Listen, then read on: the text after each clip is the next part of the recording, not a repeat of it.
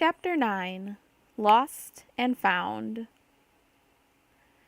The next morning, Han whistled cheerfully as he showered, and even rubbing the nasty-smelling antifungal gray goo over himself couldn't depress him. He and Bria were getting off this world, and they'd have plenty of credits once they sold the stolen items from Terenza's collection. Han would be able to pay for his new ID, food, and lodging while he took the exams to get into the academy. And when he got out, he'd be an officer, a respected man, and Bria would be waiting for him. Rubbing his wet hair with a towel, he headed for his clothes, which were lying across the foot of his bunk. He had no warning, none at all. One moment he was walking, the next something had grabbed him and flung him to the floor so hard it knocked the wind out of him. Han gasped like a beach wallowed and spots danced before his eyes. But there was something else there, too, holding him down, something that had one gigantic hand pressing his chest. Instinctively, Han lay still, gasping and finding breath, realizing that hand could crush him like a dilga nut. Blackness swam before his eyes. No, the blackness was real. Real and furry, with a white spot in the middle of its chest and bristling white whiskers. Han managed to focus his eyes. "Murg?" he gasped feebly. "What's going on?" Murg snarled into Han's face, his huge fangs so close that Han could see them gleam with saliva. "Pilot planning to escape, take Bria," he growled. "Vic planning to steal from Yalessian masters. Vic planning to take care of Murg." But the hand pressed down slightly and Han subsided, eyes bulging. Murg raised a massive paw hand and flexed it slightly. Scimitar-like claws extruded. "Now treacherous pilot will die," the Togorian snarled. "No!" Han put up his hands in a gesture of appeal. "Please, just listen." "Murg listened last night. Murg heard plenty," the Togorian said grimly. "Hey, pal," Han babbled, imagining what those claws would do to his exposed throat. "I thought we were friends." Murg liked Pilot. Murg is sorry to have to kill Pilot, but word of honor was given. No choice for Murg. The hand started down. Han squeezed his eyes shut and waited for the end. He felt the breeze of the Togorian swing graze his cheek, his throat, but nothing touched him. After several eternities, Han opened his eyes again. Murg was staring down at him, plainly torn. Finally, he grabbed Han by the shoulder and hair, jerked him to his feet, and pushed him in the direction of the Krilling's clothes. "Get dressed. Murg not want Pilot's blood on his claws. We go to tell Terenza what Pilot and girl are planning. Priest will tell other guards to kill traitors." Han hastened over to the bunk and began dragging on his clothes. At least he wouldn't die naked and wet. "Listen, Murg," he said. "You gotta listen to me, please. What can it hurt? Pilot lies. Murg knows he lies. Murg, I will not listen." That's a good sign that he's regaining his cool, Han thought. The grammar I taught him's coming back. Sealing the front of his coverall, Han sat down on the edge of the bunk to pull on his boots. "Your people have a code of honor, right?" he said, thinking as fast as he'd ever thought in his life. "Yes." "If you give your word of honor to someone who's employing you, you've got to keep it, right?" "Yes." "Pilot can move faster than that. Put on those boots." Han slowly inserted his right foot, toes pointed down, and began to pull the boot on. "Well, pal, suppose you gave your word of honor to someone and found that everything he told you was a lie on his part of the contract. What does that do to your agreement? Do you have to keep your word to someone who's lied to you and made a fool out of you?" Murg eyed Han suspiciously, but said nothing. "Come on, pal. What's your code of honor say about making agreements with liars, eh?" Murg shook his massive head, then his ears flattened in anger. "If a Togorian makes a word of honor with a liar, contract is void. There is no honor to be had dealing with a liar." "All right," Han said with a surge of satisfaction. He picked up his left boot. "Listen to me, pal. I think Mrov is here on Yalessia. I think Terenza lied to you." Murg stared at Han, then his blue eyes narrowed. "You would lie to stay alive, Vic." "Yeah, I would, pal," Han said honestly. "But I swear to you I ain't lying about this." "Swear? What is this swear?" "It's like a word of honor, sort of," Han said. "My people swear by the most important thing in the world to them. It's like sacred, I guess you'd say." "So what does Vic swear by?" Han thought for a moment. "I swear," he said slowly and distinctly, "by Bria's life. You know I care for her. A lot, don't you?" Murg considered for a moment, then nodded. Okay then, I swear to you on Bria's life that last night she told me she saw a Tagorian here, 6 months or more ago. That would tie in with the time you were searching for Mrov, wouldn't it? Silently, the Tagorian nodded again. She saw a Tagorian, Murg. Ask her yourself. Terenza and his goons lied to you when they said she never came here. She's probably still here, on Ulesia. Probably not here at Colony 1, 'cause that's too risky. But there's a good chance she's at Colony 2, or maybe even 3. But Colony 2 has been there longer. They've got a lot more pilgrims there than at Colony 3, so I'm betting she's at Colony 2. It's worth checking out, isn't it? What did she look like? Murg asked slowly. For a moment, Han was tempted to lie, say he didn't know, because what if he was wrong about the Tagorian being Mrov, and Murg got mad and killed him right here and now? He took a deep breath. Bria said she was white and some other color, striped. She thought they might be orange stripes, but she said it was almost dark, so she's not sure. I sure hope Mrov wasn't solid color, spotted. Murg's ears flattened and he hissed like a leaky valve, teeth bared ferociously. Han desperately looked around for something to brain the Tagorian with, but there wasn't a thing in reach. Silently, he resigned himself to being ripped in two. Then Murg's ferocious hiss mutated into a pain-filled yowl of anguish. The big alien sank to the floor, clutching his head and yowling an undulating keen. You have described her, he growled finally. By all the gods of my fathers, can she have been here all these days while I believed those liars? I will go now to tear their throats out and eat their hearts. Phew, Han muttered softly. I'm glad that worked. Murg leaped to his feet, obviously ready to make good on his threat. Wait! Han leaped up and grabbed one huge arm, hung on as he was dragged across the floor through the living room, almost to the door. He dug his heels in and refused to let go. Murg, if you want her back, stop! Murg slowed, then stopped. Good, Han said, panting. Now let's talk about this like rational sentience, okay? Sit down. Murg sank down onto his pallet. Han switched on some music, then pulled his beat-up chair so close to the Tagorian they were nearly touching. Talk low, he whispered, and Murg nodded. I've got a plan, Han said. I think I know how to get to her if she's still here on Ulesia. I just hope they haven't shipped her off to the spice mines, he thought. But he didn't say it out loud. Murg knew what happened to the slaves as well as he did by now. Okay, Vic, Murg said equally softly. Tell me the plan. Han thought a moment. I'm going to need your help for some of this. I've got some preparations to make, and I'll try to get everything possible set up before I leave. Leave? Vic is leaving? Yes, but I'm not talking about her final escape. In a couple of days, I've got to deliver a message and a gift from Zaval to a hut named Giliac on Nel Hutta. I'm supposed to stay there and wait for a reply. I've never been to Nel Hutta, and I don't know the drill there, but Jealous Nebel has. Murg nodded to show he was listening, and nervously began to groom his white whiskers. So, okay, the dream's really too small for 3. I'm going to point that out to Terenza and tell him Nebel wants to get back into flying again as my co-pilot. I'm pretty sure he'll agree to let me and Nebel fly this mission together. I'm going to suggest that you stay here, because there won't be room for you. Han got up and began pacing back and forth as he thought. The priests know you like to hunt, right? So when I get permission to take Nebel with me, you should request to spend a couple of days hunting. You could move fast over rough ground, right? Very fast, agreed the Tagorian. Fast enough to track and kill prey.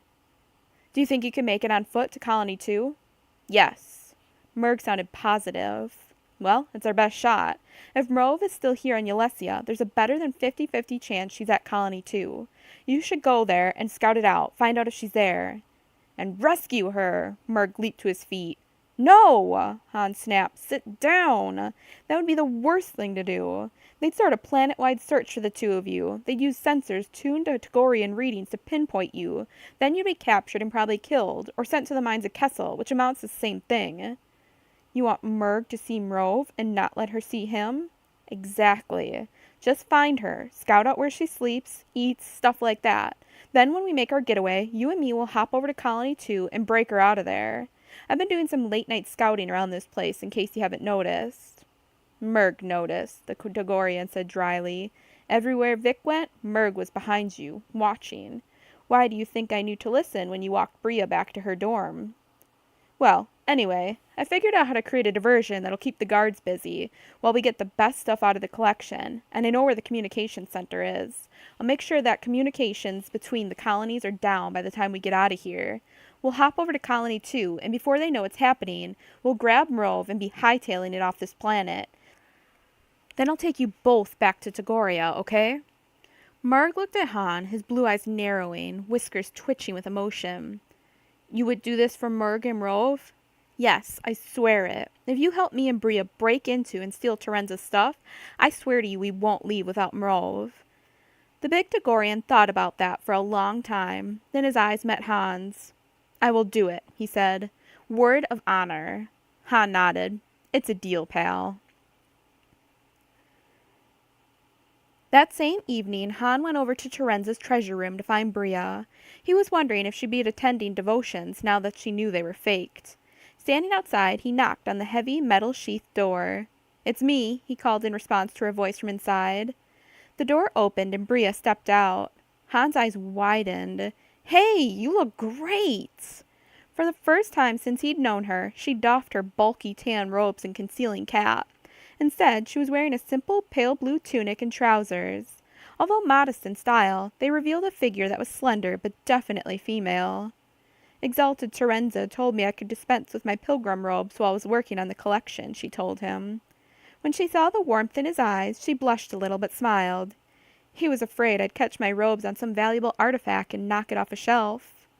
"Well, I approve," Han said. "Want to get a cup of tea?" "Sure." When they were seated in the mess hall with cups of stim tea before them, Bria smiled shyly at Han. "So, you really like the way I look?"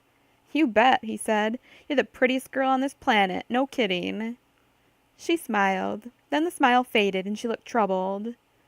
"You're apparently not the only one who thinks so, Vic." "What do you mean?" "I had the strangest exchange with Gunnar Toast, Terenza's major domo, this morning. He'd apparently never seen beyond the pilgrim robes, but when I put these clothes on, he really noticed me. He followed me around for about an hour while I was trying to get some rearranging done, making conversation. Or trying to. Those orangey-red eyes of his gave me chills. He's old, but it's obvious he still has, plenty of life in him, if you get my meaning. Male life." Han sat back. "You mean that old creep was coming on to you?" She shivered. "I'm afraid so. He wanted to know how old I was, whether I was ever married, whether I had any children. He asked me why I had wound up coming to Yelesia to be a pilgrim. Very personal questions. He had a lot of nerve." Han leaned forward. "So why did you come here, or do you consider that too personal to tell me too?" She smiled wanly at him. "Of course not, Vic.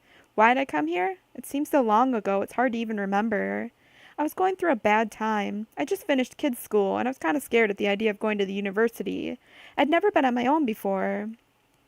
My mother always kept a tight rein and made me feel as though I could never do anything right. Studying hard and behaving myself weren't enough for her."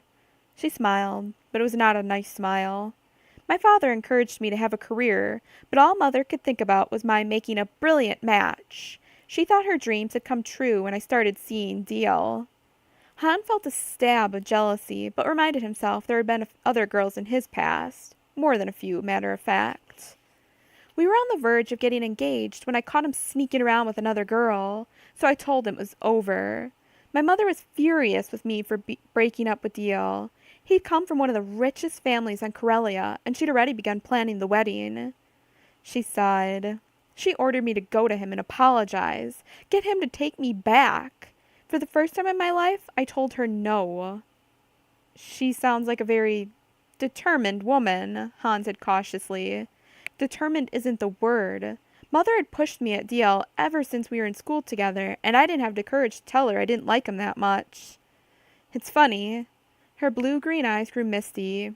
"I didn't much want DL, but when I knew he'd been sneaking around with someone else, I felt betrayed and heartbroken. People are strange, aren't they?" Han nodded. "Go on," he said encouragingly. "Well, just about that time, I heard about a revival that was being held by a Yelesian missionary. I was feeling pretty down on myself because I just knew I couldn't do anything right. Uprooted, you know, cut off from everyone. So I went to the revival. The Yelesian priest finished his service with just a few seconds of exultation, and it made me feel so good, like I belonged with those people. So I sold my jewelry, ran away, and caught the next ship for Yelesia." She smiled wistfully. "So that's my story. And to return to the subject at hand, what do you think I should do to keep poor old Gunnar Toast at arm's length? Well, if he bugs you too much, mention it to Terenza. I'm sure he doesn't want anything to interfere with your work, and if Gunnar Toast is doing that, then he'll put a stop to it. Okay, she said, cheering up. That's a good idea. Are you going to devotions? Han asked, giving her a significant glance. She shook her head. No, I don't want to. Won't they notice when you don't go? I can always say I had a headache or was working late. Most of the pilgrims can't wait to go, so they don't keep tabs on who's there. That's true. How about a walk, then? Sure. When they were outside, Han walked them clear to the flowered plains before he broached the subject on his mind. Quickly, he summarized that morning's interaction with Murg. Bria was alarmed to realize that Togorian had been listening to them last night, and said so. Yeah, me too, Han replied.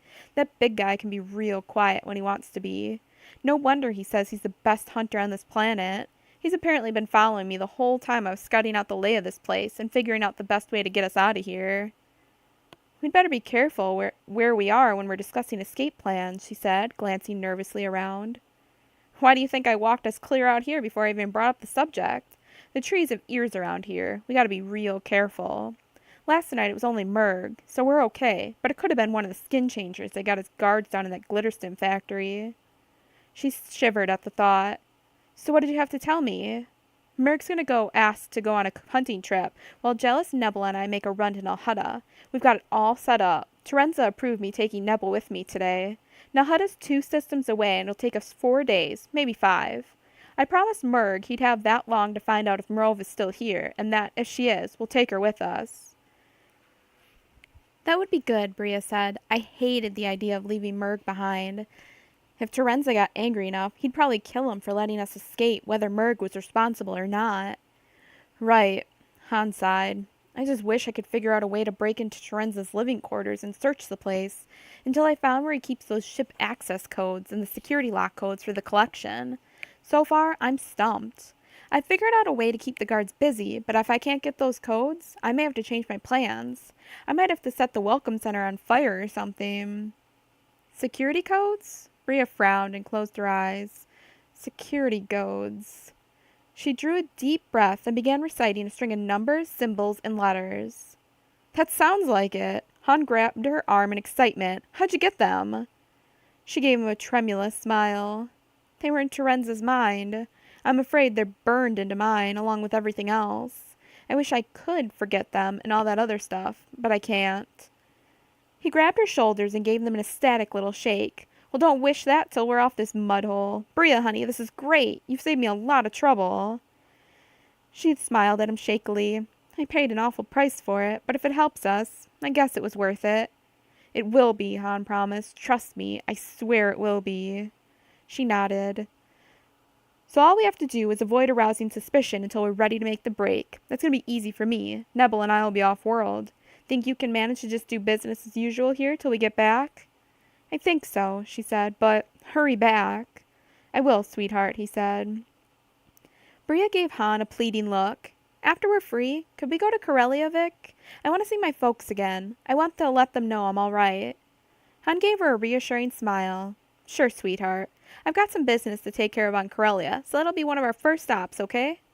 She gave him a radiant answering smile. Okay. When Vic left her at the door to her dorm, Bria told herself she'd just go upstairs and take a nap until it was time to go to dinner. If anyone asked, she'd plead a headache as an excuse for missing devotions. But when she reached her room, she picked up her pilgrim's robe and cap and stood holding them. Tomorrow, she thought, I'll start tomorrow. After all, I've had a rough couple of days. Nobody could expect me to miss the exaltation just like that. I need a day to work myself up to it. And before she knew what she was doing, Bria found herself back in her robes and cap, hurrying down the path of immortality toward the altar of promises.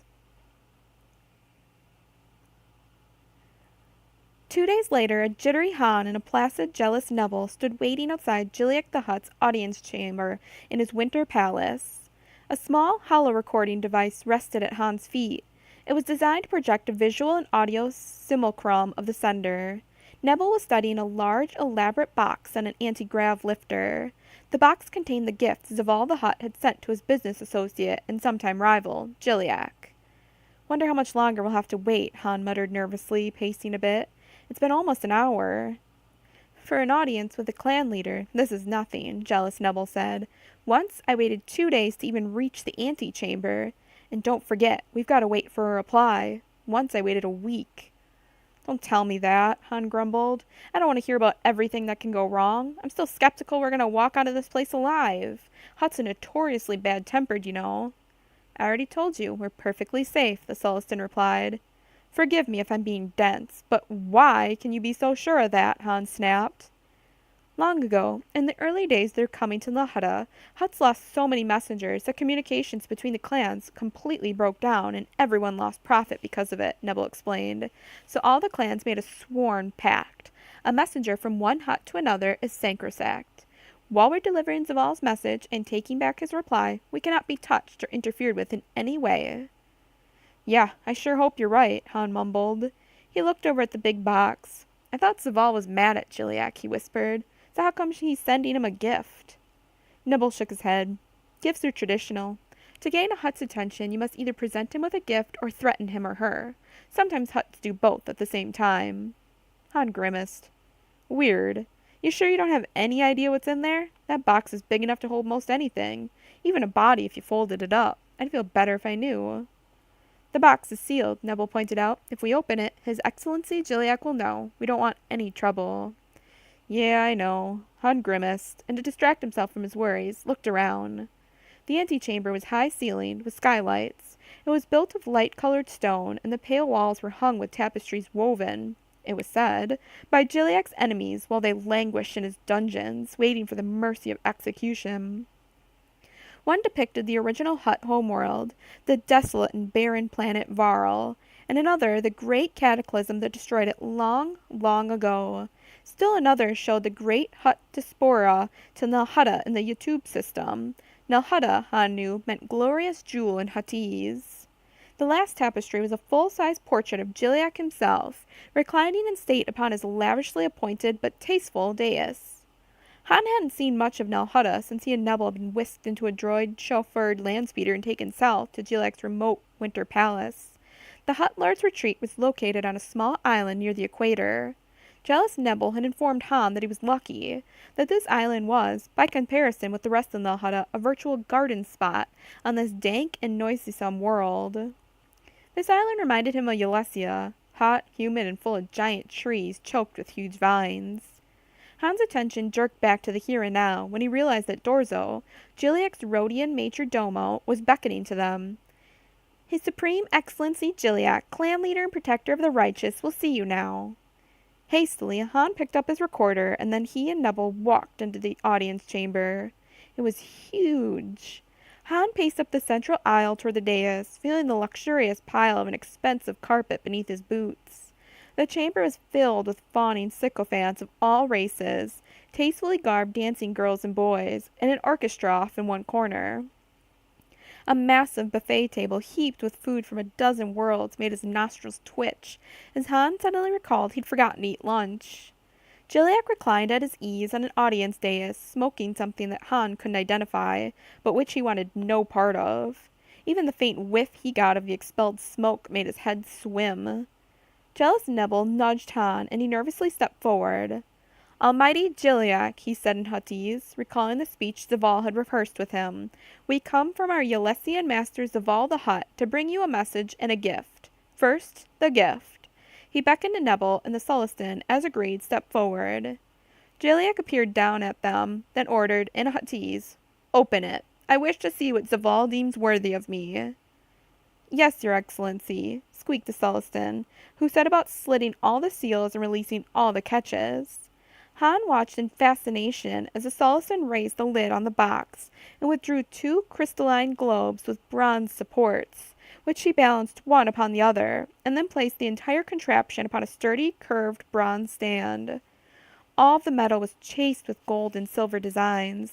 There was a small housing on the back of the bottom globe that contained some kind of battery, Han thought. The Corellian stared at the thing in perplexity. He had no idea what the device was. Jiliak did, however. A combination hookah and snackquarium, he boomed, speaking of course in Huttese, which Han by this time understood very well. and one almost worthy of our greatness. Just what I wanted. How did he know? He turned his attention back to the two messengers and continued more formally. Messengers, Zaval's gift pleases me. Let us hope his message does as well.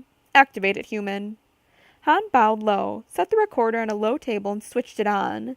Immediately, a hollow simulacrum of Zaval appeared, filling the space before Gilliack's dais.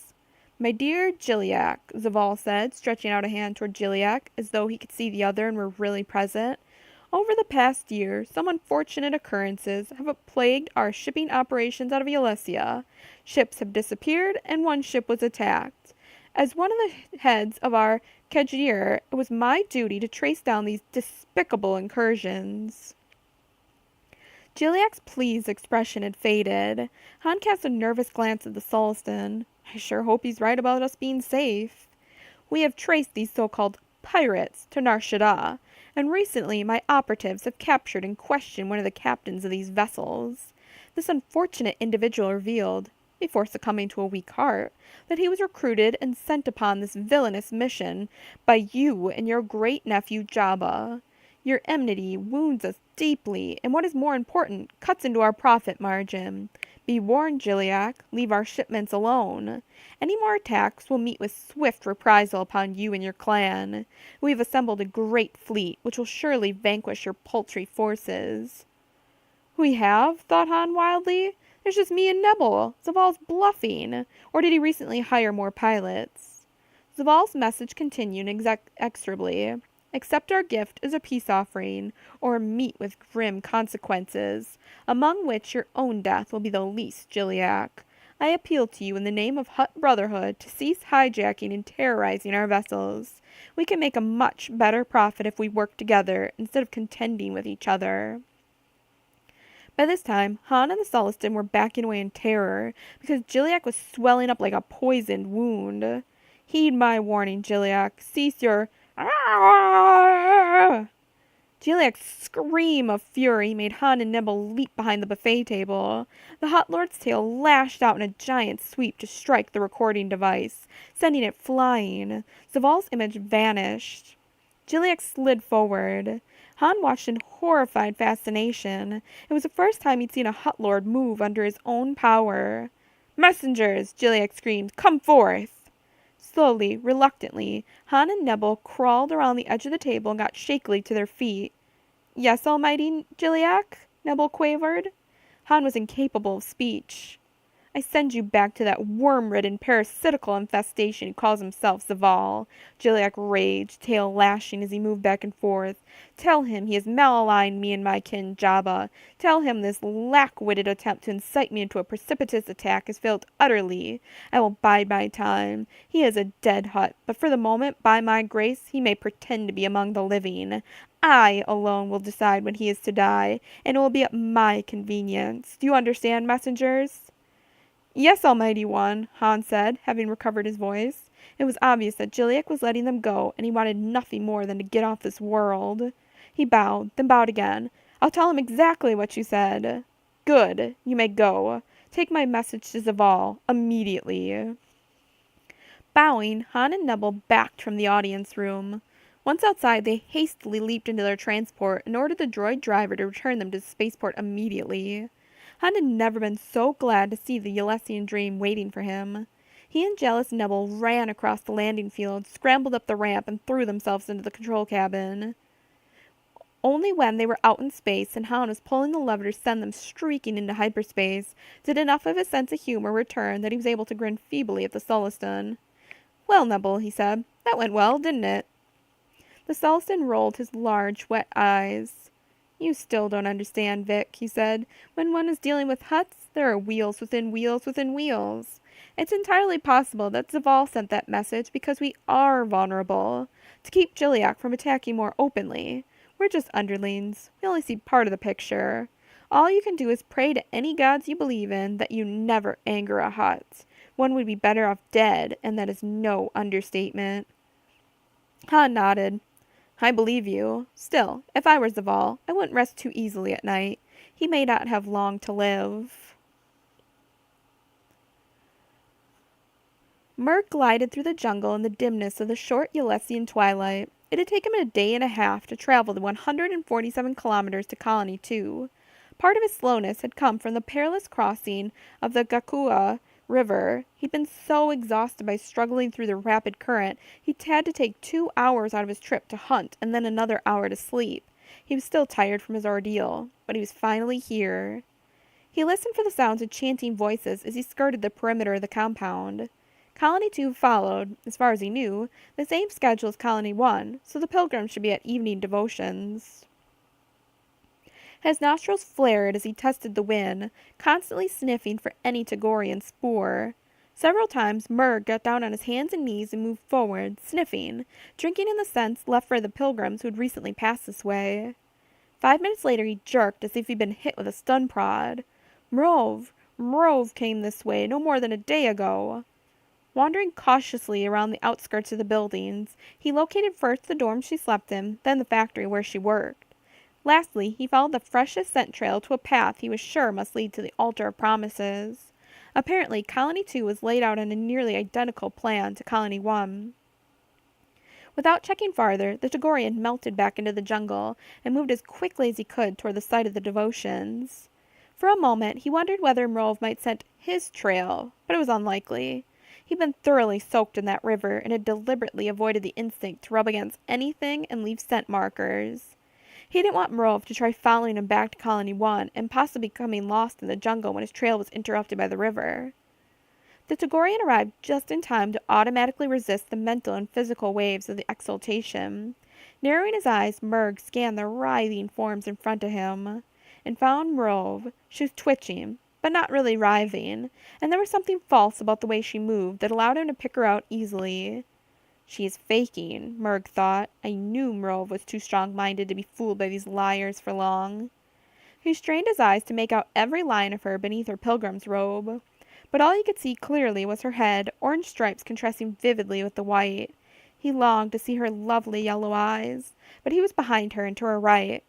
She could not see him.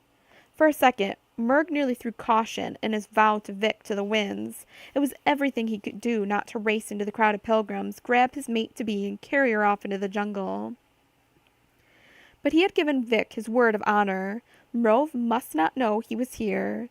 As the pilgrims staggered to their feet, the exultation over, Murg's eyes widened as he saw that Mrove was wearing a blue sash, as were about 50 of the 100 or so pilgrims at the devotion. That sash! That's the sash of the chosen ones. Oh no! He could have hissed aloud in his frustration and fear. Murg had been on Ulesia for many months. He'd seen those sashes before. Sure enough, as the pilgrims began shuffling into the night, the high priest stepped up to call out to them in his booming voice. All pilgrims who were issued blue sashes today, please remain behind. Your high priest has an announcement to make. Obediently, the pilgrims with blue sashes stopped walking toward the path and instead shuffled forward. Mrove looked as though she was thinking of yanking off her sash and making a run for it, but she didn't. Murg yowled inwardly. Does she know what those sashes mean? Those of you who have received those blue sashes are being honored as chosen ones. Your piety and devotion to the One and the All have caused us to select you for a singular honor. Tomorrow night will be your last devotion here at this altar. At dawn on the following morning, you'll be taken by spaceship to meet with our missionaries, and each of you will be selected by one of our missionaries to accompany him out to spread the word of the One and the All. Murg heard excited, greedy murmurings from the crowd, and knew the pilgrims were ecstatic over the implication they would be able to receive exaltations without sharing it with hundreds of other pilgrims. Stupid, was the Tagorian's first thought. They are no better than Bist or Itillo, worthy only of being hunted and eaten. Those spaceships will take them only to the mines of Kessel, or the pleasure houses of the Imperial soldiers. They will receive no more exaltations. They will live in degradation and misery, and most of them will die within the year. His second thought raised the fur along his neck and spine. Only a day and a half until they ship her out of here. Since the Imperial soldiers want only humanoids in their pleasure houses, that must mean that Mrove is destined for the mines on Kessel. They figure that since she is Tagorian and strong, she will last a long time in the mines. Murg slammed a hand against a tree bole. Curse them! I have little time. The Yelesian overlords will undoubtedly call upon Vic or the Soliston to ferry these pilgrims to the space station to await the Kessel transport that is coming. I must be back at Colony 1 to help Vic so we can all escape together." Murg leaped to his feet and lopped off through the jungle, feeling fear drive the fatigue from his body. He turned his face southeast, heading back for Colony 1. There was no time to lose. Morov's very life hung in the balance. The Dogorian ran, leaping over logs and streams, ducking through low-lying bushes. His breath came easily, but he knew that would not last long. He was already travel-weary, but that would not be allowed to matter. Like a black shadow in the blacker night, the Tagorian ran. Bria had just finished devotions and was heading for the path leading back to her dorm when Gunnar Toast fell into step beside her. She stiffened, keeping her head down, and refused to look up. "I wish Vic were back. He's been gone 3 days now. Gunnar Toast wouldn't be following me around like this if Vic were here." The elderly Zissian reached out to grasp her arm, but Bria yanked it away. The majordomo smiled as he stepped forward, barring her path. "The Exalted One, Terenza, wishes to speak with you, Pilgrim 921, he said. "Oh no," she thought, feeling her heart seem to stop, then slam in her chest so hard she was afraid Gunnar Toast would actually hear it. "Terenza's figured out that I was the one who telepathically probed his mind." "What does he want?" she managed to say, through stiff lips, wondering if she should just try to make a run for it. Perhaps she could hide out in the jungle for a day or so until Vic returned. "He has something to discuss with you," Toast said, smiling at her. Bria cringed from that smile, but she decided there was no point in running. The guards would only track her down and kill her. So she turned and headed back toward the Altar of Promises. When she reached Terenza, the high priest peered down at her as she made the proper obsidience. Bria's heart pounded, and she was so frightened she felt lightheaded, dizzy. "Pilgrim 921, Terenza addressed her in his booming voice. "You have served us faithfully, and I am pleased with you. I am also pleased with my loyal servant Gunnar Toast. I wish to reward both of you." Bria glanced sideways at the Zissian, whose orange eyes were practically glowing with happiness. "Oh no, I have a bad feeling about this." Terenza indicated the majordomo. "Gunnar Toast has asked me for your hand in marriage, and I am pleased to grant his request. Stand before me, and I will pronounce the words to make you his wife." Bria gasped and wondered if she should let herself faint. She felt as though she might be able to do it. Black spots swam before her eyes and her ears rang. Then she felt a wash of pleasure engulf her, such exquisite pleasure that she almost passed out from that. The pleasure was so intense, so warm, so loving that she might almost have agreed to anything just to have it to continue. But just as she was about to nod like a pliant zombie, Vic's face swam before her eyes.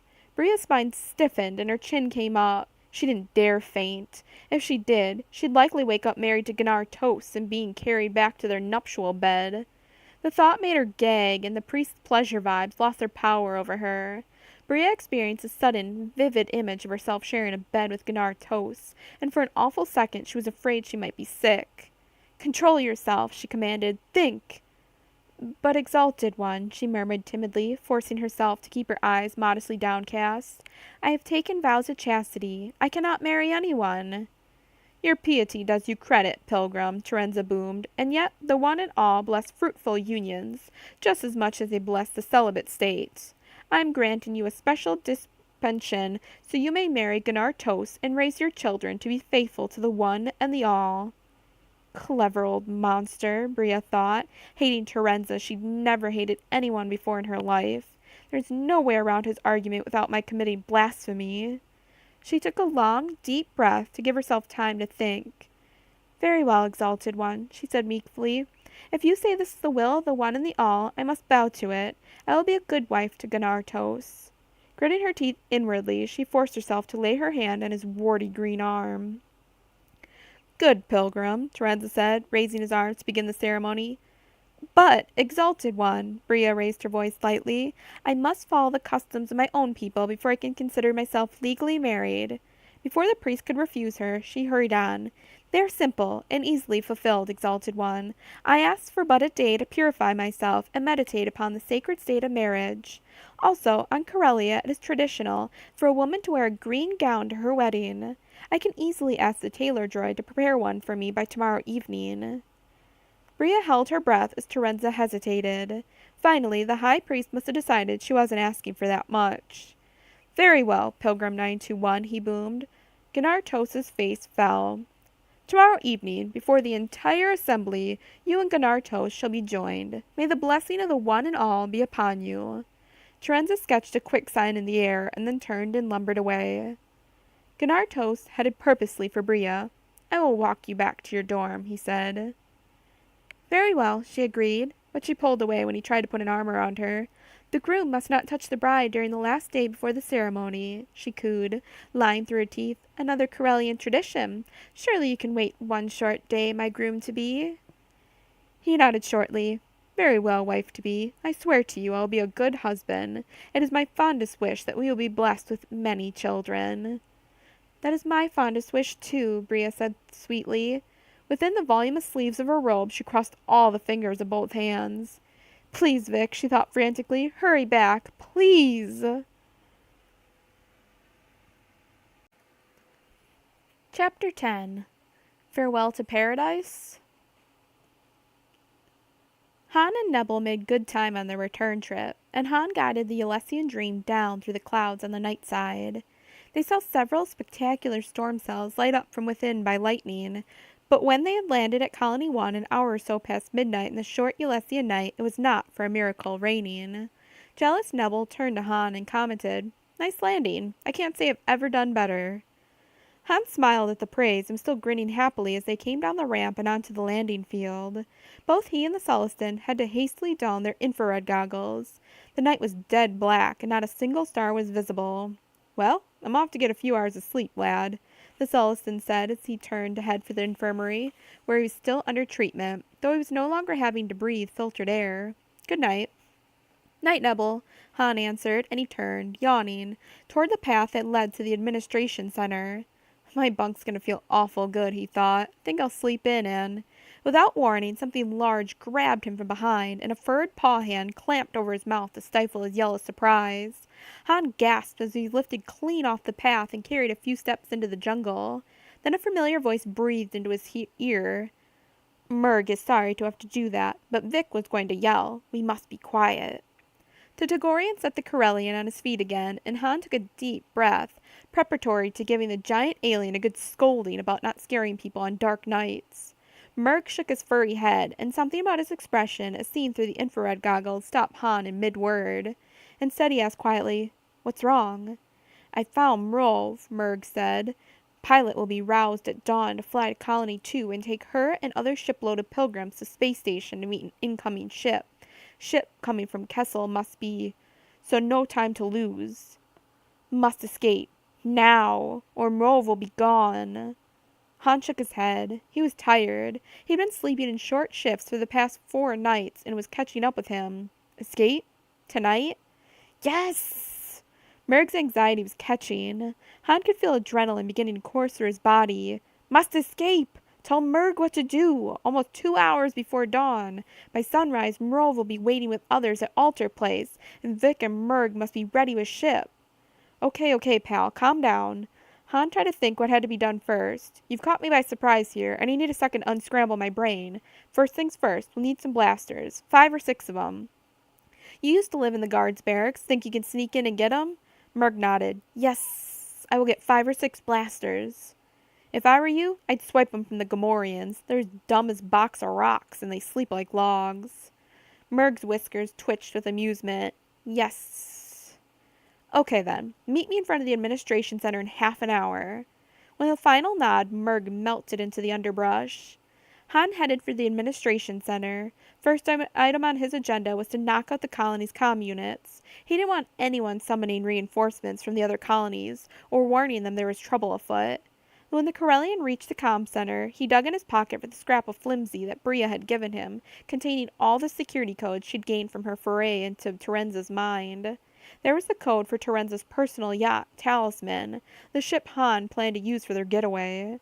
There was a code for Terenza's private living quarters, and the code for the collection room. And there was also the code for the operations center that contained the colony's generators, the base security view screens, the droid repair shop, the weapons lockers, and the comm unit.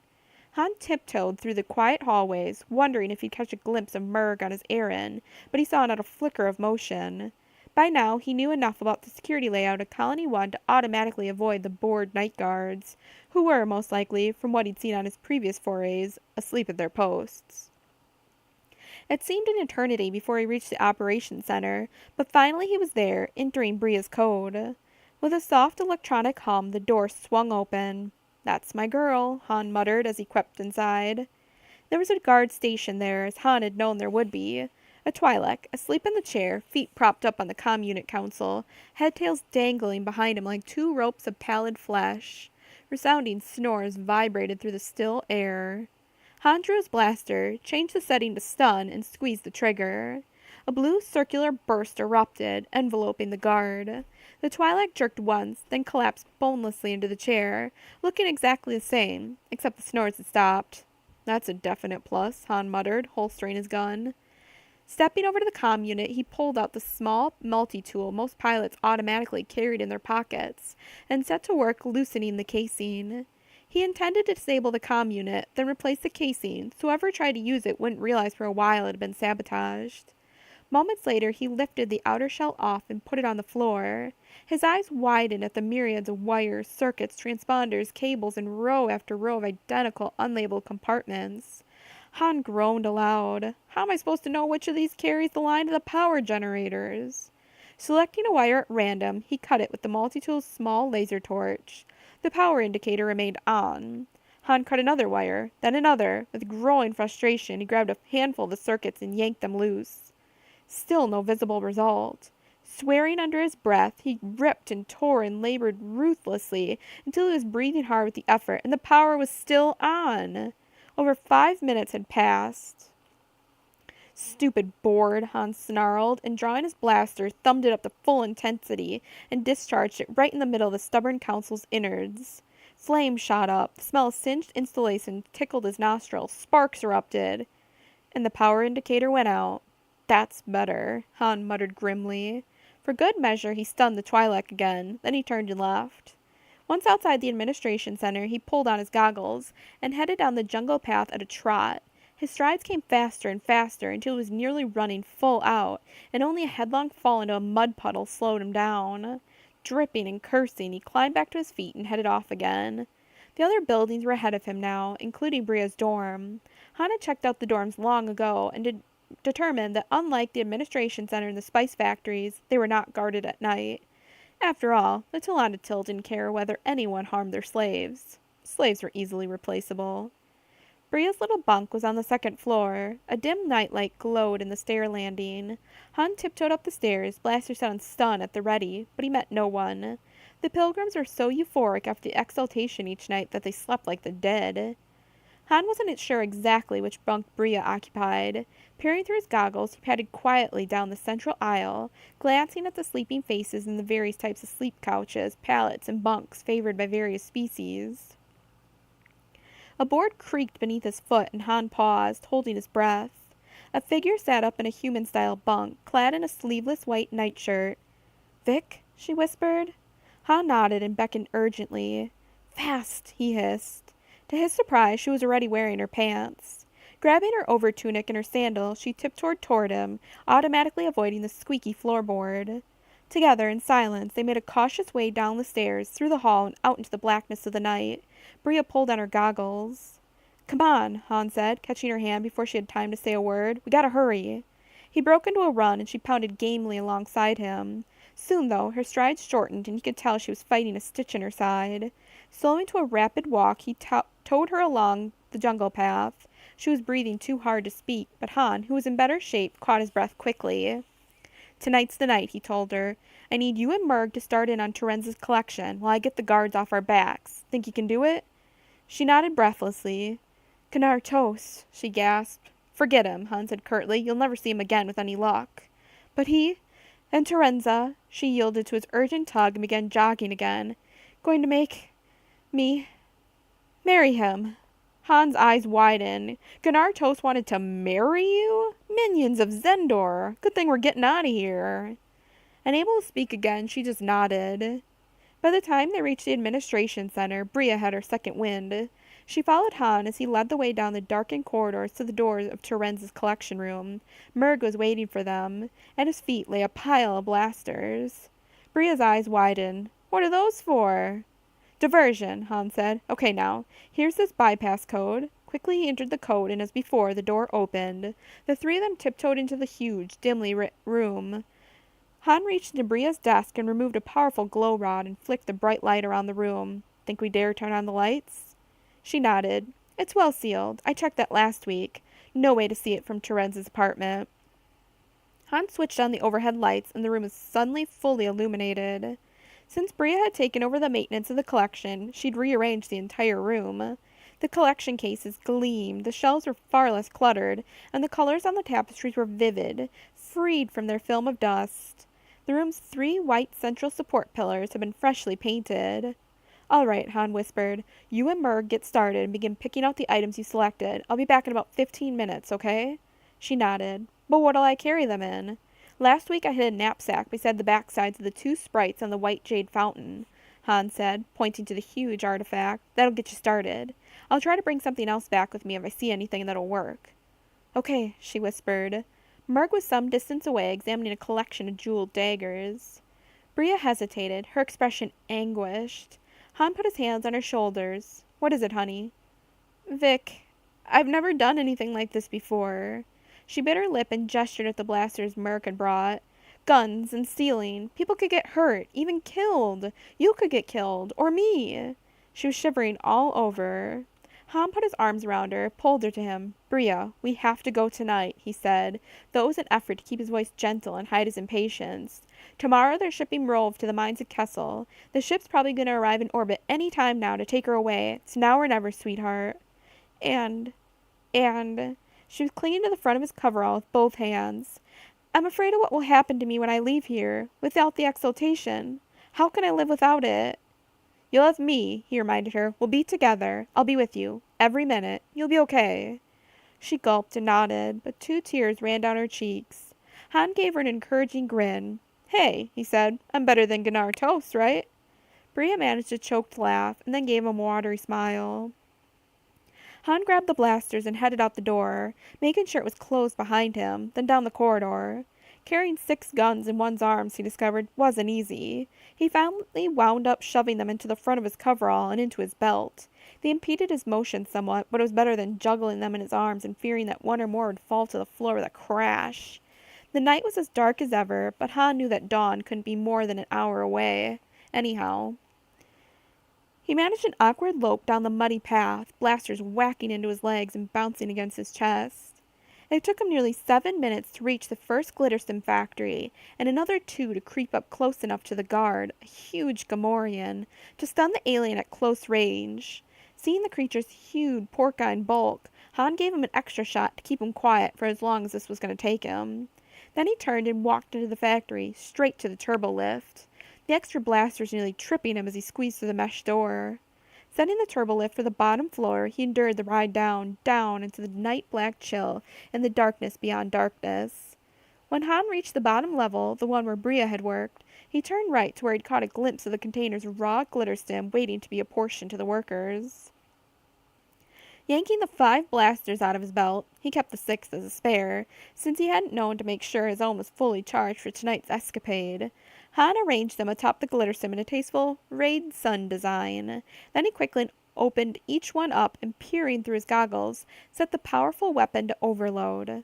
A thin whining filled the air, growing louder, echoing in the cavernous space, as more and more whines joined the first in the dank depths of the factory. That ought to do it, Han whispered to himself, and knowing he had only minutes to get free before the whole place went boom, he bolted for the turbo lift. The rush of wind across his sweating face felt good. Han leaped out, ran down the first floor of the factory, leaped over the recumbent Gamorrean, who was just beginning to snort and stir, and ran off, into the night. He was halfway back to the administration center when Han felt the ground shake, and turned to see a gout of yellow flame reaching into the night. Moments later, the blue sparks at Glitterstim fizzed up like fireworks, sending sparkling streamers high into the air. Han could barely guess how many credits he was watching go up in smoke. It was a sobering sight. Ahead of him, he heard a commotion from the administration center, and moments later he had to jump off the path and continue through the jungle as a gaggle of yelling guards nearly ran him over. Slipping in the muck of the forest floor, Han managed to keep up good pace as he ran the rest of the way. His boots left muddy footprints on the steps of the administration center as he pounded up them, then down the corridor towards Terenza's treasure room. There were guards all over now, shouting and yelling questions, but none stopped or questioned Han. He made it to the door of the collection room, looked both ways, then slipped inside. Bria and Murg looked up, saw him, then relaxed visibly. "How's it going?" Han whispered. "Okay," Bria replied softly. "We've almost finished the A-list." "Great." "What did Vic do?" Murg asked. "Vic blew up the Glitterstim factory," Han said with satisfaction. "A whole bunch of pilgrims are now out of a job." "Oh, Vic, if we get caught." Bria's face was chalky. "We won't," Han said. "I've got everything under control." He reached for a hand-sized sculpture of a Torsk from Alzok 3, curved from lapis, and when it proved heavier than he'd realized, yanked hard to pull it toward him. The sculpture tilted up to reveal a snarl of wires and transponders. Somewhere, next door in Terenza's personal apartments, an alarm began to buzz stridently. Han stared at the sculpture, then at his fellow thieves. Uh-oh.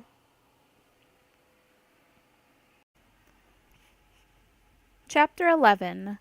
Escape Velocity. Bria stared at Han, terrified and furious. "Oh, great! Now what are we going to do?" Han thought quickly. "We're getting out of here. The A-list is good enough. Bria, you take the knapsack, okay? And here, take this." Pulling the spare blaster out of his belt, he handed it to her, showed her how to aim it and where the trigger was. "We may have to fight our way out of here." "Wonderful," she said bitterly. "Under control, right, Vic? Nothing to worry about." Han could only shrug helplessly. This time it definitely was his fault. "Which way?" Murg, the practical one, wanted to know. "Through Priest's door or main door?" Han considered for a second, but was saved from having to make a decision. Both doors simultaneously burst open. Terenza stood framed in the door to his apartment, snorting with rage. Zaval and a squad of guards filled the big double doors. Han grabbed Bria and dived behind the huge white jade fountain, while Murg took refuge behind the room's central support pillar. "Get them!" shrilled Zaval, moving forward on his repulsor lift sled. Terenza charged like a mad beast, head down, horn ready. Han snapped off a shot, saw the blue stun bolt, and cursed as he thumbed the weapon's intensity up to full. The stun beam didn't even slow Terenza down. Murg aimed, fired, and brought down a Celestin guard. Han squeezed the trigger again, but the blaster bolt ricocheted after Zaval's sled and struck the support pillar nearest the door, burning it half through. The pillar sagged, but held. As Terenza headed for Murg, the big Togorian leaped out and grabbed the High Priest, clutching him around the neck and by his horn. Digging his heels into the carpet, Murg braced himself against the High Priest's forward motion. The Tlandatil's momentum caused him to crack the whip, and his massive hindquarters swung around and slammed into the middle pillar with a huge thump. The floor quivered and dust sifted downward from the ceiling. Terenza's rear feet skidded, and the High Priest went down. The ground shook again. Han aimed and snapped off a shot, and a Gamorrean screamed and fell back into the hallway. Bria edged around the fountain, blaster ready, but before she could fire, one of the guards did. She screamed and ducked as a blaster bolt blew out a chunk of the fountain, sending a jade fragments flying into the air. Terenza, struggling back to his feet, let out an anguished howl of protest. Another blaster bolt sizzled past Han, so close the Corellian felt it singe his hair. He dropped to the floor, rolled, and snapped off 2 more shots of the underside of Zaval's sled. As he'd intended, the blaster bolts hit the housing for the repulsor lift unit. But instead of sinking to the floor, the sled's speed and directional controls went wild. With Zaval vainly trying to control it, the big sled hurtled forward at top speed. Seconds later, it slammed into the far wall and bounced off. Mowing down everything in its path, the sled caromed around the collections room, with Zaval a helpless passenger. A Rhodian guard who was concentrating on trying to shoot Han didn't see it coming and was struck down in a spray of blood. The sled hurtled through a display case, and Terenza screamed as he saw his precious collection of antique vases reduced to powder. The hut crashed into the opposite wall, and the entire room shook. Dust and debris rained from the ceiling. Han and Bria threw themselves flat as a hurtling sled wanged into one of the jade nymphs and shattered her. Zaval was yelling, and most of the guards by now had wisely made a quick exit. Then the sled, with Zaval's massive weight atop it, plowed directly into the room's central pillar. The support column buckled and groaned, then bent in two and snapped off, and then the one Han had partially vaporized followed suit. With a last agonized groan, the repulsor lift sled settled to the floor and died. Hans stared in frozen horror as seemingly in slow motion half of the ceiling rumbled, bulged, cracked, then broke into huge chunks and plummeted down. He recovered himself just in time to grab Bria and yank her out of the way as a huge chunk of stone flooring hurtled at them from the upper level. Throwing her to the floor beneath the bowl of the stone fountain, Han fell on top of her, shielding her. Zaval screamed shrilly as massive chunks rained down on him, pinning him to the shattered remains of his sled. Dust rose in a choking cloud. Coughing and gagging, Han crawled off Bria as soon as he was sure the ceiling fall had ceased. He stared at the spot where Zaval had been, but all he could see of the buried hut overlord was his spasming, jerking tail. Terenza had thrown himself flat beneath the protection of a massive antique table, and remained relatively unscathed. When the debris stopped falling, he crawled out from under the dust and rubble of his now cracked table. Staggering toward Han, Bria, and Murg, the Togorian was sheltering in the doorway to the priest's apartment. Terenza howled, slavering with rage. Obviously still intent on revenge, the Tilandatil lowered his head, horn pointed, and charged. Han aimed and fired a bolt into his right flank, sending him crashing to the floor with a scream. The sickening smell of burned meat filled the air. A blaster bolt from one of the guards struck the fountain again, and tiny shards of sizzling stone whipped by Han's face. One buried itself in his neck, and when he yanked it free, his fingers came away slick with blood. Han sighted along the barrel of his blaster, fired, and the last guard went down in a heap. "Come on," he yelled, grabbing Bria in the knapsack and gesturing to Murg. "We're getting out of here." Slipping in the rubble and stumbling over bodies, the three thieves headed for the double doors. When they reached them, Han motioned his comrades back and cautiously slid his head around the edge of the door, only to be rewarded by a blaster bolt that nearly took his ear off. "Murg, take Bria out the other way," he ordered. "Go through Terenza's door and we'll catch them in a crossfire, on the count of 50. The Togorian nodded, and he and Bria slithered and slipped past the ruins of the treasure room, past the moaning Terenza, through the door of the priest's apartment. Silently, Han counted. At 15, he stuck his hand around the edge of the door and snapped off 4 quick shots, and was rewarded with a howl of agony. One more down. He waited, breathing hard, trying not to cough on the dust that still filled the air. 45, 46, 47, 48, 49, 50!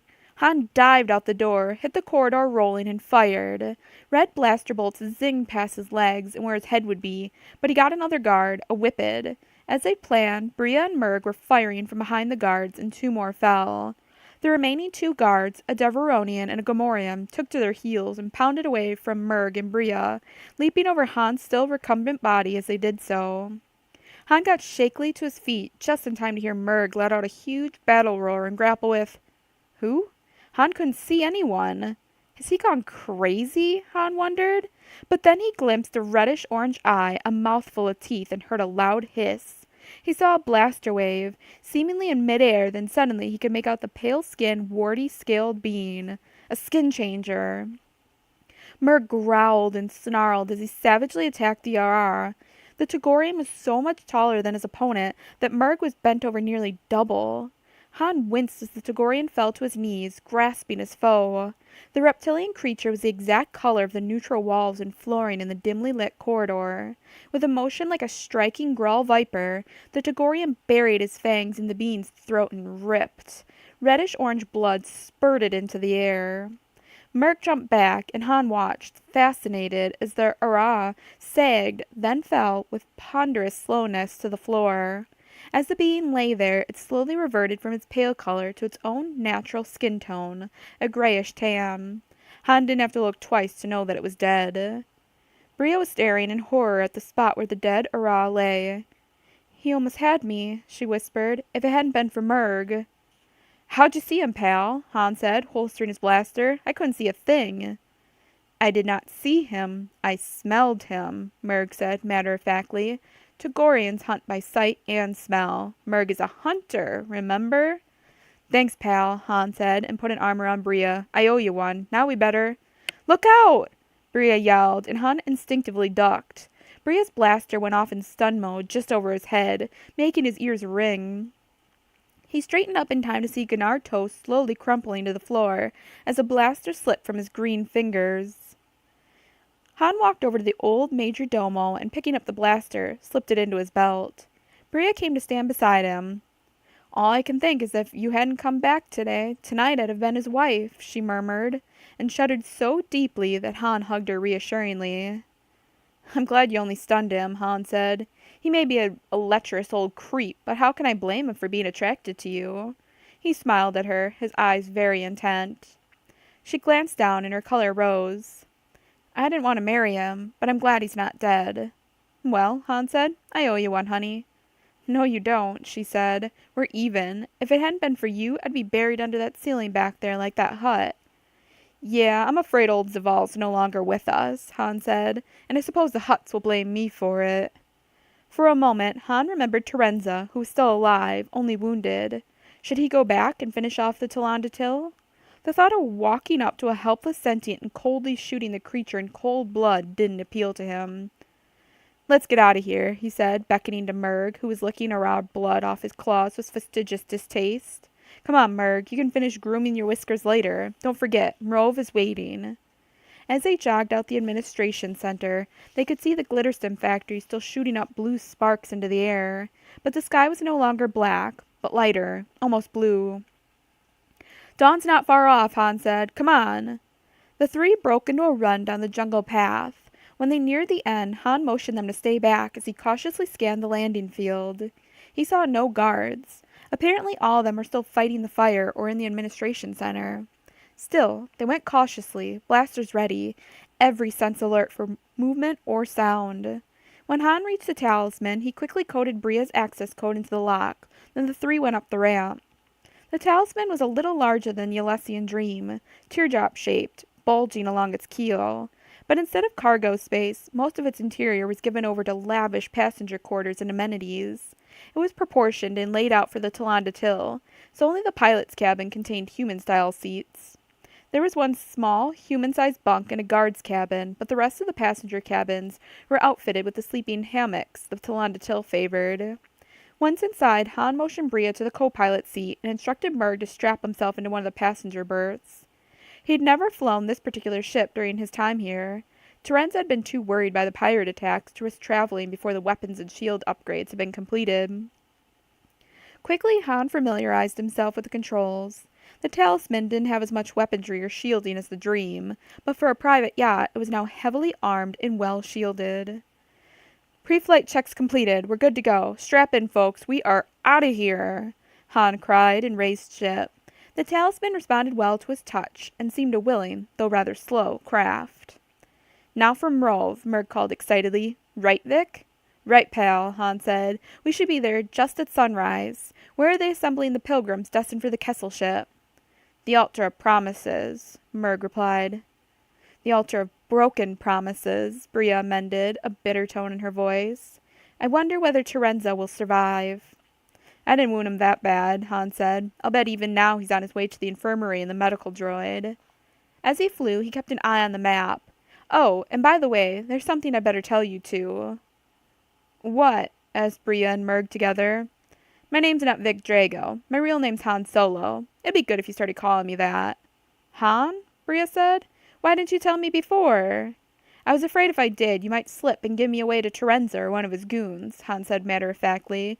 "But I wanted you to know, so I told you as soon as I could." "Vic was an alias?" "Yeah, one of several, actually." "Murg will have to get used to this," the Togorian said. "How close are we now?" "Han." "We should be there in less than 5 minutes," Han replied. "How are we going to do this?" Bria asked. "I mean, there'll be guards there, too." "I don't know," Han said, "but I'll think of something." He concentrated on his piloting, and then, when they reached Colony 2, he flew the Talisman over the camp from south to north, skimming low over the treetops. You said the pilgrims were supposed to assemble at the altar, right? Han asked Murg. Yes. Okay then, I wonder if we'll have enough room to do what I'm thinking about, he muttered, peering at the view screen that showed the actual area, and also at the schematic that showed the topographical features and camp buildings.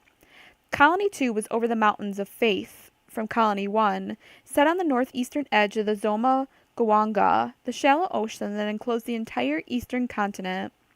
I think we can do it, he muttered. I just hope the repulsor lifts on this baby are in prime working condition. We'll need to hover and lower a wire. I don't think I'll have room to actually land. Murg, go back to the middle airlock and see if there's a wire we can let down.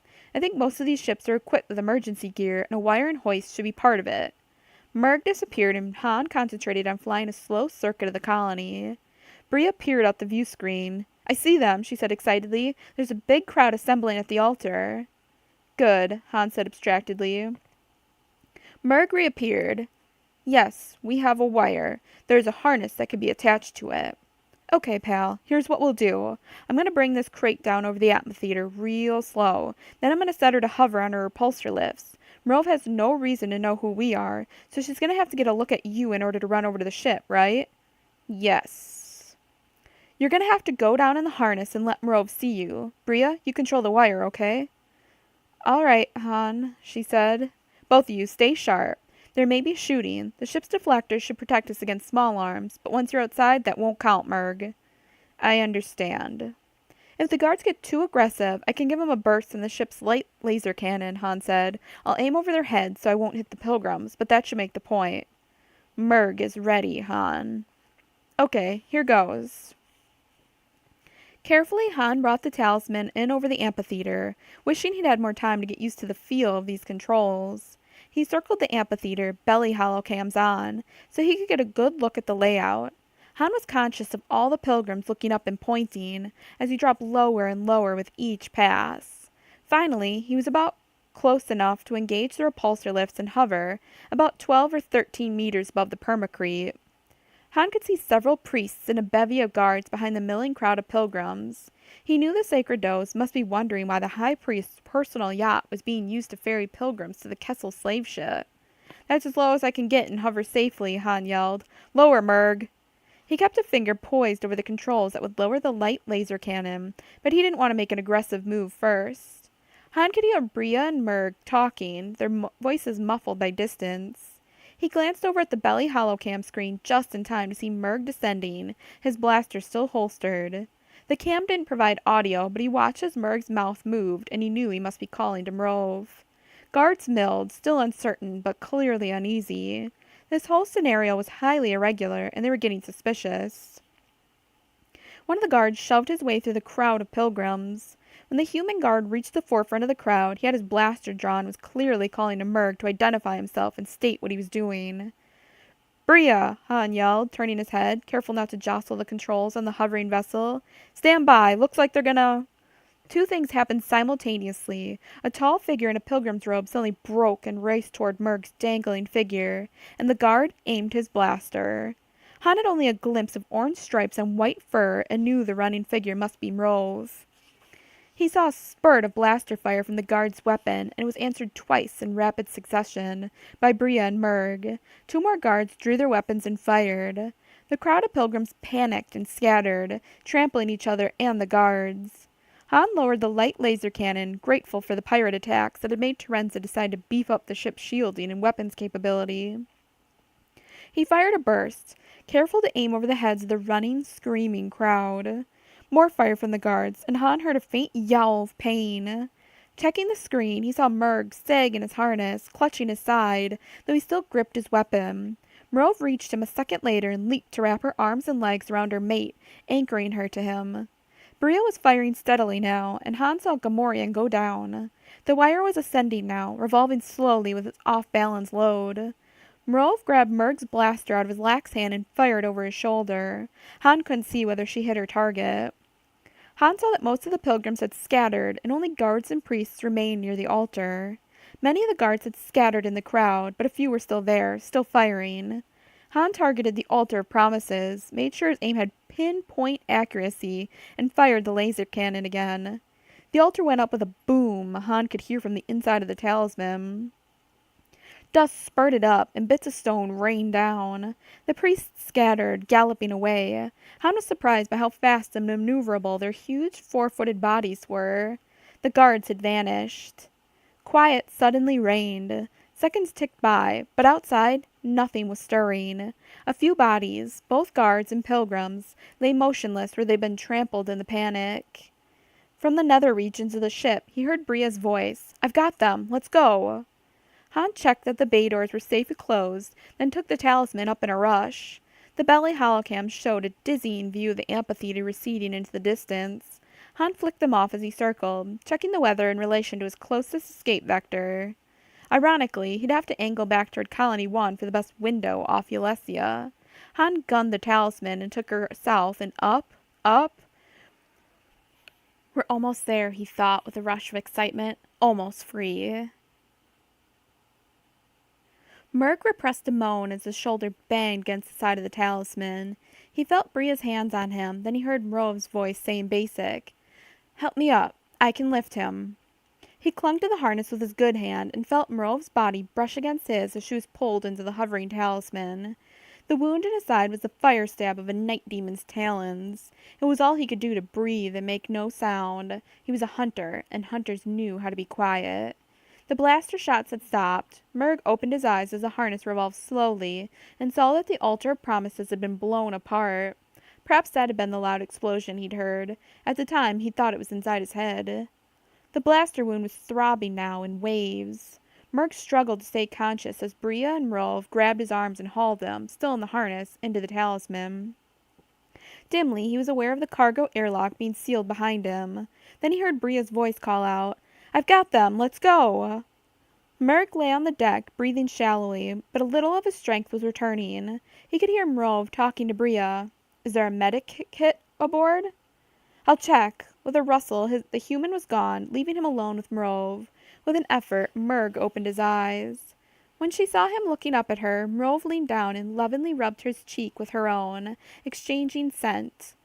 "My hunter," she murmured in their own language, licking his face tenderly. "You tracked me. You are the greatest hunter our people have ever known." "Mrov," Murg managed to whisper. "Quiet," she said. "Don't try to talk.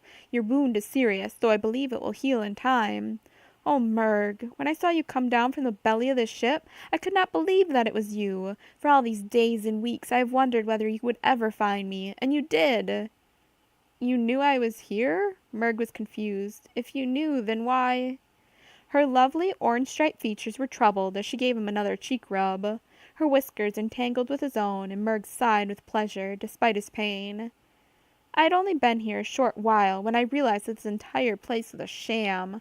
I was searching for truths, but there are only lies here. So I told the priests I wanted to leave. They showed me your picture, Murg. They told me if I tried to leave, they would kill you." "So you stayed? You should have torn their throats out," Murg protested. "At the cost of your life?" She shook her head, her eyes large and vividly golden. "No, my mate-to-be. I dared not take the chance. I only hoped that someday you would find me and you would have a ship, and that day has finally come." Murg nodded weakly. "Thanks to Vic. Han." Bria came running back into the cargo compartment. "I found it." Moments later, Murg's pain was ebbing, and Mrov and Bria were bandaging the wound in his side. "You're going to have an awful scar, Murg," Bria said, sounding dismayed. "Hunters show their scars proudly on Tagoria," Mrov said. "Murg will heal, and he will have a scar everyone will envy." Suddenly, the ship shuddered. Bria shouted, "Han, what was that?" "Someone's shooting at us," he yelled from the bridge. "Someone get up here and man the weapons station. I need Murg." Murg struggled to get up. "No," Mrov said. "I will do it. Among my people, females have the technical expertise. I'm an engineer. I will do it." Murg opened his eyes, saw Bria's doubtful expression, and said, "Believe her. Murg was not a very good shot anyway. Ask pilots." He closed his eyes, feeling blackness waiting behind the lids. He could resist it no longer. So with a sigh, Murg let himself slide under. Han glanced at the tall Tagorian form that slid into the co-pilot seat beside him and started in surprise. "You're not Murg." "I'm Rove," the female Tagorian introduced herself. She doffed her pilgrim's robe, and a glorious white and orange striped coat blazed like fire. "I will handle the weapons for you. Acquaint me with what we have, please. You will find I am a far better weapons officer than Murg. In our species, females are the technicians and experts with instruments." She glanced over at Han, and he saw that her slit-pupiled eyes were bright yellow. Besides, Murg is wounded and in no shape for this. "Is he going to be okay?" Han felt a stab of concern. "He should be. My people are very strong and hardy." "Bria? Is that her name?" Han nodded. "Your Bria is with him. He is resting." "Okay," Han said. "This baby doesn't have a lot of weaponry, but it's got some concussion missiles and a light laser cannon. Right down there. Laser cannon to your right, missile launchers to your left. Targeting computer straight in front of you." "Very well." After spending a moment checking the board before her, she nodded. "I can do this. Who shot at us?" "That's what I'm trying to find out," Han said tightly, studying his readouts. "I don't think the priests have surface-to-air stuff, but I'm hanged if I can see." He broke off with a whoop of laughter, just as the talisman shuddered again. Merov looked at Han, who was still chuckling as if he were crazy. "It's okay," he said. She pointed at the technical readout of their surrounding space. It showed several storm cells safely removed in distance from their escape vector, but it also showed a small, teardrop-shaped craft rapidly gaining on the talisman. "What do you mean, okay? There's someone pursuing us and shooting at us, and they're gaining." "Ah, it's just old jealous Nebel in the Yelesian dream," Han said, waving a dismissive hand. "The priests must have ordered him to come up here and shoot our asses down." He chuckled again. Talisman lurched slightly. Han laughed again. Merov was staring at him, obviously wondering if his mind had snapped from the strain. Han grinned at her cheerfully. "You don't understand," he said. "No," agreed Merov. "Would you care to explain it to me?" "Sure. Jealous Nebel and I are friends. He wouldn't shoot me down any more than I'd shoot him, so he's firing his laser cannon, just missing us by a hair each time, making it look good. We're gaining speed every minute, and soon we're going to be out of the atmosphere, and 5 minutes after that, we'll be out of the planet's gravity well. We're fine, Merov. Trust me." Merov's whiskers twitched. "I believe I am beginning to understand. Your friend Jealous Nebel is putting on a show of attempting to shoot us down, so we have nothing to worry about?" "Right," Han said cheerfully. "We're almost clear of the atmosphere, and if Nebel's got a grain of sense, he'll take the Yelesian dream and get his droopy-jowled little carcass off Yelesia, too. Or maybe he's decided to hang in with the priests and ask for a raise. They'll be desperate, with only one pilot left." Another near hit caused the talisman to shiver. "That was close," Han muttered, checking his ship's hull and systems. Little so-and-so showing off. He continued to track the Yelesian dream as it followed them up through the last of the stratosphere, into the thin layer of ionosphere. Ahead lay the thinnest whisper of upper atmosphere, the exosphere. As they burst upward, Han turned his attention to the nav computer, checking on the programming for their jump to hyperspace. They wouldn't be clear of Yelesia's gravity well for several minutes yet, but he wanted to be ready. "I see a vehicle on our sensors," Merov said, "above us, in our path." "That's just a space station. It orbits in a synchronous orbit with Colony 1, Han said, not looking up. "That's where they offload the pilgrims when the ships bring them in. You must have been there." "No, Han." Merov's voice was suddenly urgent. "I remember it very well, but that's not it. That's no space station. It's a spaceship. A big one." Finally alarmed, Han looked up and abruptly swore in 6 languages. "That's a Corellian corvette! What's it doing here?" His hands flew over the controls as he began evasive maneuvers, increasing speed and shearing away from the huge vessel. With one part of his mind, Han noted the blip that was the dream streaking off in the opposite direction. Suddenly, the talisman jerked hard and bucked. The engine began to strain. "What's wrong?" Merov demanded, just as Bria burst into the cabin. "Han! What happened?" she asked. Han cut in the auxiliary power, felt the Yelesian yacht strain, but it wasn't going to be enough. "No!" he yelled, frustrated, on the verge of panic. "No, we can't go back." His passengers stared at him, wide-eyed with fear, as Han began shutting down his engines to avoid burning them out. As he did so, a voice erupted from the comm unit. "Attention, Talisman. This is Captain Nig Rios in command of the Corellian corvette Hellet Shackle out of Kessel. We advise you to shut down your engines. You are caught in our tractor beam." "I know," Han yelled, not bothering to activate his comm unit. "Thanks for telling me." Captain Rios went on inexorably.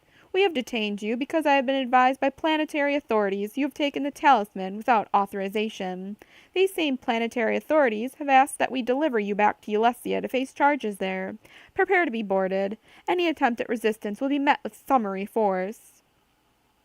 Hans stared at the narrow-waisted vessel with its 11 huge reactor tubes. The corvette was easily 20 times the size of his ship. He noted that the corvette had been modified so it had a docking bay. That's a huge ship, Bria whispered. We're being pulled toward it, Han. There's nothing I can do, sweetheart, Han said dully. They've got us caught. We can't break free. How many crew aboard that ship? Merov asked, staring as if mesmerized at the slave ship, the ship that had come to fetch her and the other pilgrims to a grim fate in the mines. With a Navy crew aboard, the complement's 165, but this is a modified corvette. It's been altered to dock in space, probably to make it easier to take on cargo, or slaves. Crew size probably 40 or 50. Too many to fight, Bria said, her voice ragged. They're not getting me without a fight, Han said. He drew his blaster and looked at them. Who's with me? Bria just shook her head. The 3 of us? Against 40? Han, you got more courage than sense. He shook his head, and with a sudden vicious gesture, holstered his blaster again. You're right, but I don't have to like it. Without warning, a sudden crackle of a different frequency filled the control cabin. A voice spoke in rapid-fire Sullustan.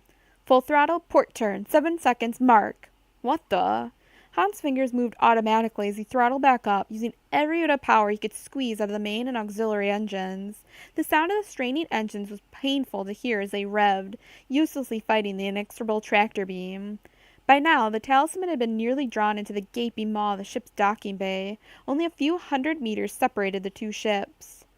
Han programmed his controls for a hard port turn and his hand hovered, ready to implement the command. The engines strained and revved. In moments they'd burn out. What's that crazy little... He broke off with a gasp as the Ulesian Dream came streaking toward them, moving at terrible speed. Everyone in the talisman's control cabin ducked as the little freighter flashed by overhead, then banked hard to starboard. Jealous Nebel took the Ulesian Dream between the talisman and the Hallett Shekel at full throttle. The distance was so tight that the little Sullustan had to turn the Dream on her side to make it between the 2 closing vessels. Go! Cried Han. Go, Nebel! He activated the controls, turning the talisman as hard to port as he could. When the Dream rushed between the 2 ships, it broke the tractor beam for a few precious seconds. Han's suddenly released ship ricocheted away from the Corellian corvette like a blaster bolt, shearing off to the left, while Jealous Nebel sped away to the right. Yee-haw! Han yelled in sheer exultation as he felt his ship roaring away from the Hallett Shackle. As he swooped by the huge vessel, just for good measure, Han fired 2 concussion missiles at the Shackle's principal solar collector and stabilizer fin, which was located dorsally amidships. He watched, open-mouthed, as the first missile wiped out the minimal shield that had been all that was protecting the fin, allowing the second missile to explode with deadly force, destroying most of the fin. They had their heavy shields down, those idiots, he whooped. They thought they had us, so they left that fin almost unshielded. He knew the corvette could still be a threat to them, so he didn't slow down. Neither did Jealous Nebel.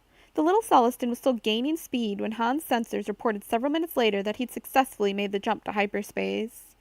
And where next? Han said, grinning at Bria. Say goodbye to paradise, sweetheart. With a flourish, he stabbed down at the controls that would take them into hyperspace, and gloried in the sudden surge of power that thrust them out of real space and into star-streaked brilliance.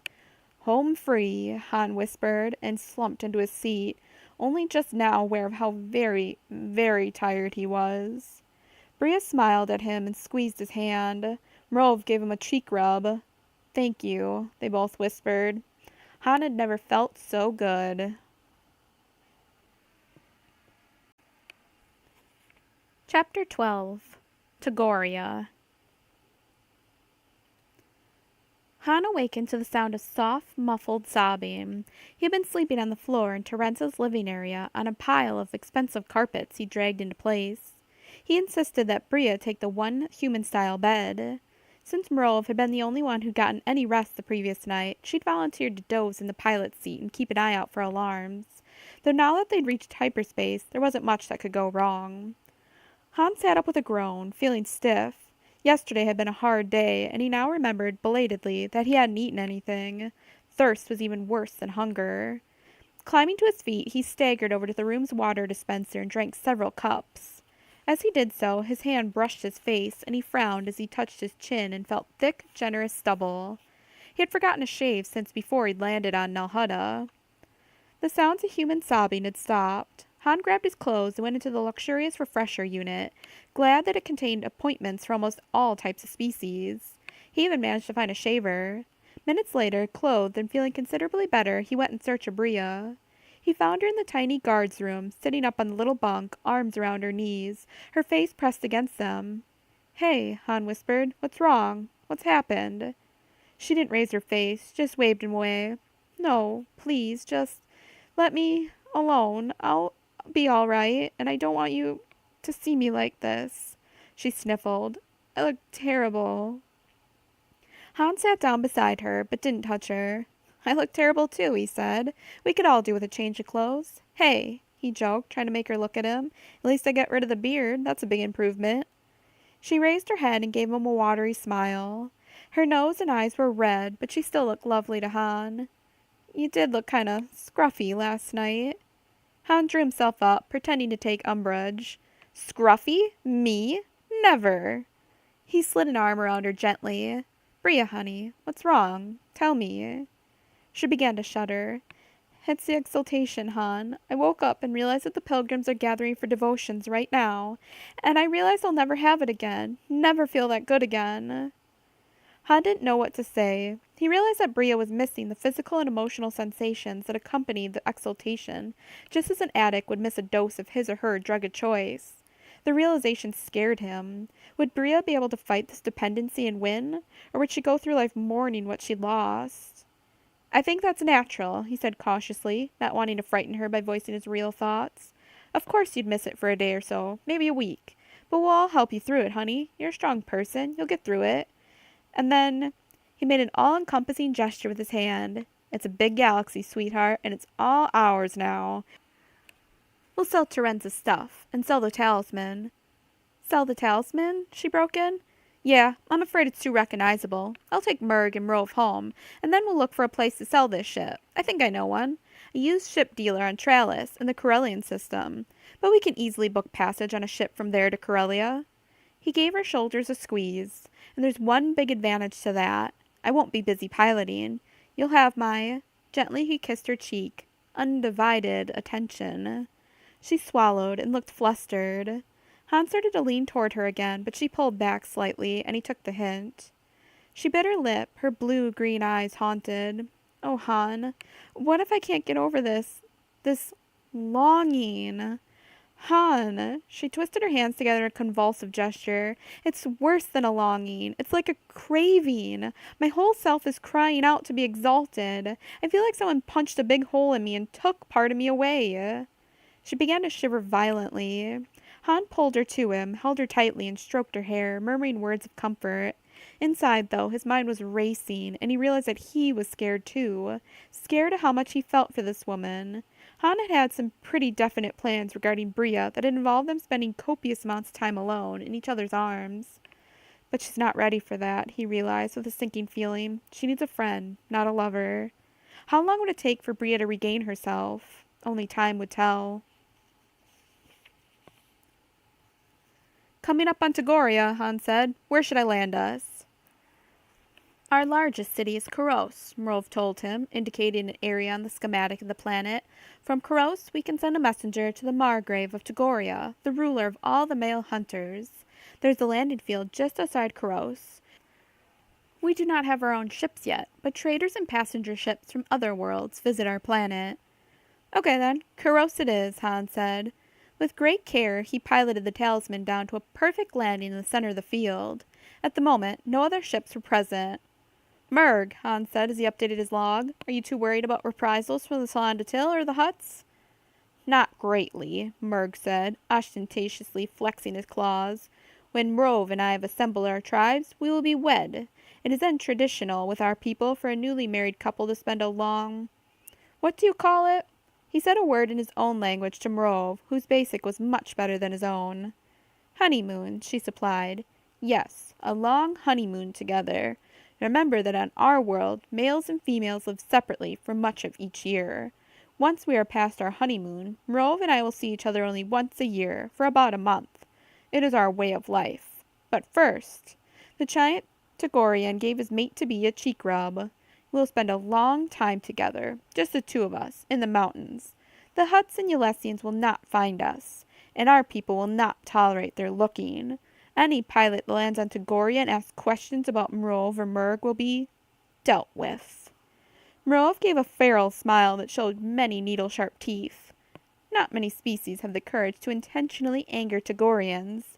I believe most bounty hunters would rather hunt easier prey. I can believe it, Han said sincerely. Okay then, we're here. Now what? Do you two just walk off, claw and claw? He grinned at Bria, who gave him a wan smile. Food and rest had restored her somewhat, but he knew she was still battling her inner demons and longings. If Han must leave, Murg and Rove will understand, said the giant male. But if Han and Bria could stay for a day or two, they would be able to stand with us at our ceremony that will make us a mated couple. You would call it a wedding. Han looked over at Bria. So, we just been invited to a wedding, sweetheart. Want to stay for a couple of days? I think we could both use a rest. Sure, she said, and smiled at Tagorians. Nothing could please me more. A contingent of Tagorian females with a small scattering of visiting males was approaching the ship. Han and his party walked down the ramp. Merove and Murg were immediately enfolded by the crowd, and roars and yowls and vibrating purrs of happiness. Still standing at the bottom of the ramp, Han took Bria's hand and looked around him at Tagoria. Nice planet, he said. After Ulesia, this seems like a real paradise. It is beautiful, she agreed. Just right. It was indeed a beautiful world. Overhead arced a deep blue sky with a few puffy white clouds. The sky held just a tint of green to it, so it was almost indigo around the horizon. Tall mountain peaks shone white and glistening in the distance. Dark forests made a backdrop for a blue lake surrounded by meadowlands. Exotic green-fringed white blooms with scarlet leaves waved in the gentle breeze. Overhead, Han spotted a large flying creature and realized it must be one of the Moskoths Murg had told him were the principal means of travel in Tagoria. Moskoths were large flying lizards, very intelligent. Tagorians had domesticated the Moskoths long ago. Each species worked together to protect each other against even larger winged reptiles, the deadly Lifons who stole both Tagorian cubs and Moskoth eggs. As Han watched, the Moskoth circled the landing field and then began to descend. Han saw the Tagorian male perched on its back, guiding it by means of a nose halter. He was impressed by the rapport that appeared to exist between mount and rider. Tagorian air was some of the cleanest, most refreshing Han had ever breathed. Merove had told him earlier that all Tagorian technology was based on solar power, for just this reason.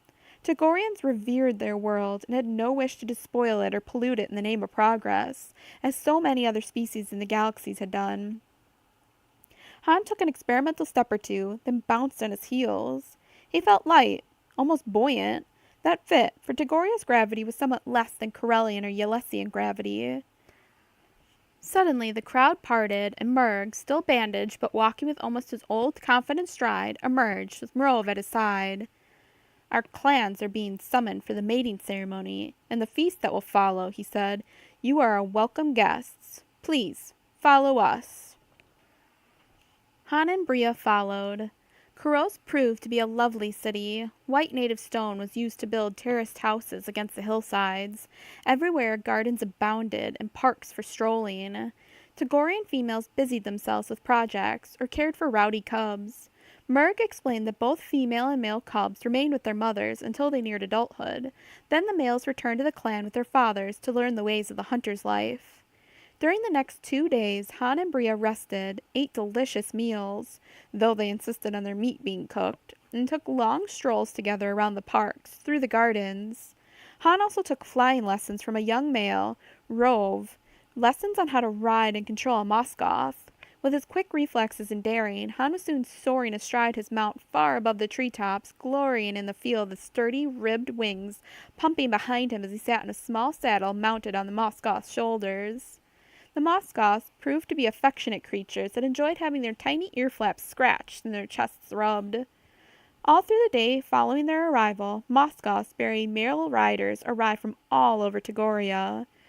The word had gone out that Murg the hunter had returned, and all his clan relatives were gathering to welcome him home and attend his and Rov's wedding. Murg and Rove were kept busy relating their adventures among the stars to audiences of their people. Rove never tired of repeating the story of what had happened to her, lest some other unwary female Tagorian be sucked in by promises of a Yelesian paradise. The wedding ceremony took place at sunset of their third day on Tagoria. Han and Bria stood beside Murg and Rove as they solemnly faced their assembled clans. Their fur gleamed from hours of careful grooming. Only the small white bandage on Murg's side marred his shining coat. On their native world, Tagorians rarely wore clothing. Their weather was so clement that it was seldom needed. First, the betrothed couple faced their clans, turning slowly so that all might see their faces. At Murg's signal, Han and Bria then stepped back to stand with the crowd of onlookers. Rove and Murg turned to face each other. Han blinked in surprise as a low, growling yowl began emanating from their throats. Both bared their teeth and hissed. Their claws sprang out. Then so quickly that the eye could scarcely follow, they sprang at each other and went down on the ground, teeth locked in each other's throats. Growling, yowling, and snarling, they rolled over and over, slashing at each other with their front paw hands. Their feet were busy too, digging deep into each other's furred belly. Han looked over at Bria, who was looking faintly alarmed, but no one in the crowd seemed to find anything amiss about what was happening. It takes all kinds to make a galaxy, Han thought. Finally, panting and growling, the two combatants broke apart. Despite the apparent ferocity of their attacks, no blood was visible on their coats. The two circled each other, and their yowls gradually died away to soft, gentle noises. They stood close together, rubbing their faces against each other for a long time. Han could hear their hoarse purring from where he stood. Then suddenly, Rove hissed, spat, and lashed out at Murg again. He leaped at her, and then they were down on the ground again, rolling and clawing and biting. Han gave Bria's hand a squeeze. "Romantic, isn't it?" he whispered with a grin. "Shh," she replied. Moments later, the nuptial pair were purring and rubbing against each other, eyes half closed with pleasure. The crowd was getting more excited. Han could hear a vibrating purr arising from all sides. Again, Murg and Rove went through their fighting act. But this time, when they reached the cheek-rubbing stage, Murg grabbed Rove by the loose folds of skin at the back of her neck. Clutching her in his teeth and powerful arms, he lifted her smaller form and carried her across the circle. The crowd parted before them, opening like a door. Murg vanished into the darkness, still carrying his mate. Moments later, two loud, triumphantly ecstatic yowls broke the stillness, and then silence reigned. The crowd murmured their approval of the completion of the rite. Han was nearly knocked over by Tagorian relatives of Murg slapping his shoulders and assuring him that had been one of the finest weddings they had ever been privileged to witness. They feasted into the night. Han and Bria slipped away to take a walk in the park beneath Tagoria's two tiny moons. The stars blazed overhead. "So," Han said, "how did today go? Is it getting any easier?" She nodded slightly. "A little. Sometimes I can go a whole hour without missing it, Han. Sometimes, though, I feel like the minutes are just crawling by, and I'm hanging onto my sanity by my fingernails." "Well, tomorrow I've got something special planned," he said, smiling at her. "Get ready to have some fun. I've got everything arranged." "What?" she asked. "What are we going to do?" "That'd be telling," he teased. "Just prepare to get up with the birds, okay?" "They don't have birds on Tagoria," she reminded him. "Just teeny flying lizards." "That's true," he said. "But get up early, okay?" "Okay." When Bria arose the next morning, she could not find Han anywhere in their suite or rooms. But she did find a basket of fruit, a jug of fruit juice, some strips of smoked meat, and a loaf of bread on a tray. On the tray was a strip of flimsy, and written on it were the following words: "Dress, eat, and come outside. I'll be waiting. H." Bria read the note, raised her eyebrows, and went off to do as it said. Her curiosity was so strong that it even muted the constant craving for the exultation. Sometimes the longings came in waves so intense she felt she might go mad. But as the days passed, such occurrences were rarer. Bria prayed to all the true gods of the universe that someday they would cease altogether. When she reached the courtyard outside the building where they'd been quartered, Bria found Han waiting for her. He was sitting astride a moss-goth, with a pack and a blanket strapped behind the saddle. As she stood there uncertainly, he leaped down and held out a hand. "Come on, climb up." She stared from him to the moss goth, to the open reaches of the Tagorian sky. You want me to fly with you on this creature? She asked. To fly in a spaceship or aboard a land skimmer was one thing. To climb aboard a huge reptile and soar off into the sky seemed quite another. Sure, Han leaned over to pat the neck of his mount. This is Cadis, and she's a real sweetie, aren't you, girl? The moss goth arched her sinewy neck and flicked out a long, forked tongue, obviously enjoying the caress. Bria took a deep breath. Okay, she said. After all, she thought, the worst that can happen is that we'll fall out of the sky and get killed. Then I wouldn't have to worry about the exaltation anymore, would I? Grasping his hand, she put a foot up on the beast's leg, which it obligingly crooked to help her mount. With a pull and a scramble, she was up, sitting before Han. His arms were around her, as secure as a safety harness. Bria gasped, then shut her eyes as he clucked a Cadis and twitched the reins. With two huge leaping strides and a thrust of the moss goth's powerful wings, Han and Bria were airborne and climbing steadily. Bria opened her eyes to find herself high above the tops of the buildings. The wind rushed by her face, blowing in her hair, bringing tears to her eyes. Oh, she cried, Han, this is wonderful. Yup, he said, a pardonable note of smugness in his voice. And just wait till you see where I'm taking you. Bria held the front of the saddle. With the two of them squeezed together, she wasn't too worried about falling off, and exulted in the feeling of really flying. Forests and rivers flowed by beneath them. Bria stared down at the fields, the towns, and the lakes, grinning ecstatically. She hadn't felt this good since her last exaltation. But even the exaltation seemed to have lost its power over her for the moment. Leaning forward, Bria opened her mouth, drinking in the wind of their passage. She wanted to wave her arms and whoop aloud, but she resisted, not wanting to chance on balancing the moss goth. Won't it tire her out, carrying double? She shouted back at Han. His voice came almost in her ear. She could feel the warmth of his breath. She's used to carrying male Tagorians. You and me together don't weigh as much as Murg, or even some of the smaller males. Cadis is fine. Half an hour later, the broad river they'd been following widened until it branched into a large delta. Han turned the moss goth north, and then, within a few more minutes, Bria saw the curling white breakers breaking over silvery gold sand. She turned to give Han an excited smile. The beach! I promised myself that someday we'd go to a real beach, she said. One where we could swim and not worry about getting eaten. He was guiding the moss goth lower and lower now, and finally she came to a halt on the sand. Han slipped under a wing hobble, then left her to forage for herself in the nearby salt marsh. He returned, carrying the blanket and their lunch. Swim first, he asked, or food first? Bria looked at the white surf and felt the tug of the water. Her family owned a beach house on Corellia, and she'd loved to swim ever since she'd been old enough to walk. Swim, she said. Glad that she'd worn a one-piece singlet beneath her shirt and trousers, Bria pulled off her outer clothes and raced into the water. Han, having stripped down to his shorts, followed her. She soon found that, to her surprise, he couldn't swim. Never got a chance to learn, he admitted, a little embarrassed. I was always working, and when I wasn't actually working, I was swoop racing or something. I told you, the beach in Ulesia was the first time I'd ever seen a lot of water altogether. Well, said Bria firmly, today you're going to learn. You're young and strong, and you got good balance and reflexes. You'll be fine. Han proved an apt pupil. Bria was amazed at how hard he concentrated, how precisely he followed her instructions on how to move his arms, his legs, when to breathe, etc. She commented at one point. Han smiled sardonically. Pilots learn to follow instructions, he said, or they wind up dead pilots. Before they came out of the water to eat, he was paddling around fearlessly in the surf, and had begun to be able to coordinate his breathing with his arm strokes and leg kicks. You're a very good pupil, Bria praised as they sat together in the blanket, gazing out to sea. Thanks, he said. You're a good teacher. They shared food from the provisions he'd brought, and then they walked hand in hand along the beach. At one point, a tiny lizard flew overhead, winking in shades of green and gold.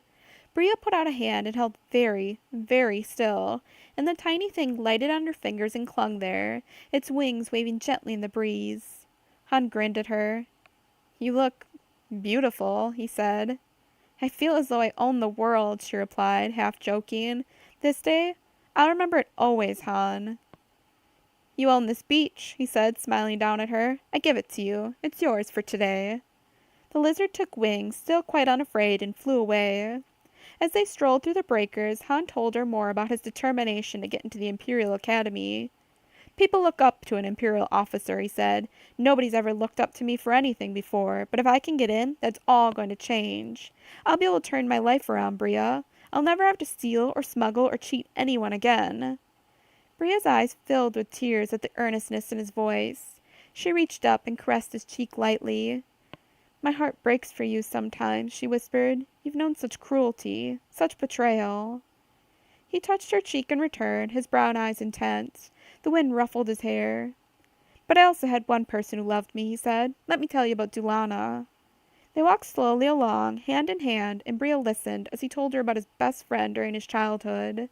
By the time they reached the blanket again, they were walking in silence. Garrus Shrike sounds like he'd fit in perfectly on Ulesia, Bria said finally.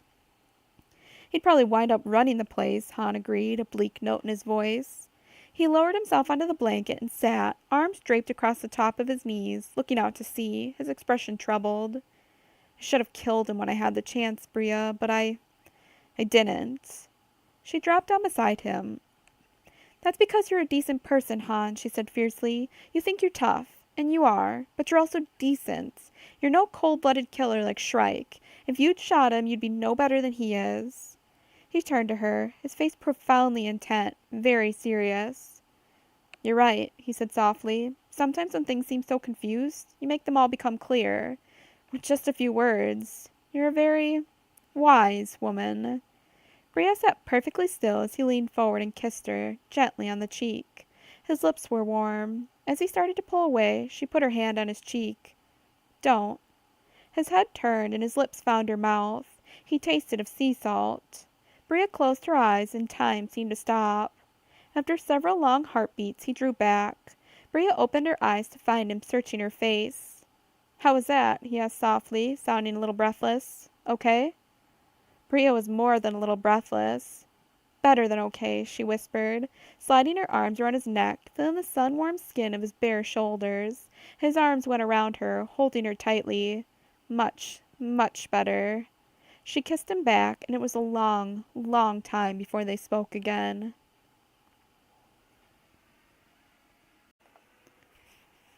Chapter 13. Return to Corellia. The following day, Mrove and Murg made ready to set off on their honeymoon, and Bria and Han prepared to raise ship for the Corellian system. At their final moment of parting, Murg grasped Han by the shoulders and shook him, very gently. I will miss you, he said in his halting but much improved basic. Must you go? You like Togoria. You said so. Without you, I would never have found Mrove. The Margrave of all Togoria has asked me to tell you that you and Bria are welcome to stay forever. You can hunt with us, Han. Fly Moskoths. We would be happy. Han smiled at the big alien. And see Bria only once a year? I'm afraid that's not the way we humans do things, pal. But thanks for the invite, Murg. Maybe I'll come back and see how you and Mrove are doing someday. Han, do that, and soon, Murg said, his basic disintegrating in the face of strong emotion. He grabbed the Corellian in a hug, scooping him clean off the ground. Han hugged him back. Bria and Mrove also exchanged a fond farewell. You will conquer your need for the exaltation, Mrove told Bria earnestly. I did. For a long while after I made myself resist it, I grieved for it. But after many days, the longing eased, and now I never feel it. I let my anger against those slavers help me wipe the longing from my spirit. I hope I can be as strong as you, Mrove, Bria said. You already are, the Togorian female assured her. You just don't realize it yet. Once aboard the Talisman, Han lifted the Alessian yacht into the clear skies of Togoria with a genuine feeling of regret. This is a good world, he said to Bria, who was sitting beside him in the co-pilot seat. Good people, too. Yes, she agreed. It was certainly good to us. I'll never forget yesterday if I live to be 100. Han smiled at her. Me neither, sweetheart. All my life I wanted to go to the beach and just be able to act like a regular citizen. No scams, no security forces to worry about, no contraband burning a hole in my pocket. Thanks to you, I know what that's like now. She gave him such a tender smile that he leaned over and kissed her. Bria, Han hesitated, took a deep breath, and then shook his head. Squaring his shoulders, he turned back to the controls and grew very busy with his piloting.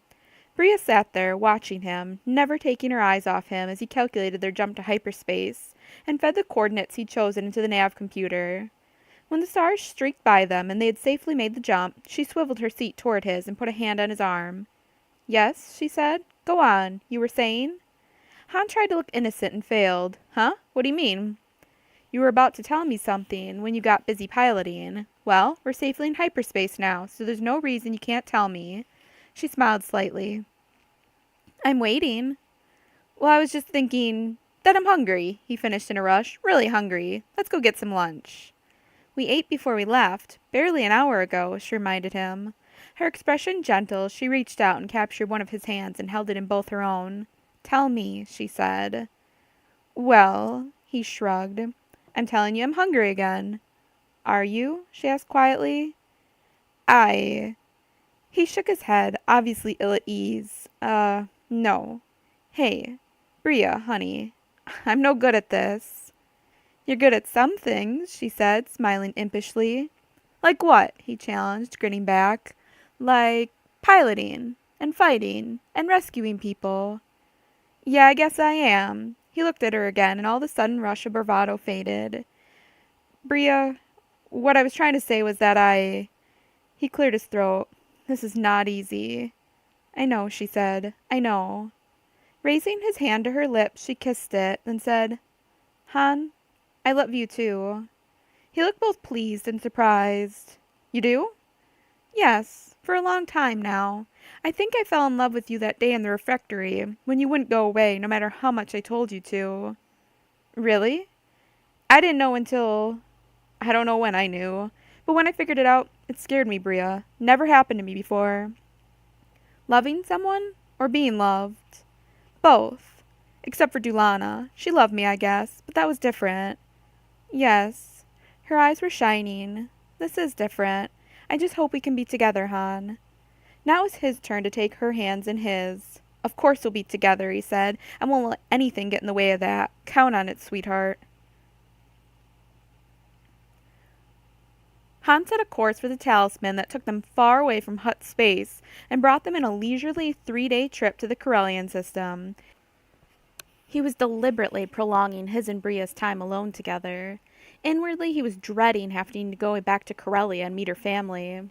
He knew almost nothing about how citizens lived, and he was pretty sure he'd have trouble fitting in. He also knew that once they'd reached Tralis, he'd have to get busy. Han was all ready to change identities as soon as they landed on Corellia, but Bria would be wanted by the Tlalanda Till and the Hutts too, and they knew her real name. The first thing Han planned to do as soon as he had credits available was to equip Bria with a fake ID. Besides, he was trying to give her as much time as he could to heal. He knew she still pined for the exaltation, though she no longer broke down in panic attacks or fits of sobbing. But several times he'd awaken in the night to find her gone. When he searched for her, he usually found her in the control cabin, sitting in the co-pilot's seat and staring out at the stars, with such wistful longing in her eyes that Han felt a pang of jealousy. Why can't I be enough for her? Why isn't our love enough? He wondered. He wanted to be enough for her, wanted her to be happy and content, but he could tell she wasn't. It grieved Han, and it made him angry, too. Once he tried to talk to her about it. It's been almost 10 days. Why do you miss it so much still? He demanded, hearing the edge of anger in his voice and unable to stop it. Tell me, Bria. Make me understand. She gazed at him, her blue-green eyes very sad, almost haunted. I can't explain it, Han. It's like they took a piece of me, a piece of my spirit. It's not just missing the exaltation itself, the pleasure, the warmth. I'm getting past that. It's the... She faltered, then fell silent. He was sitting beside her in the pilot's seat, and he reached out and grasped her hands. They were cold, and he warmed them gently in his. Go on, he said quietly. I'm here. I'm listening. Both Merov and Terenza were wrong when they said only weak-minded people fall into the trap of the Ylesian religion, Bria said slowly, selecting her words with care. Oh, some of the pilgrims may be discontented people who've never been successful in life and are looking for a way to escape responsibility, but not most of them. I got to know a lot of them, Han. Yeah, you did, he encouraged. Most of the Ylesian pilgrims were idealists, I guess you'd say. People who believed that there was something better, some meaning to life. They went looking in the wrong places. They got fooled into believing the priest's bilge about the one and the all. But that doesn't make their goal, their aspiration of believing in a higher power stupid. He nodded and saw tears gather in her beautiful eyes and spill over. Concerned, he burst out, Bria, sweetheart, don't tear yourself up like this. Just because this religion turned out to be hokey fake doesn't mean life isn't worth living. We have each other. We're gonna have money. We'll be fine. Han, gently she touched his cheek, caressed his face, and gave him a loving smile. You're the ultimate pragmatist, aren't you? If you're not getting shot at or caught in a tractor beam, life's great, right? He shook his head, a little stung. I'm a simple guy, yeah, but that doesn't mean I can't understand what you're talking about, Bria. It'd be nice if there was some higher power, maybe. I just don't happen to believe there is. And it hurts me to see you hurt. Han, don't you realize that the only person you can really take care of and protect is you? And you, Bria, he broke in. Don't forget that for 1 second. We're a team, sweetheart. Yes, she said, we are a team, but it's hard for me to be content with not being shot at or having money. I want more. You want some reason for everything that happens. You want to work to make your ideals real, he said. Yes, she agreed, but I understand that you don't let questions like the meaning of life torment you. You're probably a smart one, Han.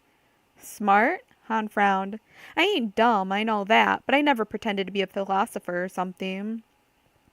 Right, you don't go around tearing yourself up over injustice and corruption and wrongdoing. You accept things as they are and you figure out ways around them, right? He thought about that and finally nodded. Yeah, I guess so. Maybe a long time ago I had some ideas about how I could become someone who righted wrongs and kicked the bad guy's butt, but... He sighed and gave her a wry smile. I think I got those ideas beaten out of me by the time I was just a little kid. When you lived under Garish Shrike's rule, you tumbled pretty quick to the fact that nobody was going to look out for you except yourself, and that sticking your neck out for anyone else was a good way to get it whacked off. How about Dulana? She asked. Yeah, I knew you'd bring her up. Han ran a hand through his hair and grimaced. Dulana was different. We looked out for each other, yeah, but she was the only one, Bria. The only one who gave a Vrelt's ass if I lived or died. Knowing that made me a pragmatist, I guess. Of course it did, she said. That's perfectly natural. But go on, he urged. You were saying about how the Pilgrims were idealists. Are you one? She nodded. I think so, Han. All my life I wanted to be more, to be better, to make the universe a better place because I was in it. When I found the Alessian religion, I really, truly thought that was it, that I could somehow change the universe by believing and having faith. She smiled wryly and shrugged. Obviously, I picked the wrong thing to believe in. Yeah, he said, turning over in his mind what she'd said. But there are other things to believe in, Bria. Maybe some of them are real. Maybe you just have to find out what the real things are. She stood up and came over to him, then bent down to kiss the top of his head. He stood up and slid his arms around her, held her tightly. I know what one real thing is, she said. You're real. You're the most real person I've ever met, the most alive. He kissed her cheek and she laid her head on his shoulder. They stood there like that for a minute, not speaking. Finally he said, Dulana told me about something she believes in, some sort of life strength shared by all creatures, all things. She believed in that. She swore to me it was real. Maybe I should go off to Kashyyyk, she said, on a pilgrimage. Sure, he said. Someday we'll go there. I'd like to see it. Dulana said it was a beautiful world. They live in the treetops. That would be nice, she said dreamily. Just you and me in a treetop. What would we do with ourselves all day? I can think of one thing, he said, and bent to kiss her with such passion that even the stars seemed to reel around her in long streaks, and her ears rang. No, she realized a moment later. It wasn't Han's kiss that had caused that reaction. It was the alarm beeping to tell them they were coming out of hyperspace. Han grimaced. Talk about bad timing, sweetheart, but later, okay? She smiled. Later. I'll hold you to it. He was already back in his seat as he checked their coordinates, but he spared a moment to give her a grin that made her heart turn over. I can hardly wait. Han set the talisman down in a privately owned landing field in Tralis. What is this place? Bria asked, following him down the ramp and looking around her in bewilderment. Ships of all sizes and descriptions were clustered together. Some were little more than rusted-out hulks. Others looked almost brand new. None had any identifying codes or markers, however. Those markings had been scoured off by laser torches. It's like a ship's graveyard or something. Yeah, Old spaceships never die. They just wind up at Truthful Toral's used spaceship lot, Han said. When you need a ship, or you want to get rid of a ship, and you don't want to leave a trail, you come here. Her eyes widened. These ships are all stolen?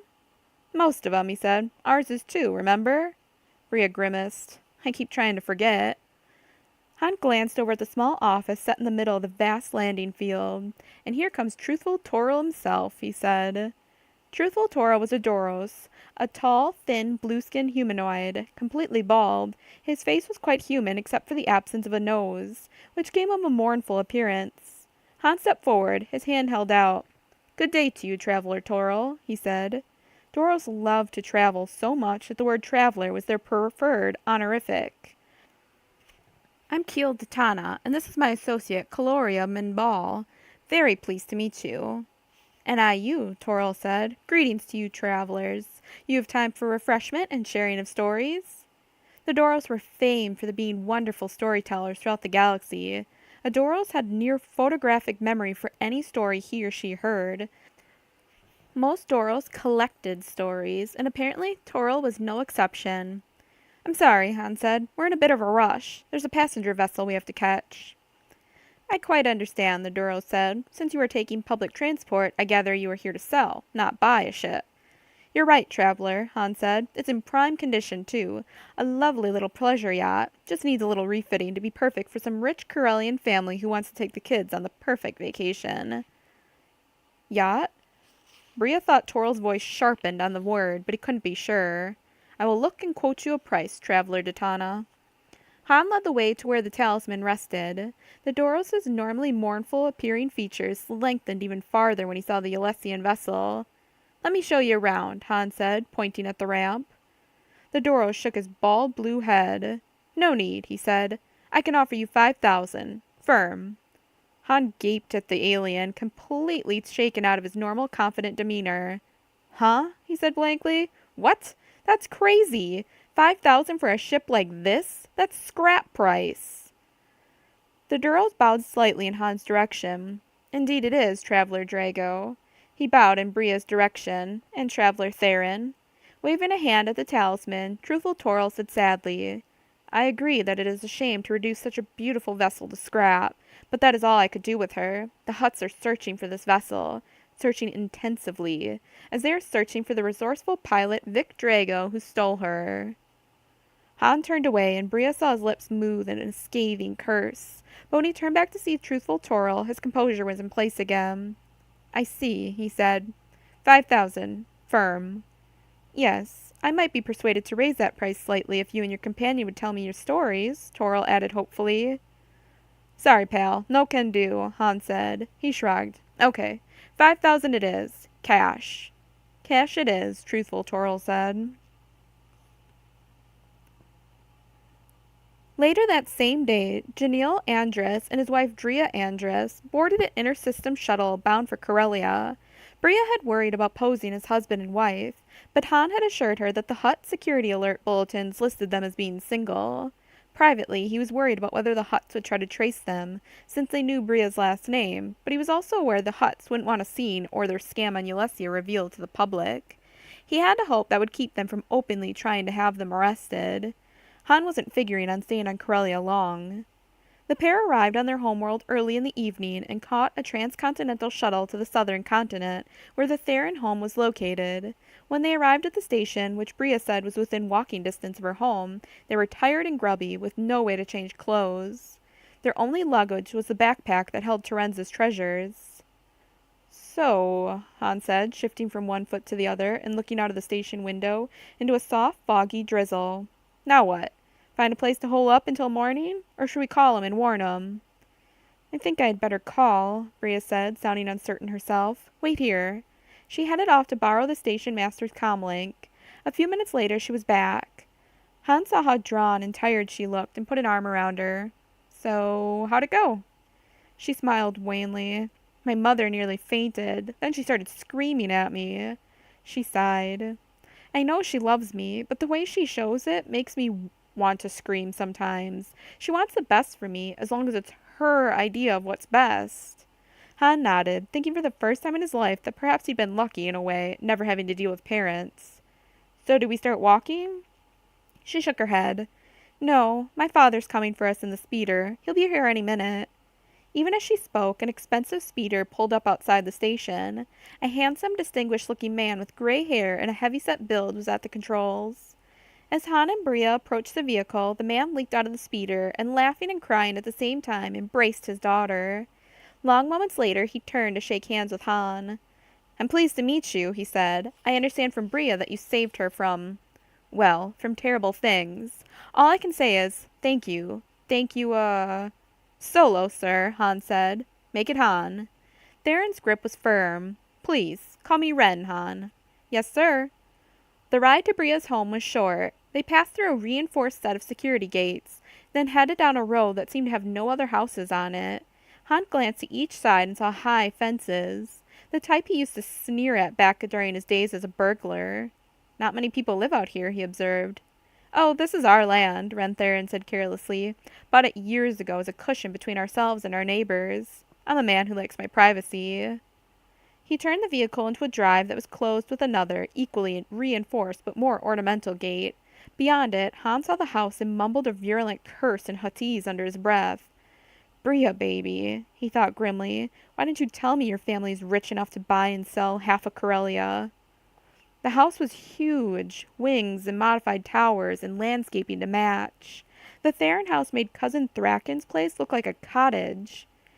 Bria turned to Han and smiled tremulously. Well, we're here. Yeah, Han said, deliberately keeping his voice non-committal.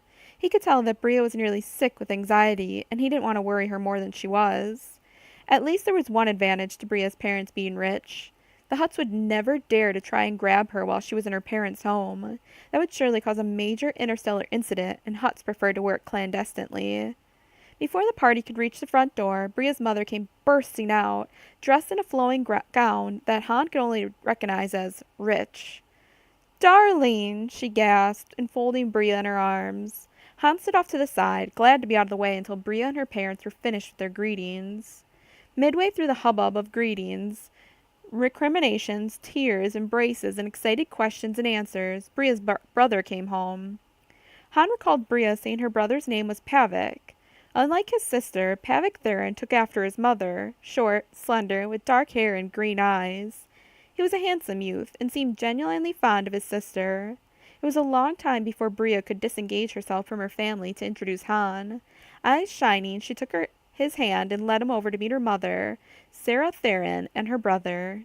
Pleased to meet you, Lady Theron, Han said, shaking hands and putting on his best manners. And you, Pavik. Bria's mother's hand clasp was limp and unenthusiastic. She studied Han, and he gained the quick impression that she didn't much like what she saw. He sighed inwardly. I've got a very bad feeling about this.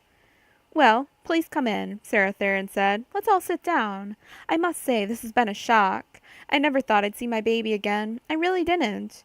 Bria, darling, how could you do this to us? Still murmuring recrimination, Sarah Theron led the way inside. When Han reached the parlor of the house and they all sat down, he had to repress the urge to leap up and stride out. I don't belong here, he thought. I know it, and they know it. The thought made him angry. Refusing to let his discomfort show, Han sat down and lounged back against the opulent cushions with a deliberate show of ease. He looked around, his professional eye automatically assessing the credit value the knickknacks and decorations would have to fence. Nice place, he said casually. Well, Sarah began. Han. Call me Han, Lady Theron, Han said. Very well, Han, Bria's mother said stiffly. I gather we have you to thank for Bria's return. Her eyes were fixed on Han's blaster, and he realized that, like most citizens, none of Bria's family were armed. Tough lady, Han thought. I don't take out my blaster for you or anybody. Live with it. Well, I tried to be helpful, Lady Theron, Han replied, but I couldn't have managed without Bria. She's plenty tough when she wants to be. Good in a fight. Lady Theron stiffened, and Han realized that the woman would not regard what he'd said as a compliment. Oh dear, she murmured. Bria, darling, before you sit down, why don't you go and change? Really, dear, where did you get those dreadful clothes? The tailor droid at the Elysian colony, Bria said quickly. and she cast an appealing glance at Han as if to ask whether he'd be all right. Han gave her a reassuring wave. Run along, honey. Lady Theron stiffened again at the casual endearment. Bria smiled at Han, gave her mother and brother a doubtful glance, and went quickly from the room.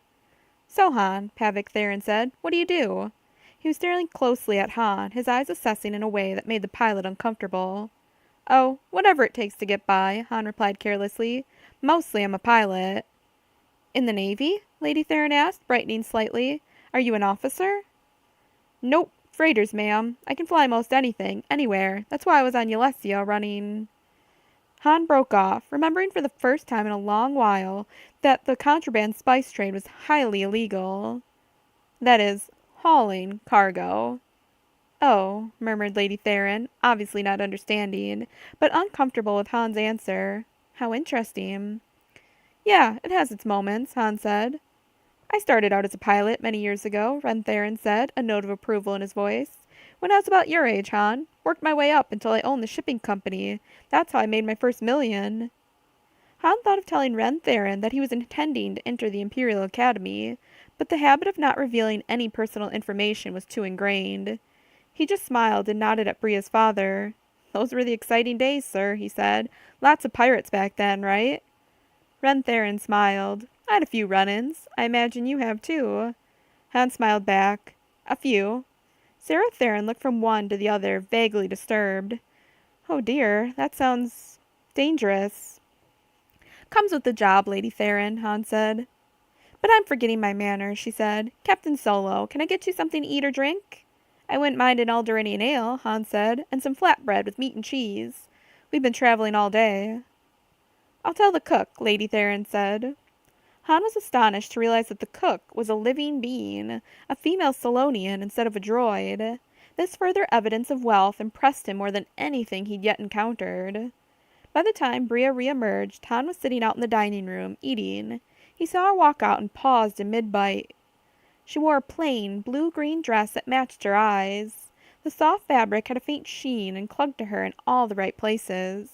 And for the first time since he'd known her, Bria's hair was attractively styled, brushed out into a halo of soft red gold curls. She looked so different from the blaster-toting thief of a few days ago that it was as though she'd stepped out of another universe. It's a good thing Gnar Toast can't see her now, he thought wryly. You look beautiful, honey, he said. That's a pretty dress. Han was sophisticated enough to realize that dress probably cost more credits than the average space pilot earned in a week. She's been raised to have so much, he thought uneasily. How's she going to react to living on the salary of first an Imperial cadet, then an Imperial officer? Bria smiled and sat down beside him. Mother, could I have something to eat too? I'm starved. As Han and Bria munched their late-night snack, her family gathered around the table and sipped expensive vine coffee from fragile, Lavier-made porcelain cups, while the butler, another Solonian, waited on them. So, Captain Solo, you're Corellian? Lady Theron said, raising a delicate eyebrow to indicate she was pretty sure he was. Han, still chewing, nodded, then swallowed. Yes, ma'am. And your family? She asked. Are you one of the Sal Solos? There was a touch of hope in her voice. They have a lovely old estate, I understand. I've met the son a few times, but Lady Sal Solo is very reclusive. I understand her health is not robust. No, Lady Theron, Han replied. No relation. Oh, she said, visibly disappointed. What branch of the family are you from, then? Bria was looking very uncomfortable, Han noticed, but he couldn't tell whether she was ill at ease for him or because of him. Don't know, Lady Theron, he said honestly. I'm an orphan, most likely. Traders found me wandering in an alley down by the waterfront, near Capital Spaceport when I was a little kid. I was raised by 'em. Spent most of my time in space. Part of him took a perverse pleasure in watching her reaction to this information. That's odd, Pavic Theron said. You look so familiar. I know I've seen you somewhere before. Somewhere... At a barbecue, I think. I have a mental picture of seeing you at a barbecue that followed a swoop racing meet. Han stiffened inwardly. Now that Pavic mentioned it, Han remembered him too. Pavic was probably 2 or 3 years older than Han, and Bria's brother had been a frequent competitor at some of the swoop races. Due to the age difference, they'd never raced against each other, but Han remembered seeing him. And of course, every time he'd done major swoop racing, Han had been part of a family unit created by Garrus Shrike to scam wealthy Corellians out of their money. Sorry, don't remember you, he said casually. I've been off-world for the past several years. Afraid I ain't been to a Corellian barbecue since I was a kid. But I remember it distinctly, Pavic said, narrowing his eyes suspiciously. You were leaning against a swoop, eating a plate of barbecued Trollodon ribs. The picture in my mind is very clear. Funny thing about that, Hans said, leaning back in his seat with a smile. People are always saying stuff like that to me. I must have one of those kind of faces, so ordinary that lots of people confuse me with other folks. I don't think you're ordinary looking, Han, Bria said, not understanding what was going on, but trying to be loyal. I don't think anyone who ever met you could forget you. You're unique. She gave him a smile. Handsome, too. Han took a deep breath and managed to smile blandly at the assembled Therans. Thanks, honey, he said, but I'm really just an ordinary kind of guy. Bria finally caught the subtle hint and fell into silence. Pavic Theron continued to study Han suspiciously.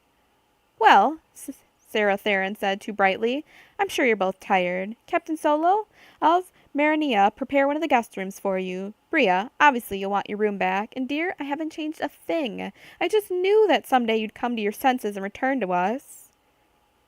I really couldn't just decide to leave, Mother, Bria said quietly. Once you go to Ulesia, they won't let you leave. There are no ships, and there are armed guards. If it hadn't been for Han, I would never have been able to escape. Oh dear, Lady Theron said, distressed and looking as if she didn't know what to believe. Han had the impression that the woman's entire exposure to the seamier side of life probably occurred through the Tri-D action-adventure serials. I understand that, Bria, Ren Theron said, holding Han's eyes with his own, and I'll never forget it. Han is a hero, Sarah, and we owe him more than we can ever repay. If it hadn't been for him, we'd never have seen Bria again. He probably saved her life. Oh dear. Lady Theron was increasingly unnerved by these allusions to the danger her daughter had been in. Pavic Theron was looking increasingly skeptical.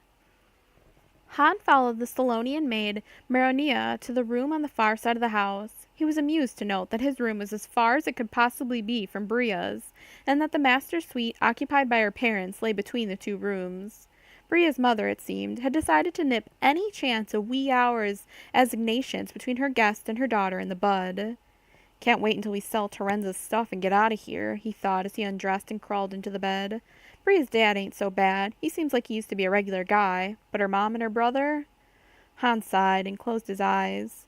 Tonight, at least, Lady Theron need have no fears. He was so tired that the only thing on his mind was sleep.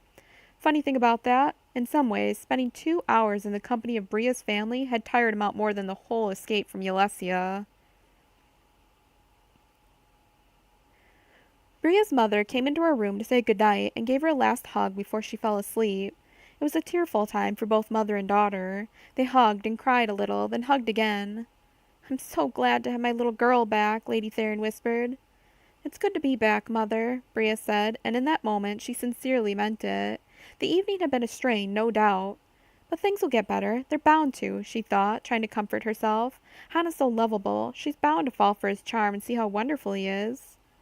This young man you've brought home, her mother said, almost as though she'd been reading her daughter's mind. It's fairly obvious that you're not just friends, dear.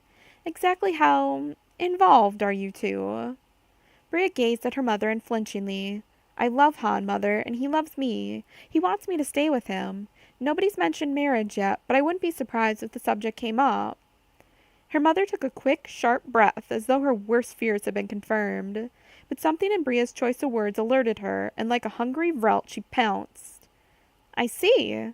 Well, he seems like a nice young man, though somewhat rough round the edges, dear. But you say that he wants you to stay with him. Is that what you want? Bria nodded her head, then shook it, then had to fight back tears. She shrugged miserably. Mother, I'm not sure. I know I love him, really love him, but it's been hard for me. Leaving Ulesia, finding out that religion I believed in and devoting my life to was nothing but a lie. That hurt a lot. I feel as though part of me's missing, Mother, and I also feel I can't really promise to stay with Han when I'm not whole. Does he know you have these doubts? Her mother asked, smoothing Bria's hair back tenderly. The young woman didn't miss the spark of happiness that had flared up in her mother's eyes when she'd spoken of her uncertainty about staying with Han. She doesn't want me to stay with him, she realized with a dull ache of expectation filled. I knew she'd be like this. It's so unfair. The only reason I'm uncertain about staying with Han is because of me, not how I feel about him. But she doesn't understand. She's incapable of understanding. We've talked, Brea said, unwilling to confide in her mother any more than she'd already done. And I can't imagine life without Han, so I'm going to do the best I can to stay with him and be a help to him. Her mother looked troubled, but said no more. Brea lay down and tried to sleep. Being in her old bed was a luxury after sleeping on the hard Ylesian bunks, and in the ship. She missed Han's warmth, though. Her bed seemed cold. Brea tossed and turned, thinking of Han, wondering what she should do. He deserves someone better, she thought sadly. Someone who can be there for him 100%. Pounding her pillow in frustration, Brea felt tears well up again.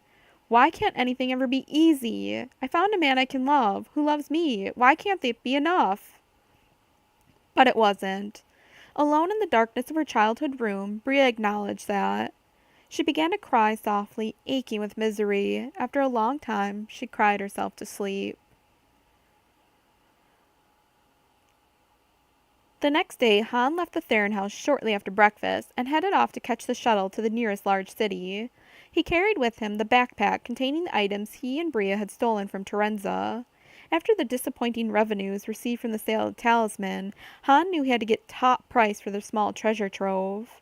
He disembarked from the shuttle in the port city of Tyrrhena and went to a lockbox office, where he retrieved a few hundred credits and a set of clean IDs for one Genos Idion. Then he went off to a branch of the Imperial Bank and opened an account using the credits and ID. When that errand was finished, he went in search of an antiquities and art store he recalled from past escapades. It had been several years since he'd visited it, and for all he knew, the little store might have closed. But no, the place was still there. The sign above the door was picked out in subdued holographic lights, opalescent against the plain gray stone of the storefront. Han, toting the backpack, went inside. As he opened the door, he could hear a soft chime from deep within the store. Han saw the clerk behind the counter, but he ignored the female Solonian. Instead, he walked as directly as possible through the labyrinthine paths between the displays of merchandise until he reached a small door set inconspicuously at the back. It was covered with an ancient tapestry depicting the founding of the Republic, and only certain customers ever discovered the door was behind it. Once there, he looked around to make sure he was alone and unobserved. Then he knocked sharply in a preordained pattern. He waited, and after another minute, the sound of an electronic lock being released sounded from the other side of the door. Han raised the tapestry, slipped under it, and walked through into the back room. The proprietor was an old, old man, still spry despite his stooped body, wrinkled face, and wispy yellow-white hair. Galadon Okanar had looked exactly the same in the 5 years since Han had first met him. Now he looked up and smiled at Han. Well, it's, who today, son? Han smiled. Genos Idion, sir. How are you? He genuinely liked the little man, who was, at one and the same time, a genuinely respected art assessor and appraiser, and very competent and trustworthy fence. Oh, can't complain, said the little man. Because if I did, what good would it do me? He added, emitting a wheezing chuckle. You got a point, Han said. Okanor sat down on a high stool before a table that was lit with a jeweler's and appraiser's light, specially angled and illumined to show flaws in gemstones and cracks, or flaws in antiquities. He waved to a seat opposite his. Sit down, Janos Idion. What have you brought me today? Lots of things, Han said. I'd like a price for the lot, and I'd like the credits deposited immediately in the Imperial Bank on Coruscant. Fine, said Okanar. He rubbed his aged, veiny hands together. You usually have good taste, Janos. Now let's see what you brought me. Okay, Han said, and began unloading the knapsack, placing each item on the table beneath the light. He held back his favorite treasure, though, a tiny golden statue of a long-extinct Corellian Pallador. It was beautiful, and its eyes were flawless Carol fire gems. Okanor watched avidly, occasionally uttering a soft "oh" or "ah," but he forebore to speak until Han was finished. Then he carefully picked up each piece, studied it intently, sometimes through a jeweler's glass, then placed it on the table again and went on to the next. Remarkable, most remarkable, he said finally. I'm going to break a rule of mine and ask you where in the name of the galaxy you found all this. In a museum? I do not approve of stealing from museums, you know. Han shook his head. Not a museum. A private collection? Okenar pursed his lips. I am most impressed, lad. The collector in question is a sentient of taste and discrimination. I will also tell you, young man, that he is not very particular about his acquisition sources. I recognize from their description that at least half of these items have been reported stolen. Some have been on wanted lists for years. Doesn't surprise me, Han said. And you'll sell them to museums, won't you? Most of them, Okenar agreed. Okay then, that's good, Han said, thinking that would please Bria. That's where they should be. So, how much? Okenor named a figure. Han gave the old man a look of withering contempt and reached for his knapsack. There's a guy over in Coaling who'll be thrilled to get a look at this stuff. I can see I should have visited him first, he said, reaching for the scrimshawed bantha tusk from Tatooine. Okenor named another, higher figure. Silently, Han began stowing items in the backpack. Okenor sighed, as though he just breathed his last, and named another figure, considerably higher than the previous sum. And that's final, he added. Han shook his head. It better not be, Okenor. I need at least 5,000 more than that. Okenor clutched his chest and watched with anguished eyes as Han continued to stow items away in the backpack. Finally, as Han reached for the last, the tiny sculpture carved from living ice, he squeaked, No, don't! You're killing me, impoverishing me. I should be naked in the streets, Janos lad. Would you do that to an old man? Han gave him a feral grin. In a heartbeat, Okenor. I know what I need to get out of this deal. I have a pretty good idea what it's worth, and I ain't taking less. He gave the old man an intense stare. Frankly, Okenor, I can't afford to take less. I've got something important to spend these credits on. If what I've got in mind works, you won't see me again. I'll be out of all this for good. Okenor nodded. All right, you've broken me, Idion. I'll meet your price. Good, Han said, and began taking the items out of the backpack again. He left the store with a satisfied smile and carefully stowed his Genos Idion IDs and the bank record into his credit pouch. He traveled under different IDs and leave Genos Idion clean, only using him for the bank withdrawal. He planned to store the golden Pallador in a safe place he knew about. It never hurt to keep a little something in reserve for emergencies. Knowing that Okenor's credits would be waiting for him in the capital world of the Empire, Han headed down the street toward the shuttle station, whistling. When Han walked up to and through the gates of the Theron estate, he noticed a small, very sporty land speeder hovering in the paved courtyard. He approached the door and found a young man standing inside in the parlor. Pavik Theron and his mother were there, talking to him. When Sarah Theron saw Han, her face fell. She was hoping I'd cut and run, Han thought sourly. Hi, Lady Theron, Han said. Is Bria around? The young man turned to regard Han. He was a good-looking fellow, perhaps a year or so older than Han himself, and he was tastefully but fashionably dressed for an afternoon of netball. Hello, the young man said pleasantly, holding out his hand. I'm Dale Lavar, and you are... His gaze sharpened, and before Han could speak up, he exclaimed, Wait a minute, I thought you looked familiar. Talus Bryn, right? Han could think of no curse profound enough. He smiled weakly and shook hands. Hi, nice to meet you. Talus Bryn? Pavik Theron said sharply. But he's... Sarah Theron stopped abruptly when her son nudged her, gently. Dale Lavar was oblivious to the byplay as he wrung Han's hand. What an honor this is! I still remember the day you set that record, and you did it by flying through the tunnel on Tabletop Mesa rather than over it. Everyone thought you were a goner, but you pulled it off. He turned to Pavik. You mean you didn't recognize him? Is this Bria's new suitor? The swoop racing champion of all Corellia? Your record still stands, Bryn, or may I call you Talus? Talus is fine, Han said with a mental shrug. The Relt's in the kitchen for sure this time. Bria's entrance was a welcome interruption. Han tried to catch her eye and give her a look-sharp high sign, but all her attention was for the newcomer. Dale, what are you doing here? Your mother invited me over, Dale said. You're looking wonderful, Bria. I'm so glad to see you back safely, and with such a distinguished escort. I've wanted to shake this man's hand ever since he won the swoop racing championship last year. She looked at her mother. You invited him over, Mother? How nice. Han didn't miss the edge in her voice and the flash of guilt in Sarah Theron's eyes. I get it, Han thought angrily. Mama here wanted Bria to see me next to her rich guy ex-fiancé, figuring I'd come out looking like some kind of low-life jerk. Well, yes, dear. I knew Dale would be able to catch you up on all the news with the young crowd. Much better than I could. Sarah Theron twittered nervously. Bria's lip curled, and she turned away from her mother to smile at Dale. Well, Dale, it was lovely of you to drop by. Perhaps we can all get together for lunch some day. Who have you seen these days? As she spoke, she moved toward Dale, and in one smooth motion took his arm and started him moving toward the door. Han smiled inwardly. Slick, Bria, honey. Nicely done. Sulin Belos, Dale said. She'd love to meet Talus, too. She's quite a swoop racing fan. Bria caught herself immediately and laughed. Well, she always was. She cast a flirtatious glance at Han. I'll have to watch you, won't I, Talus? Sulin Belos is gorgeous, and she's never been able to resist a swoop racer. Han smiled at her good-naturedly. Great. Just great. From bad to worse. You gotta watch us swoop racers, too. We live for danger.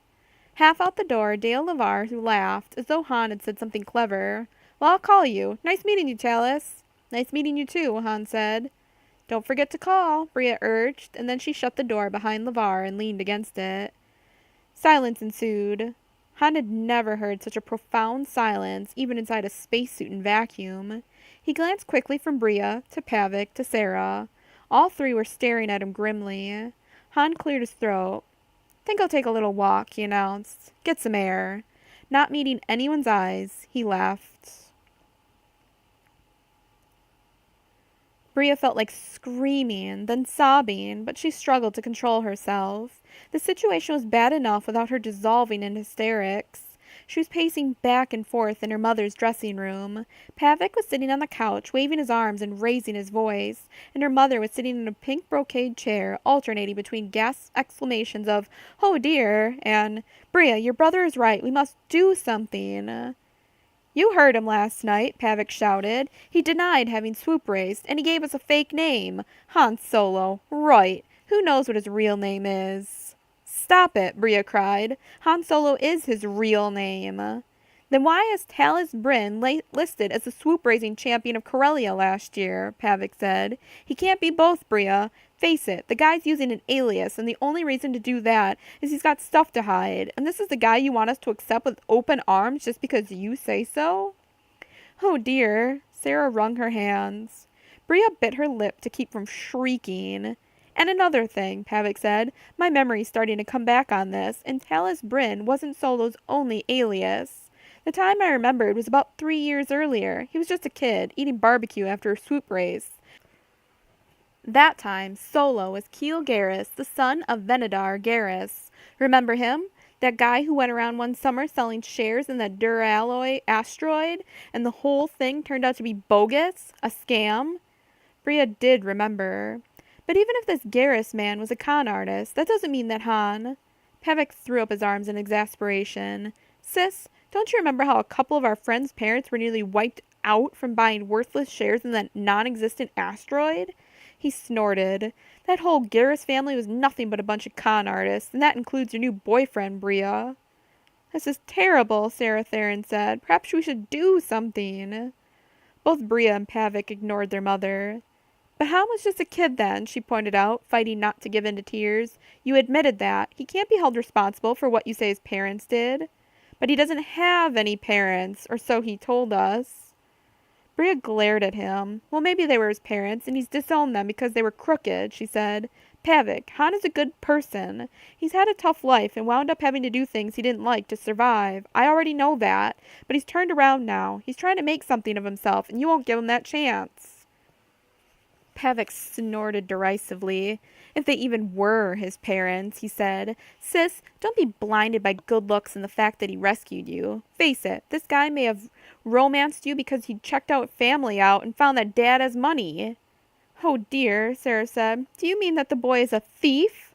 That's exactly what I'm saying, Mother, Pavic said. I should go and check to see whether anything's missing, Sarah Theron gasped. Oh dear, where shall I have him sleep tonight? Mother, he's not going to be here tonight, Pavic said. I'm calling security. I'm sure this guy's wanted for all kinds of things.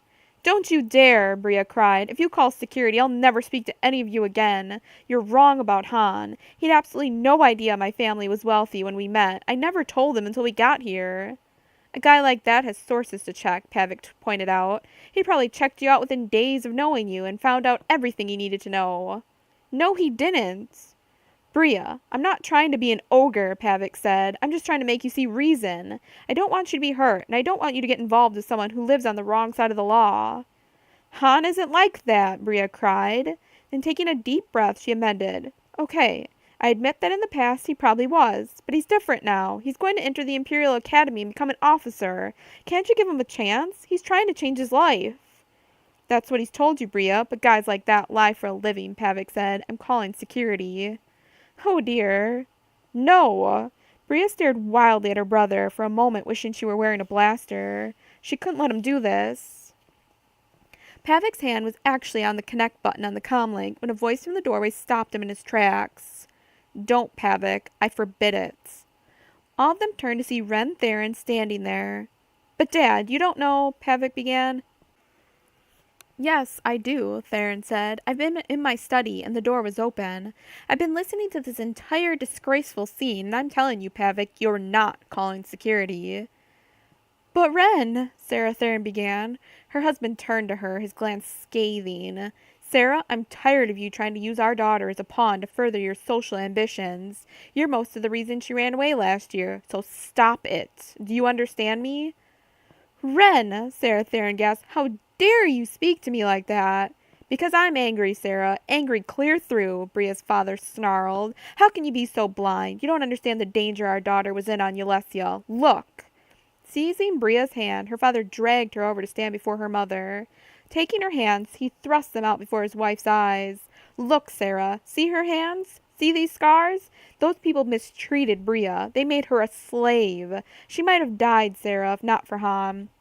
I'm grateful to him, even if you don't have the common decency to realize that. He's a good kid, and I say that Bria could do far worse.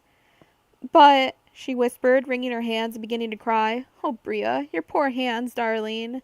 Not one more word, Sarah. I forbid it. Sarah Theron subsided into her chair, weeping softly. Ren Theron whirled around to confront his son. Pavic, you've become as judgmental and class-conscious as your mother. I'm tired of you, too. Ren glared at the young man. You're talking about a man who risked his life to save Bria from slavery. Bria's right about him applying to the Imperial Academy. Han Solo is a decent guy. He reminds me of myself when I was his age. There are some incidences in my past I'm not proud of either. He deserves a chance, not jail. He deserves our thanks, not a call to Corsac. When Ren Theron stopped speaking, silence reigned. Then, with a sobbing gasp, Bria ran to her father and threw her arms around him. Thank you, Dad.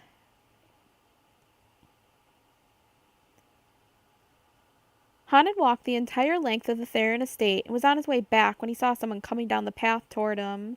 It was Bria, and she carried a good-sized bag slung over her shoulder. Han saw her expression and stopped. What is it? Come on, she said, before we're missed. We're getting out of here. I don't trust Pavic not to make that call to security behind Daddy's back. Han turned back toward the transport station. You sneaked out? I left them a note, she said defensively. Did you get the money transferred to Coruscant? Yeah, we're fine, Han said. They walked for a few minutes in silence, then Bria said, Someday, I'd like to know all the truth. I hate surprises of this sort, Han. He sighed. I should have told you. I will tell you. Everything. I promise. I'm just not in the habit of trusting anyone. I can tell, she said grimly. Nice of your dad to stick up for me. Daddy says you remind him of himself when he was a young pilot. She smiled faintly.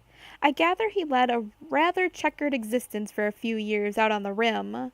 Han nodded and cautiously reached for her pack. I'm really sorry about this. Let me carry it? She sighed and surrendered her bag. Okay, it was probably a bad idea to come here anyway. After a moment, she reached over and took his hand. Now it's just the two of us again. Han nodded. That's the way I like it, sweetheart.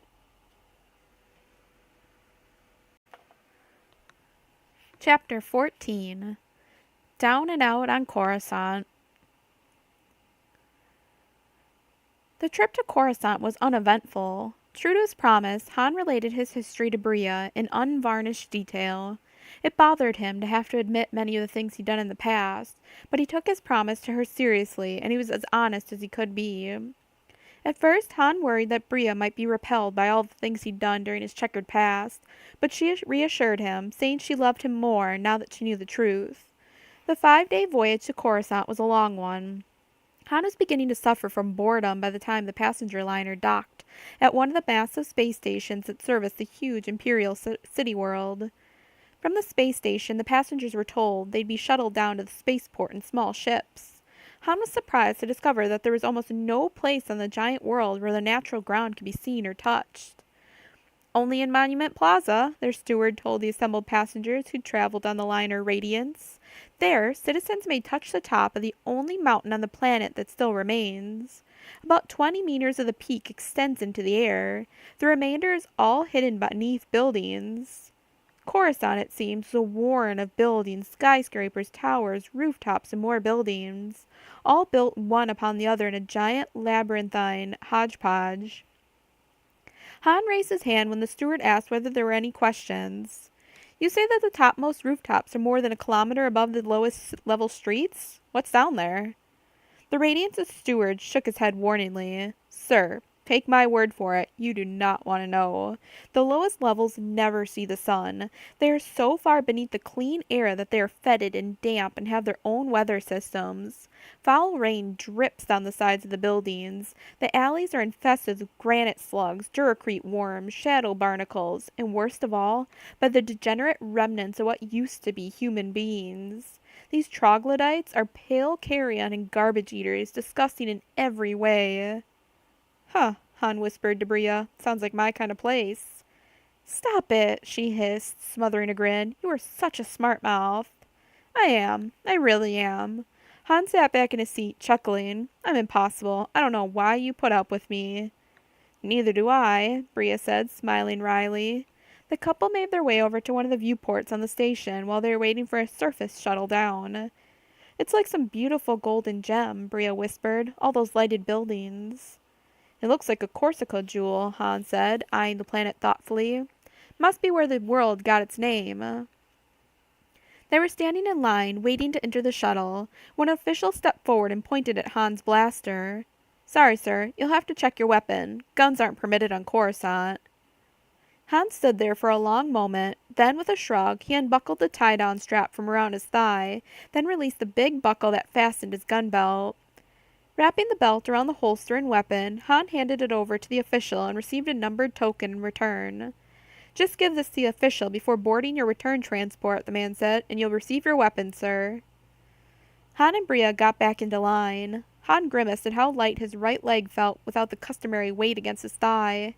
I feel naked, he mumbled to Bria, like I'm in one of those nightmares when you show up for something important and suddenly realize you forgot your pants. She began to giggle at the idea. I didn't know men had dreams like that too. I don't have 'em often, Han said grimly. Well, if nobody's armed, then it's still even, she pointed out reasonably. Han gave her a look as they started down the aisle of the surface shuttle.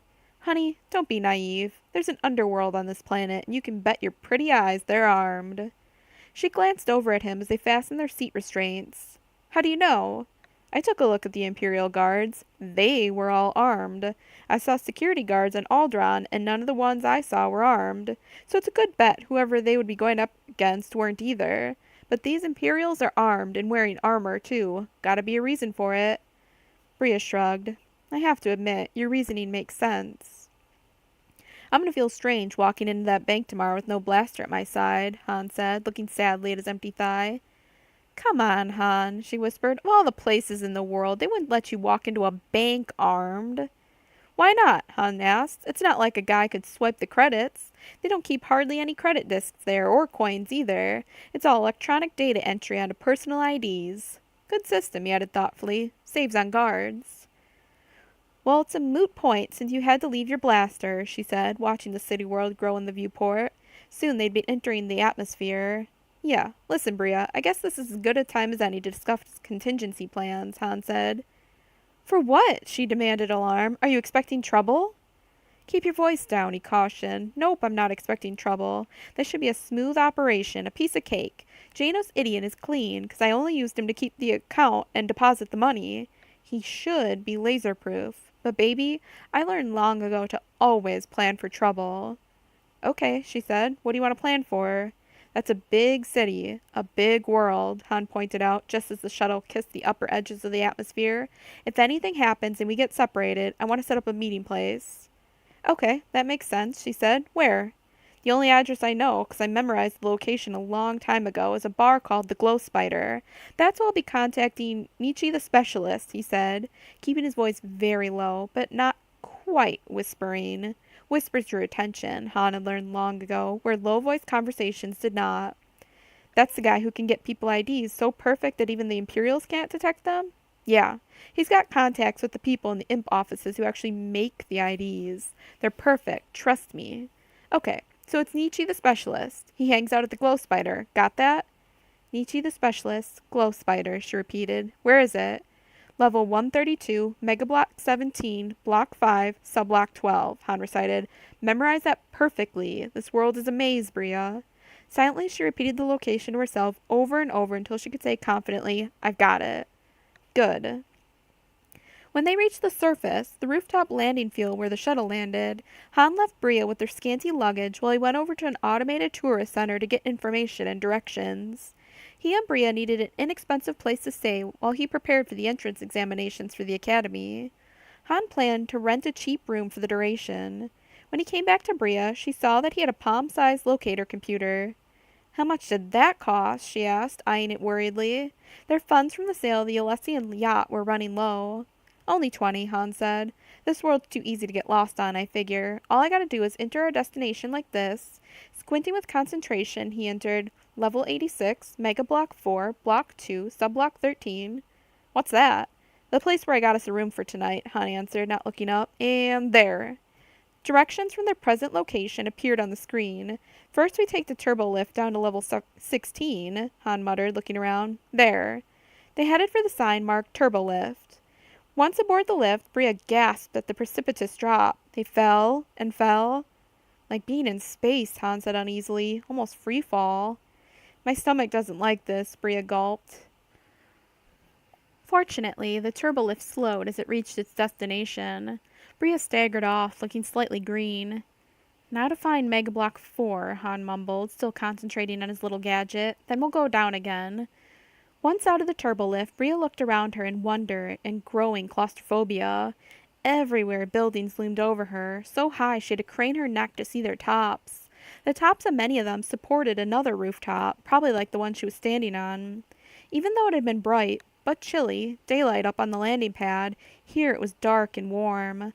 No air seemed to move in the Duracrete and Transparasteel canyons between the buildings. She heard a distant rumble of thunder, but no rain reached her, and she had no way of telling whether the storm was above her or below her. Occasional unbarricaded air shafts broke the permacrete on the rooftop, and about 100 meters away Bria could see the abrupt line of demarcation at the end of the pavement. Evidently a thoroughfare ran at the deepest levels. She walked over to look down one of the air shafts and, after one brief glance, staggered back, head spinning and her palms crawling with vertigo. She glanced around, saw no one near her, then dropped to her hands and knees and crawled back to peek over again. As long as she wasn't standing, she thought that the dizziness might not be too bad. Nearing the edge of the lip, she held on with both hands and peered down the air shaft. The air shaft went down and down and down. It was amazing, frightening to imagine her body falling down that seemingly bottomless expanse, helplessly turning and twisting in midair. Bria stared down, shaking. If she were to lean a little farther, just a tiny bit farther, she'd fall down that shaft. It would be effortless. She wouldn't have to jump, no, just lean. And if she did that, she'd never have to feel the pangs of longing for the exultation again. She'd be free from the pain, the craving. She'd be free. Both drawn and repelled, Bria swayed, leaning farther toward the edge. Farther. What are you doing? A hand grabbed her shoulder, yanking her back, away from that yawning drop into nothingness. Bria looked up dazedly to see Han staring at her, his features twisted with worry. Bria, honey, what were you doing? She put a hand to her head, shook it dizzily. I don't know, Han. I felt so strange. Gulping black dots dancing before her eyes, she struggled not to faint or be sick. Han pushed her head down between her knees, then knelt beside her as she trembled. He stroked her hair, hugging her tightly as her shudders intensified. She was shaking all over. Easy, easy, just take it easy. Finally, Bria looked up, feeling her shivers abate a little. Hun, I don't know what happened. It felt so strange for a moment there. I think I almost fell. You did, he said grimly. It's called vertigo, sweetheart. I've seen people get it before out in space, when they look down and lose their bearings. Come on. I know which way to go now. We're going to take a horizontal tube for a ways. In the tube, Bria huddled against Han, and he held her gently. Gradually, her shivering eased. Doesn't it bother you, she asked, this world? It oppresses me, fascinates me, but oppresses me too. Don't forget, I grew up in space, Han reminded her. Not much room for vertigo or claustrophobia there. I must have gotten adjusted long ago, because this place doesn't bother me. But you? You grew up on Corellia, with the sky above you all the time. No wonder you freaked. I'm not going to try looking down again, Bria said. Good idea. After several more turbolift descents, they reached the little hostel where Han had reserved a room and paid for it in cash out of their dwindling funds. When are you going to get our money out of the Imperial Bank? Bria asked, throwing herself down on the bed and stretching out with a tired sigh. I'll go first thing tomorrow morning, Han said. Listen, honey, you look beat. I'll go get us some food and bring it back here. We'll turn in early. But don't you want to see the sights? Bria asked, thinking privately that his plan sounded like the best thing she'd heard all day. Plenty of time for that. I just want to eat and then sleep. Maybe watch a vid unit. See what kind of propaganda Imperial City's putting out these days. Okay, Bria said, smothering an exhausted yawn. I like your plan. The next morning, Han left Bria munching a pastry in their room and sipping stim tea. I'll be back in an hour or so, he told her. Once I've got the money, we'll head over and find that bar I told you about. What's its name? The Glow Spider, she repeated dutifully. And where is it? She recited the location. That's great, Han said approvingly. If I get lost, you can get me there. She chuckled. Is this place harder to navigate than space? In some ways, Han said. He gave Bria a kiss between the eyes. I'll be right back. Okay, see you later. With a cheerful wave, he was gone. Bria lay back on the bed with a sigh. Maybe I'll just sleep late, she thought, stretching luxuriously. The Imperial Bank of Coruscant took up 3 levels in a monstrous top-level skyscraper. Han walked up to the doors and looked in. The lobby was enormous, all smoked glassine, black duracrete and marble, and duly shining transparent steel. Taking a deep breath and still missing the weight of his blaster, he walked in and up to the high, shining counter. The lobby was bustling with business types and citizens, and Han both looked and felt out of place in his old pilot's coverall, now stripped of all insignia, and his battered old jacket and boots. The more uncomfortable he felt, the more arrogantly he held himself. He had to wait in line for several minutes, but then found himself facing a woman clerk. She was young and pretty, but her gaze was impersonal, until Han gave her his best lopsided grin. Almost against her will, she smiled back. Good morning, Han said. I opened an account a little while ago on Corellia, knowing I'd be coming here. Like to withdraw the funds now. You wish to close out your account? Yeah. Very well, sir. May I have your ID card? We will transfer the funds to that, and then they will be accessible from any credit port on Coruscant or any of the inner system worlds. Will that be satisfactory, Master? Han slid the card beneath the glassine barrier to her. Idion? That'll be okay, Han said, having to fight the urge to demand it all in credit vouchers and coin. If he did something that unusual, he'd be bound to appear suspicious. The clerk scanned the card, and her eyebrows rose slightly as she took in the amount in the account. Never expected a guy like me to have that kind of funds, Han realized, grimly amused. Sir, this sum exceeds the amount I'm authorized to disperse without approval from my supervisor. If you'll wait just a moment, I'll get that approval, then disperse the funds to your card. There wasn't much Han could say except, okay. Left standing at the desk, he suppressed the urge to fidget and forcibly restrained himself from overtly scanning the huge lobby for guards or security. Take it easy, he ordered himself. You know that with a withdrawal this big, they'd have to get it okayed. At least I know for sure that Okanar transferred the funds the way I told him to. Han saw the clerk speaking rapidly to a big, heavy-set man in a posh business suit. The man nodded, took Han's ID card, and approached him on Han's side of the barrier. Janos Idion? He asked courteously. He had a chubby, pink face, pale blue eyes, and a balding pate with sparse white hair. Yeah, Han said. I am Park Eugene Plankett. the manager of this facility. I have authorized your withdrawal, sir, but before I can give you back your card, I would like to see an additional piece of ID, purely as a formality." The man smiled politely. "Financial institutions are subject to these rules, I'm afraid. Will you step into my office?" He waved at a glass-enclosed cubicle. Hans' hackles rose, but he could see the entire office, and there was no one else in there, no guards anywhere in evidence. "Okay," he said, "but I'm kinda in a hurry, so I hope it doesn't take long." "Only a second," Planky assured him, waving Han on ahead. The Corellian walked into the office confidently, but every sense was alert, every muscle coiled for action. Planky's office was blandly reassuring, an expensive black marble-top desk, with a stylus and style pad resting atop it. An ultra-modern flower arrangement of black locreds graced the corner of the desk. There were 2 visitor chairs and Planky's expensive clone black leather chair. "Have a seat, Master Idion," Planky said, gesturing to their chair. Han sat down. "Now, if you'll give me another source of ID, I can scan it and you'll be on your way." Han got the ID out without demur, but he didn't miss a move Planky made. "For 2 credits, I'd hightail it out of here," he thought. "I got a bad feeling about this." Planky took the ID, scanned it in. "Oh dear," he said, not sounding at all surprised or regretful. "I'm afraid we have a problem, sir. I've been ordered to place a freeze on your account. I cannot give you any of your money." Han was up and out of his chair. "What? What in the name of the galaxy is going on here?" Planky shook his head.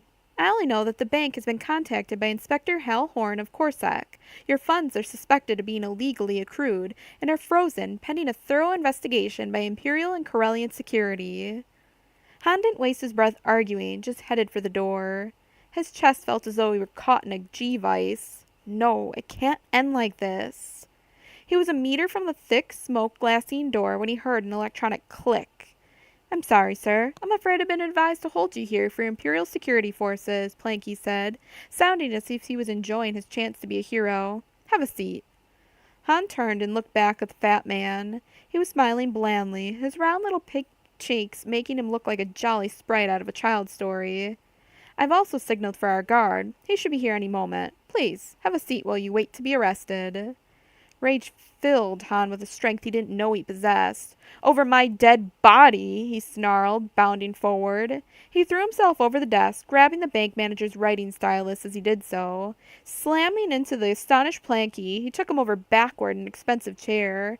In a second, he had the sharp point of the stylus positioned just above Planky's chubby pink earlobe. "One shove," he gritted, "and it slides between your jawbone and your skull, straight into your brain, Planky, if you have one. You got a brain, Planky?" "Yes." "Good. Then use it. I'm already mad, so don't push me any further, understand?" Han could feel all the muscles of Planky's throat constrict as he swallowed. His throat was hoarse and shrill with fear. "Yes." "Good," Han said. "Now I'm going to get off you, and you're going to get up and sit back down in your fancy chair. You're going to let your guard in when he shows up, just like everything's fine. Understand?" "Yes." Moving precisely, Planky did as he'd been told. Han crouched behind Planky's chair, and now the hand holding the stylus sent the sharp instrument prodding into the man's back. "Trust me, Planky," Han said. "One good thrust into the kidney will cause you more pain than you ever want to know. Might kill you. Want to take that chance?" "No." "Good. Here comes your guard. Let him in." "Yes."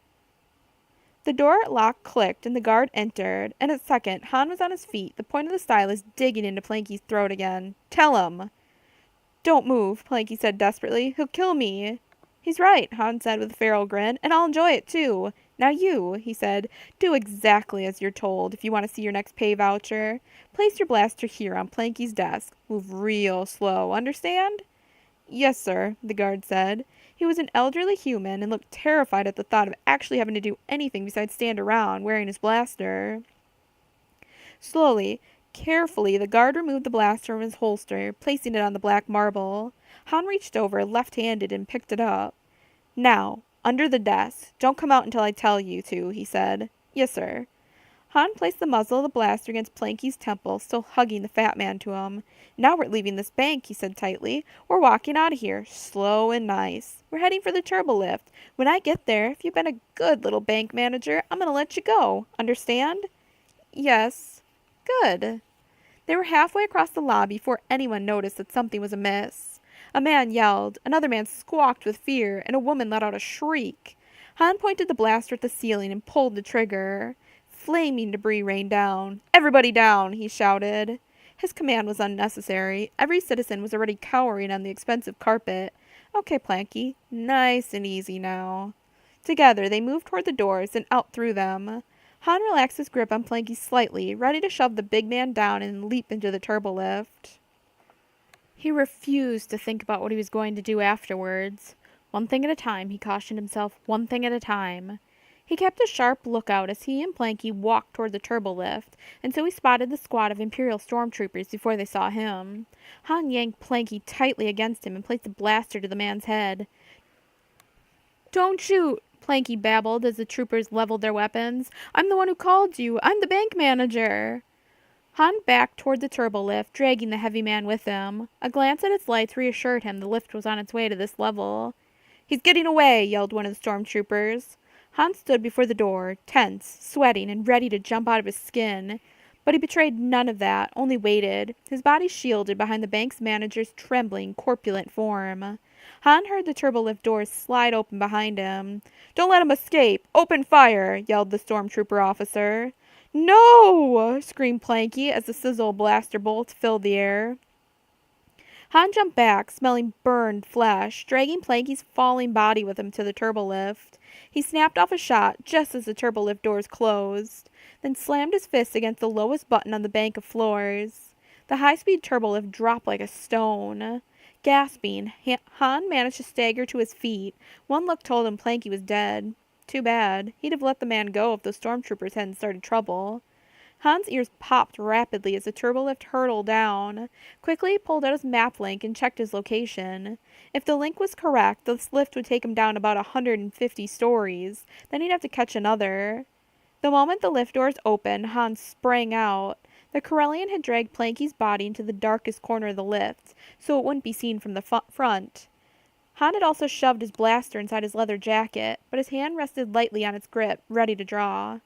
The scene that met his eyes was entirely peaceful. Citizens strolled along a passageway between buildings, and from somewhere not far away, music played.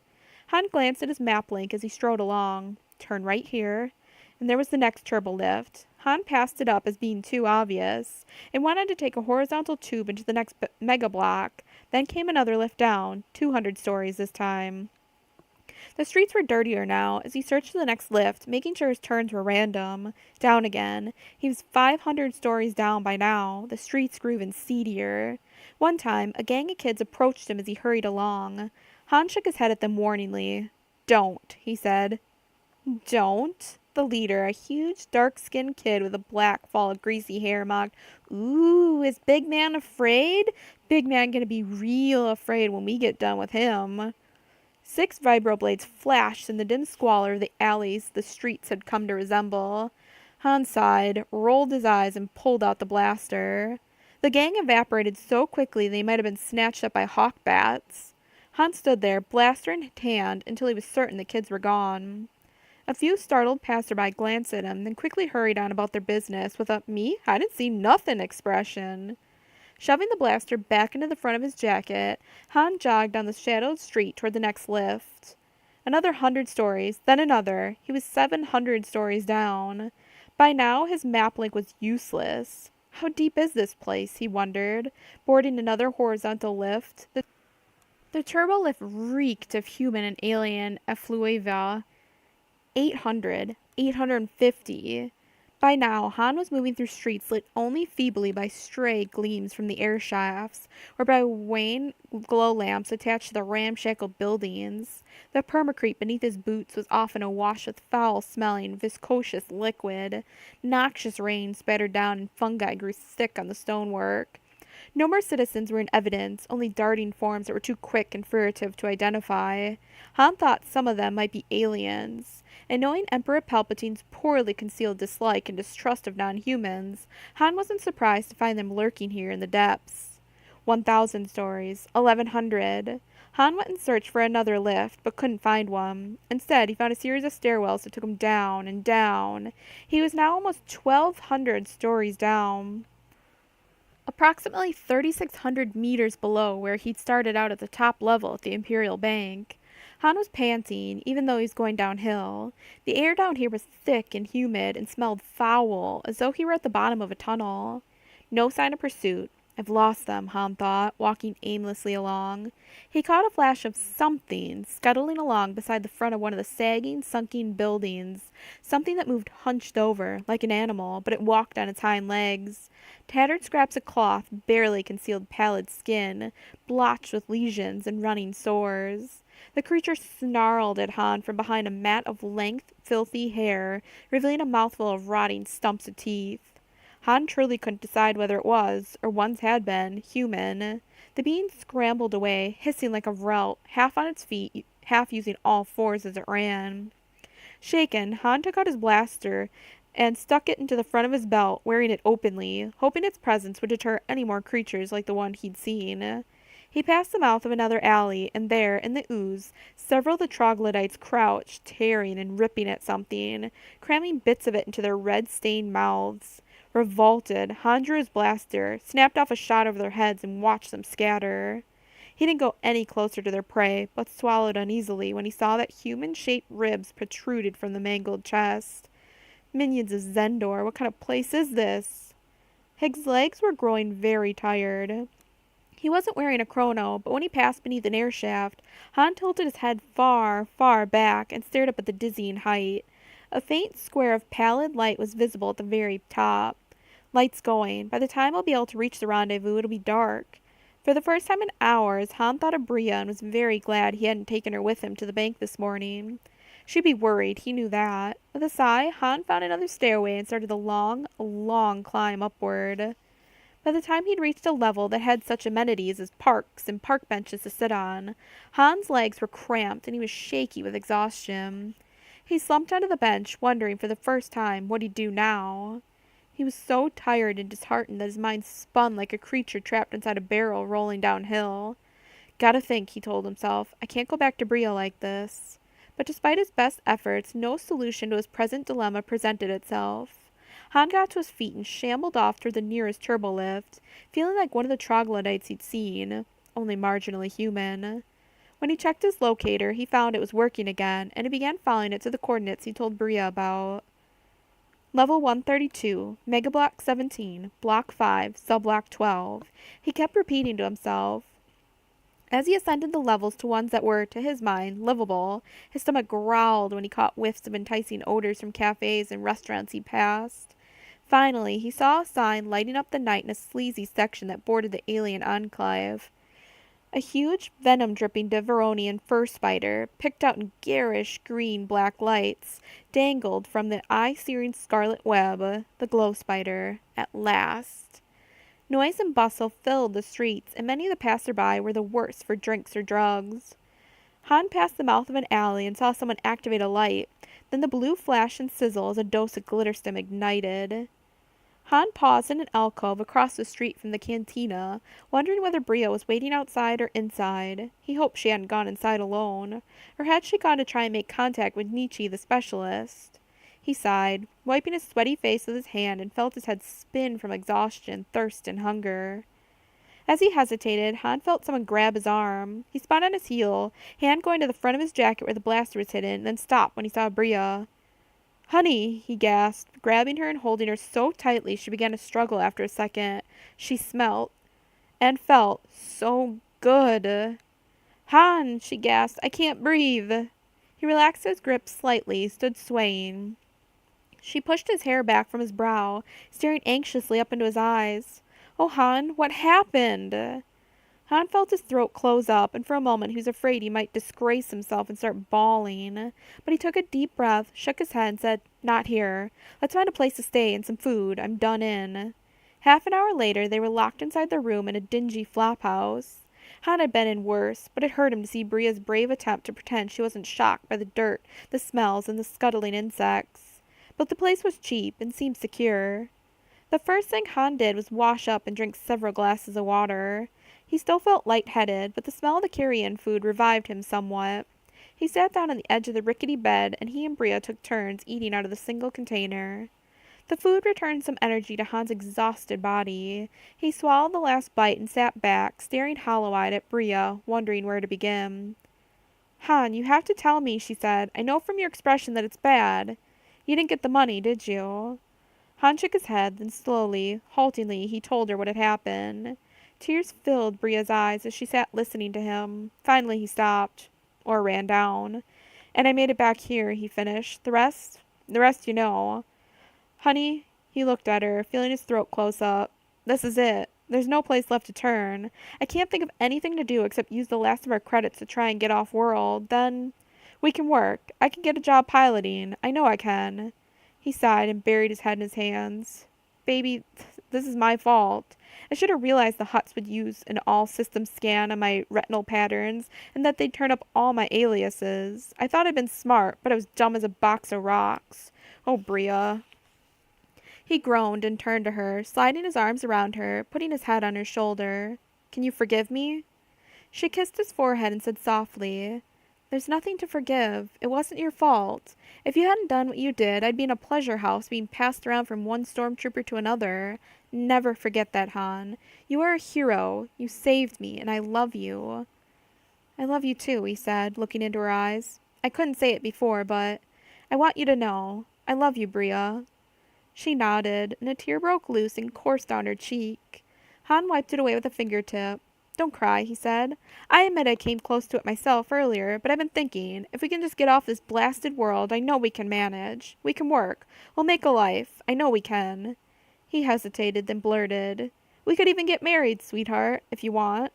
He could tell she was profoundly moved by his awkward proposal, but she shook her head. Your dreams, Han. You can't give them up. We've gotten this close. We have to think of something. You're going to be an officer in the Imperial Navy, remember? It was his turn to shake his head. Not anymore, Bria. That's over now. I've got to think of what else I'm going to do with my life. Oh, Han. She began to cry in earnest. I can't bear to see you so hurt. I'm okay, he insisted, though it was a lie. Bria laid her head against his chest, then held him tightly. We're okay for tonight, Han said. Tomorrow we gotta do some heavy-duty planning. She was kissing him now, his cheek, his chin, his jaw, little, desperate, grazing kisses.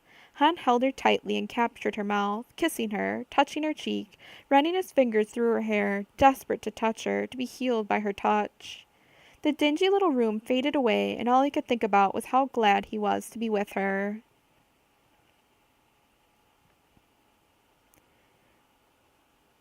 In the early hours before daylight, on this world where night and day meant very little to anyone who wasn't living a wealthy, top-level existence, Bria Theron sat huddled in the grubby, cramped refresher unit. In her hands was a stylus, and before her was a sheet of flimsy and a large stack of credits. Faintly from the bedroom, she could hear Hans snoring lightly. He was so exhausted he'd never even heard her get up and leave, never awakened when she'd returned hours later. Now she struggled with the flimsy and the stylus, stopping every so often to wipe away the tears that blurred her eyes, making it almost impossible to write. 6 or 7 times she'd voided the flimsy and started over, but time was ticking by, and she couldn't be here when Han awoke. If he awakened, Bria knew she'd never, ever be able to make herself go. So she was taking the coward's way out, once again. Her sobs caught in her throat, and she pressed both hands against her chest. For a moment she wondered whether her heart might stop from the pain she felt. Then she shook her head and told herself to stop delaying. I'm so sorry, she made herself right. Please forgive me for doing this. Tonight, for the first time, she realized that Han might not achieve his lifelong dream if she stayed with him.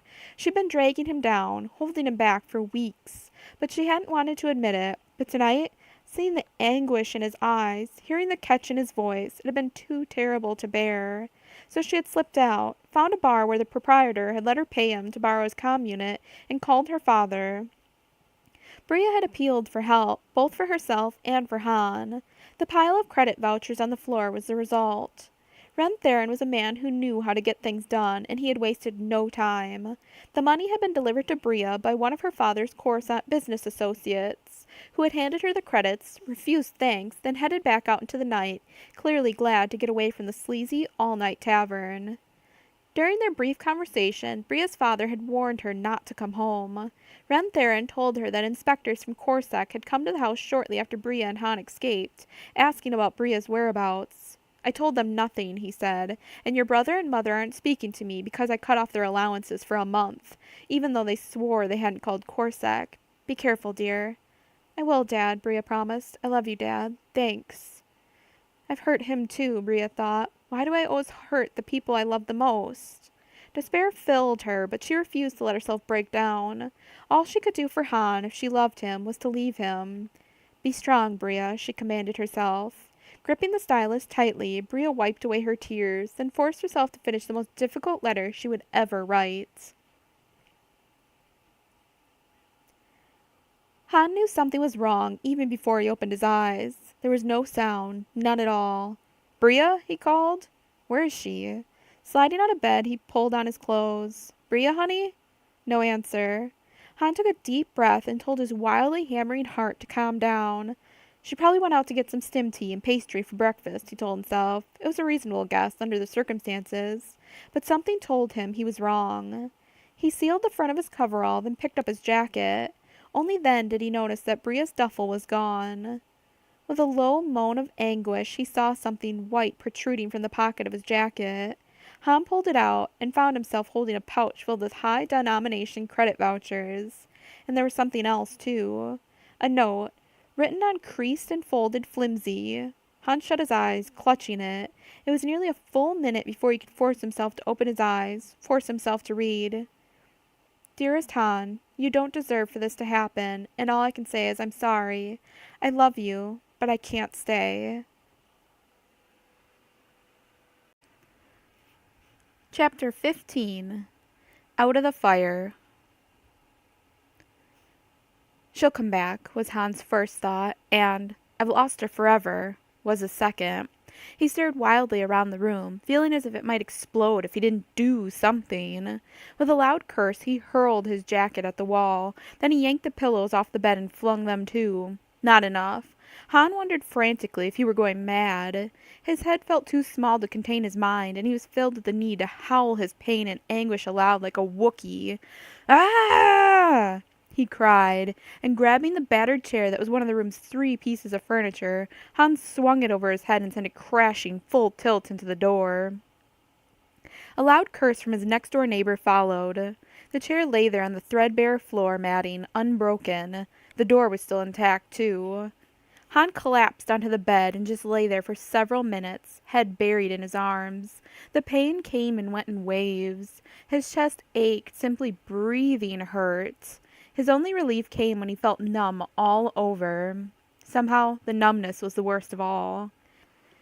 After a long time, it occurred to Han that he had not finished Bria's letter. Except for the pile of credit vouchers, it was all he had left of her. So he dragged himself upright and squinted in the dim light to read the shaky words on the flimsy. Dearest Han, you don't deserve for this to happen, and all I can say is, I'm sorry. I love you, but I can't stay. Every day I wonder if I'm going to snap and take the next ship back to Ylesia. I'm afraid I'm not strong enough to resist, but I must resist. I must face the fact that I'm addicted to the exaltation, and that I must fight this addiction. I will need all my energy to do this and win, I'm afraid.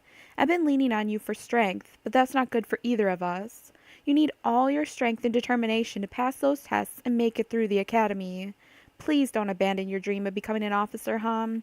Don't be afraid to use the money I left. My father gave it to us freely, because he likes you and is grateful to you.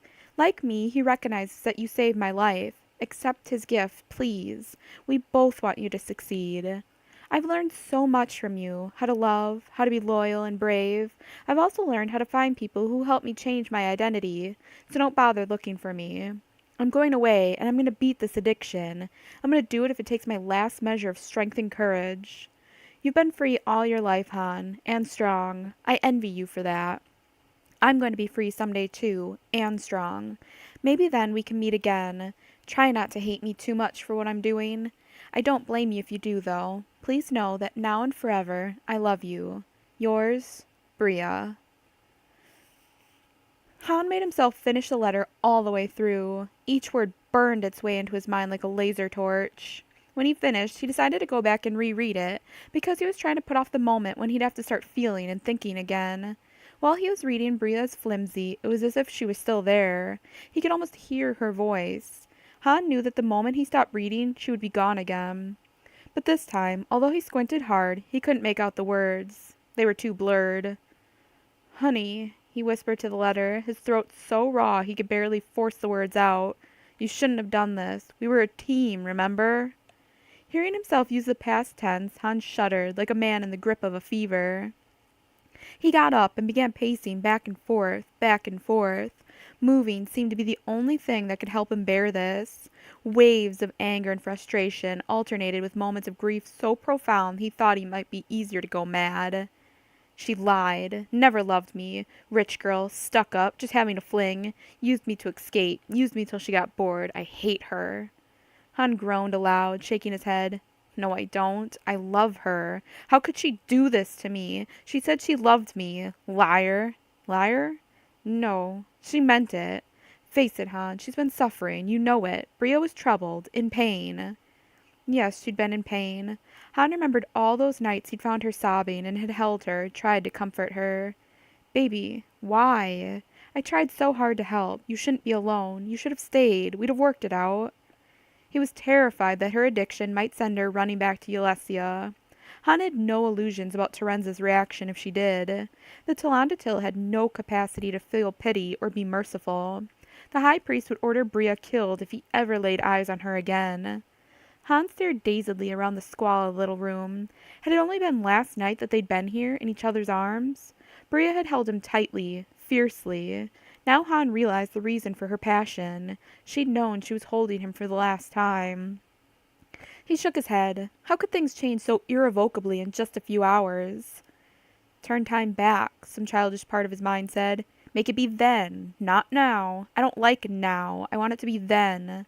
But of course that was stupid. Han caught his breath, and the sound was ragged, filled with pain, almost a sob. Suddenly he couldn't stand being here, seeing this dreadful little room any longer. Stuffing his few belongings into his small bag, Han distributed handfuls of credit vouchers into his inside pockets, against his skin. Then he put on his ancient jacket and stuffed the blaster into the front of it. He walked out, down the hall, past a sleazy-looking woman at the desk, and kept walking. All day he walked, moving like a droid through the unsavory crowds of this area, which was one of the borderline red-light districts that intersected with one of the non-human enclaves. He did not eat, could not face the idea of food. He was always conscious of the stolen blaster in the front of his jacket. With part of his mind, Han rather hoped that someone would try to rob him. That would give him an excuse to lash out, to maim, or kill. He wanted to destroy something, or someone, but nobody bothered him. Perhaps there was some aura he projected, some body language that warned others to keep hands off. His mind kept playing tug-of-war with his heart. He went over and over everything they'd ever said and done. Had he done something wrong?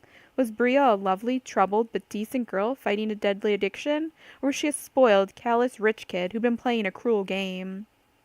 Had she ever really loved him? At some point, Han found himself on a street corner between two massive stone piles of rubble. In his hand was Bria's flimsy, and he was trying to read it by the flickering light of a brothel sign. Han blinked. Must be raining. His face was wet. He looked up at the sky, but of course there was no sky, only a rooftop, high above. He held out a hand, palm up. No rain. Folding the letter, Han put it away carefully. He resisted the momentary urge to shred it or blast it into cinders. Something told him he'd regret it if he did. Whatever she was, she's gone, he decided, straightening his shoulders. She's not coming back, and I've got to pull myself together. First thing tomorrow, I'm go looking for Nietzsche the specialist at the glow spider. Han realized it was now late at night. He'd been wandering the streets for 12 or 15 hours. Fortunately, in this district, some places never slept.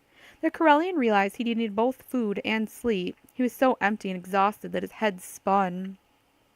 He began walking slowly back the way he'd come, realizing that every step felt as though he were treading on burning sand. His soles were abraded and blistered, and he limped. The pain in his feet was a welcome distraction. From now on, it's just me, Han Solo, he thought, stopping and peering up at the night sky, barely visible at the top of an air shaft. One star, or was it a space station, winked against the blackness. Han's mental declaration had the conviction of a sworn oath. Nobody else. I don't care about anybody else. Nobody gets close from now on. I don't care how pretty she is, how smart, or how sweet. No friend, no lover, nobody is worth this kind of pain. From now on, it's just me. Solo. With one part of his mind, he realized the grim irony of his inadvertent play on words, and he chuckled hollowly. From now on, his name was him. His name had come to stand for what he was, what was inside him. Solo. From now on, just me. The galaxy and everyone in it can go to blazes. I'm Solo, now and forever. The last of the youthful softness had vanished from Han's features, and there was a new coldness, a new hardness in his eyes. He walked on into the night, and his boot heel sounded hard against the permacrete, as hard and unrelenting as the shell now sheathing his heart. A week later, Han Solo walked toward the Hall of Admissions of the Imperial Space Academy. The building was a huge, topmost level structure, massive and quietly, solidly dignified in design. The light from Coruscant's small white sun made him blink. It had been a long time since he'd seen sunlight, and his eyes were still sensitive, still easily irritated. Having one's retinal patterns altered was possible, as Han had just proved, but it hadn't been a pleasant experience.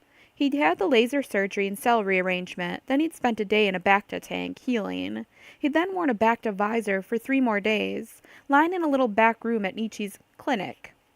He put his force in action to good use, though, and had listened to hours of canned history and literature recordings, boning up for the examinations he hoped to begin.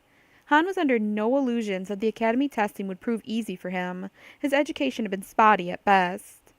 Nietzsche the specialist had been worth every credit of his exorbitant fee.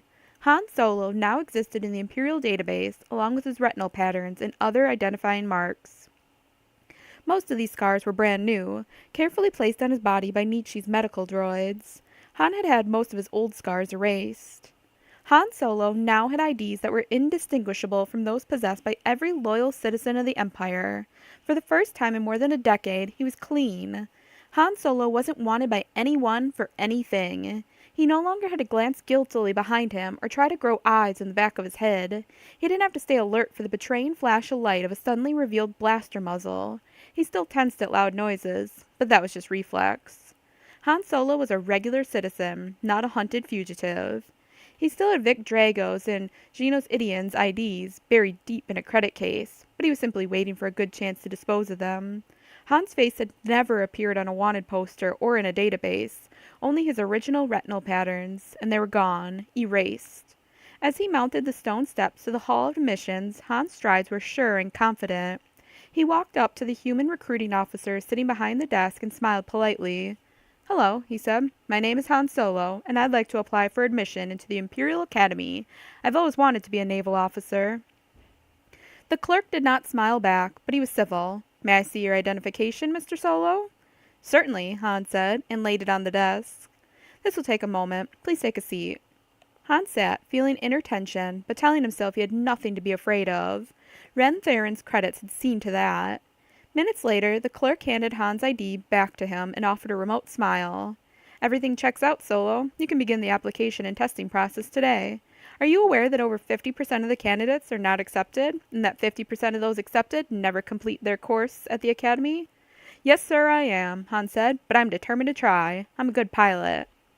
"The Emperor needs good pilots," the man said, his smile actually genuine for a moment. "Very well, let's get you started." The next week was a calculated nightmare. The first step was a thorough physical, more detailed than any Han had ever experienced before. The medical droids poked and prodded places that made Han long to give him a swift kick in their circuitry, but he bore it all stoically. He was very tense during the eye exam, but Nietzsche's droid had been an expert. The Imperial medical droid found nothing wrong. Han passed the physical with flying colors. His reaction time and reflexes were in the topmost percentile. Then came the hard part. Day after day, a steadily dwindling group of cadet candidates were ushered into private examination rooms. Each room came equipped with an examination droid, who posed the questions to the candidates, recorded their scores, and kept tabulations of their standing. Each night, Han went back to his tiny little cubicle in yet another flophouse and fell asleep, exhausted, only to dream all night of taking exams. Cadet Candidate Solo, I'm going to show you 4 types of body armor. Which of these was used by the Mandalorian forces during the last century? And Cadet Candidate Solo, in what year did our glorious Emperor become President of the Imperial Senate? What historical event preceded his election?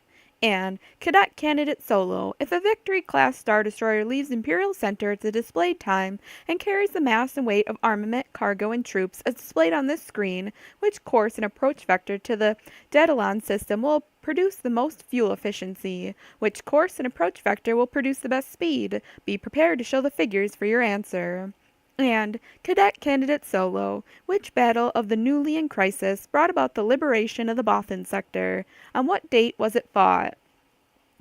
Worst of all, as far as Han was concerned, were the cultural questions. Each cadet was expected to be an officer and a gentleman, or woman, and a certain amount of cultural acumen was required. Han sweated his way through questions such as, Cadet Candidate Solo, I'm going to play music from 3 different worlds. Please identify the planet of origin of each piece of music. Ironically, Han was much better answering the art questions than the music ones. His background as a thief and burglar had given him at least a passing acquaintance with art history and modern galactic art. When after 3 days of relentless examinations, Han found himself still listed among the cadet candidates on the vid board in the giant hall of admissions, he was both surprised and ecstatic. The piloting tests covered the last 2 days of the week-long testing period. During this portion, Han's experience stood him in good stead. The candidates were taken off-world in large transports and shipped to nearby Imperial bases. Only one section of the advanced placement testing was conducted on Coruscant itself. Every day, the candidates practiced piloting in a variety of different situations. Han did well and knew he'd passed each test. Only one off note was struck. One of Han's testing officers, human instructors were used during this portion, commented sourly to the other instructors that he felt that Han's fastest time for assigned run score should be stricken because it was highly irregular for a candidate to fly a shuttle through Emperor Palpatine's Arch of Triumph on Imperial Center rather than above it. He frightened several thousand Imperial citizens. We received hundreds of complaints, the officer sputtered. The head testing officer shrugged. Nobody was injured, right? Correct, sir. Then Cadet Candidate Solo's score stands. Those citizens could use a little excitement from time to time. Good for their circulation, the head testing officer decided. Han was careful not to let on that he'd overheard the exchange. The Corellian knew that while he'd done well on the piloting examinations, he passed several of the other subjects by the barest skin of his teeth. Several times a minus sign appeared beside his name, indicating that he would be slated for remedial studies in that area should he pass and be accepted into the academy. Not surprisingly, music was among those areas, as was ancient pre-Republic history, interspatial quantum physics, and non-linear hyperspace geometry. Han studied every night and fell asleep to the sounds of cram recordings droning reams of information as he slumbered. Actually, Han didn't really mind dreaming endlessly about the examinations each night. It beat dreaming of Bria. Finally, the day came when he stood before the vid board and looked for his name on the list of disqualified candidates, and failed to find it. Heart pounding, scarcely daring to hope, he went over to look at the other list across the hall, the one labeled Cadets Accepted. Han Solo. There it was, in glowing letters. Han stared at it, unable to think, hardly daring to believe it. But there it was. He hung around the hall for an hour and went back 3 different times, and it was there every time. Finally, after the 3rd time, Han allowed himself to whisper, "Yes!" and pump his fist into the air in triumph. He walked down the steps and out into the massive top-level plaza, feeling the cold evening air of Coruscant like a dash of cold, refreshing water. This calls for a celebration, he thought exultantly. Han treated himself to dinner at one of the posh upper-level restaurants, not too far from the hall of admissions. He ordered Nerf medallions in tendy Ridor sauce, with a side order of fried tubers and a salad of assorted greens. He also ordered an Alderaanian ale, which he sipped slowly, savoring it. Once, during dinner, he glanced around at the beautiful decor, taking in the swanky metal and living ice sculpture, the muted jizz trio, and the human servers. Several high-ranking Imperial officers were there, escorting attractive women in beautiful evening gowns. Han raised his glass unobtrusively into the air and whispered, "Bria, I made it. I sure wish you were here to share this with me, sweetheart." After paying the exorbitant price for the meal without a single regret, Han walked out of the restaurant and strolled across the broad, elegant plaza. The weather deflector mounted high above the plaza kept off most of the wind, so he was almost warm enough as he walked. He sealed up his old jacket against the chill. All around him and above him, Han could see the topmost spires and roofs of the highest buildings. This plaza was located right below the highest level in this part of Coruscant. Long, corkscrewed ramps led up to the upper level, in addition to the ubiquitous turbolifts. Once out of the brightest glare of the lights, Han leaned against a railing and tried to see the stars. He picked out one or two of the brightest, but the horizon completely overshadowed the heavens. Red and green auroras shimmered and flickered, seemingly painted against the blackness by some mad gargantuan artist. It was breathtaking. I made it. Hans smiled, and then froze as something hard and small and round jabbed into the small of his back. The muzzle of a blaster. A voice Han recognized, even though it had been nearly 5 months since he'd heard it, said jovially, "Hey, Han. Good to see you again, boy. I have to admit, you weren't easy to find." This can't be happening, Han thought. Not now. It's not fair. The genial tones held a chuckle now. Han, why don't you turn around real slow and easy, and let's talk face to face. Han turned very slowly, and as he had known he would, found himself face to face with Garrus Shrike. The captain of Trader's Luck had replaced his gaudy uniform with his old bounty hunter's garb, a scarred leather vest, trousers, and snug-fitting Alderaanian nerf wool tunic. But otherwise, he looked exactly the same as he had the night Han had left him sprawled unconscious on the deck plates. No, Han thought. There's something different. After a moment, he realized that he was looking slightly down at Shrike. It's me that's different. I've grown a little. I'm taller. Shrike scrutinized him. "Well, ain't you handsome, boy," he said. "Too bad you can't come back with me to the Luck and let some of the ladies get a look at you. You'd be a real favorite, I'm sure." Han finally found his voice. "What do you want, Garrus?" he demanded coldly. "Oh, so it's Garrus now, is it? Think you're my equal, do you?" The man backhanded Han viciously across the face. When Han started to react, the blaster dug threateningly into his midsection.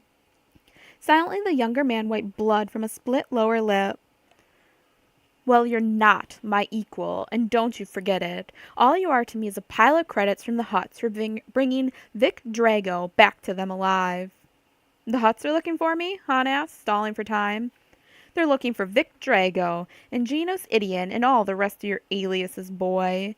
But you're Han Solo now, aren't you? And I'm the only one in the whole galaxy, practically, who knew that Han Solo was also Vic Drago and all those others. So when I saw the Hutt advert, I decided to come out of retirement just for you. Too many credits to pass up." "I see," Han said. Shrike rocked his head back with another hard slap.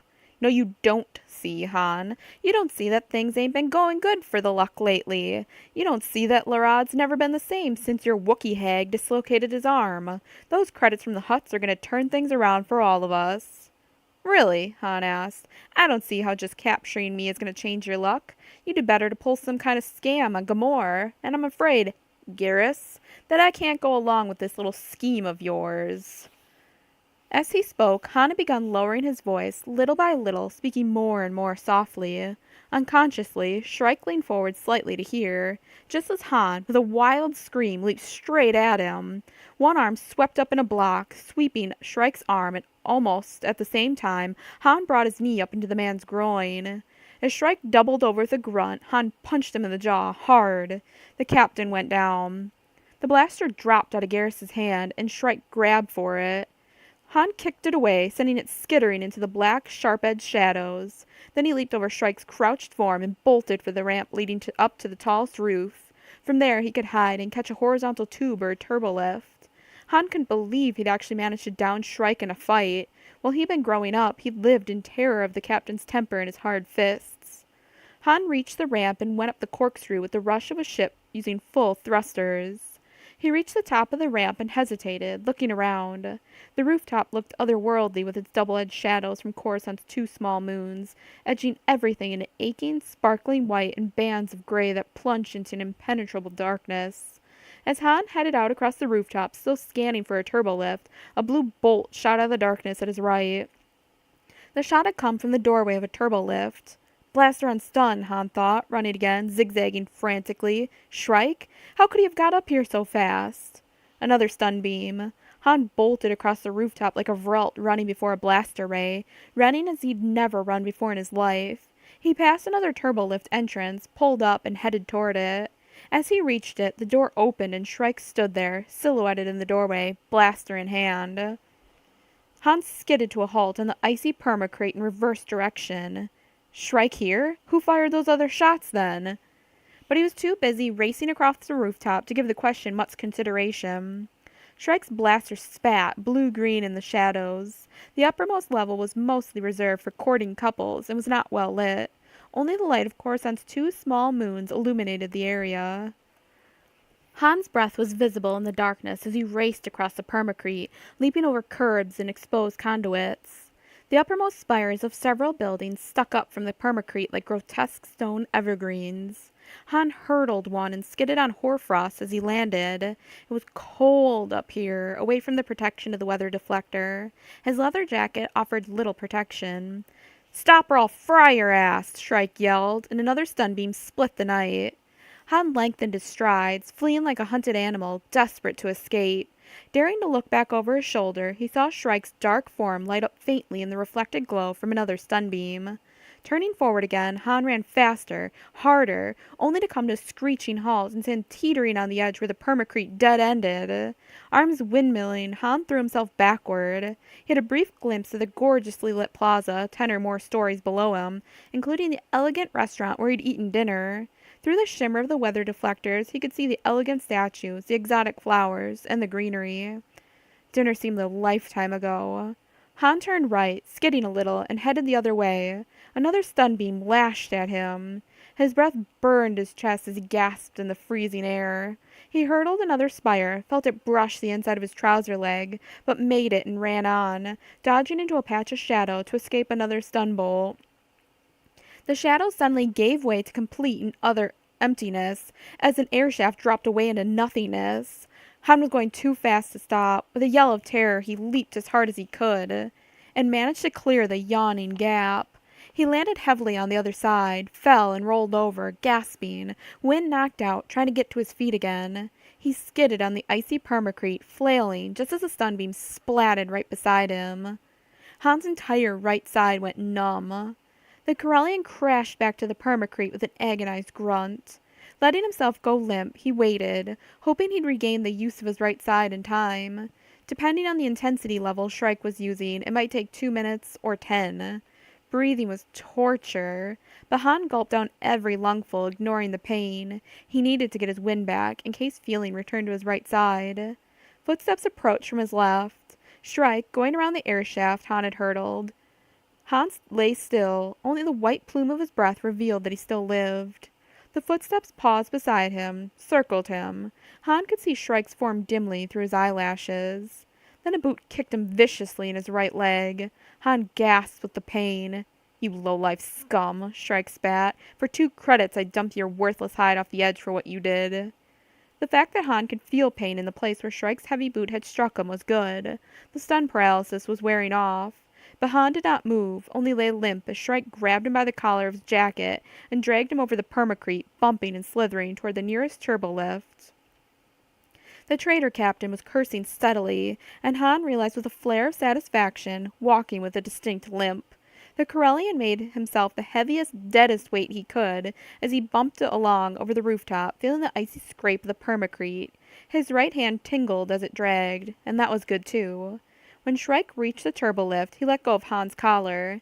It was hard to just let himself fall, but Han managed to make it look good, without banging his head too hard. Shrike's glittery-eyed countenance, a bruise darkening his jaw, appeared in his field of vision. "Now we're going down in this lift, and you're going to behave yourself, you little Vrelt. We're going to be real chummy, you and me. I'm going to say you're my buddy who had too much to drink."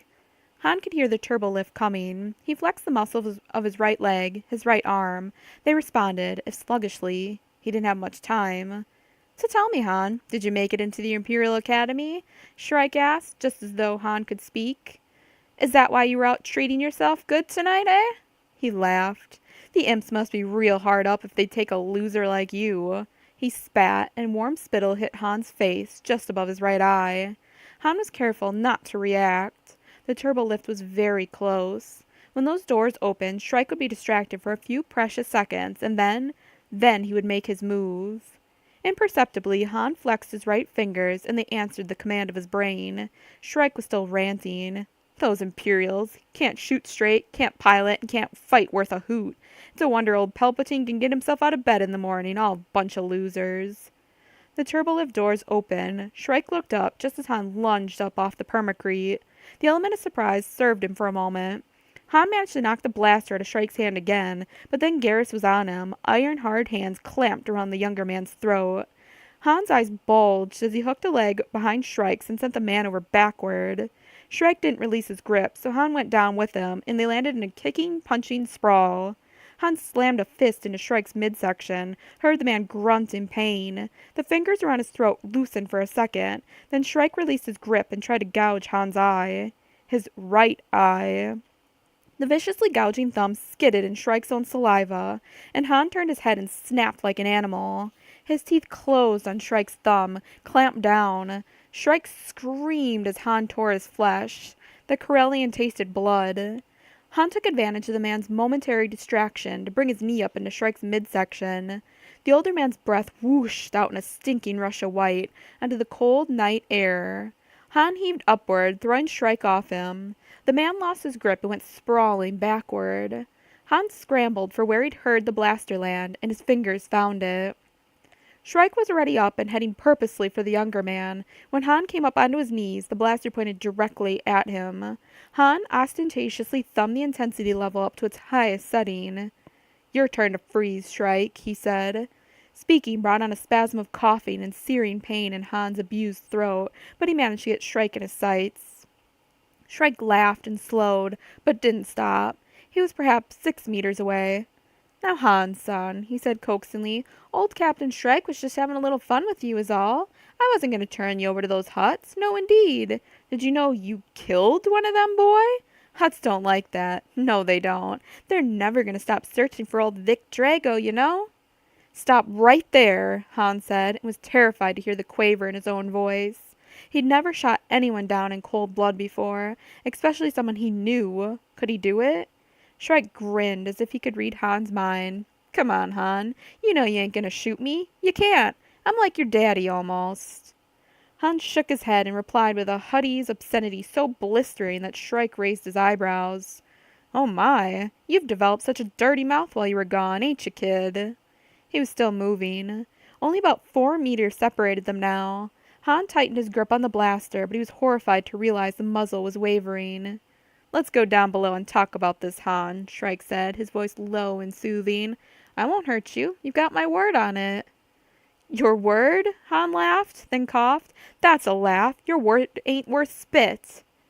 "Sure, my word. Besides, if you shoot me, boy, you'll never find out about your parents, who they were, why you wound up being dumped into those alleys where I found you." Han stared at Shrike. "You know who they were? You know why I was abandoned?" He swallowed and was searing pain. "Tell me and I may let you live." Shrike was almost within grabbing distance of the blaster now, only a meter or so away. Han knew he could shoot him, knew Shrike couldn't be trusted, but still he hesitated. "Tell me, Shrike." "I'll tell you everything when you give me my blaster," Shrike said. "Everything. You have my word." "Shoot him! Now!" Han's mind screamed. With a wash of red light, a blaster bolt struck Garrus Shrike directly in the chest.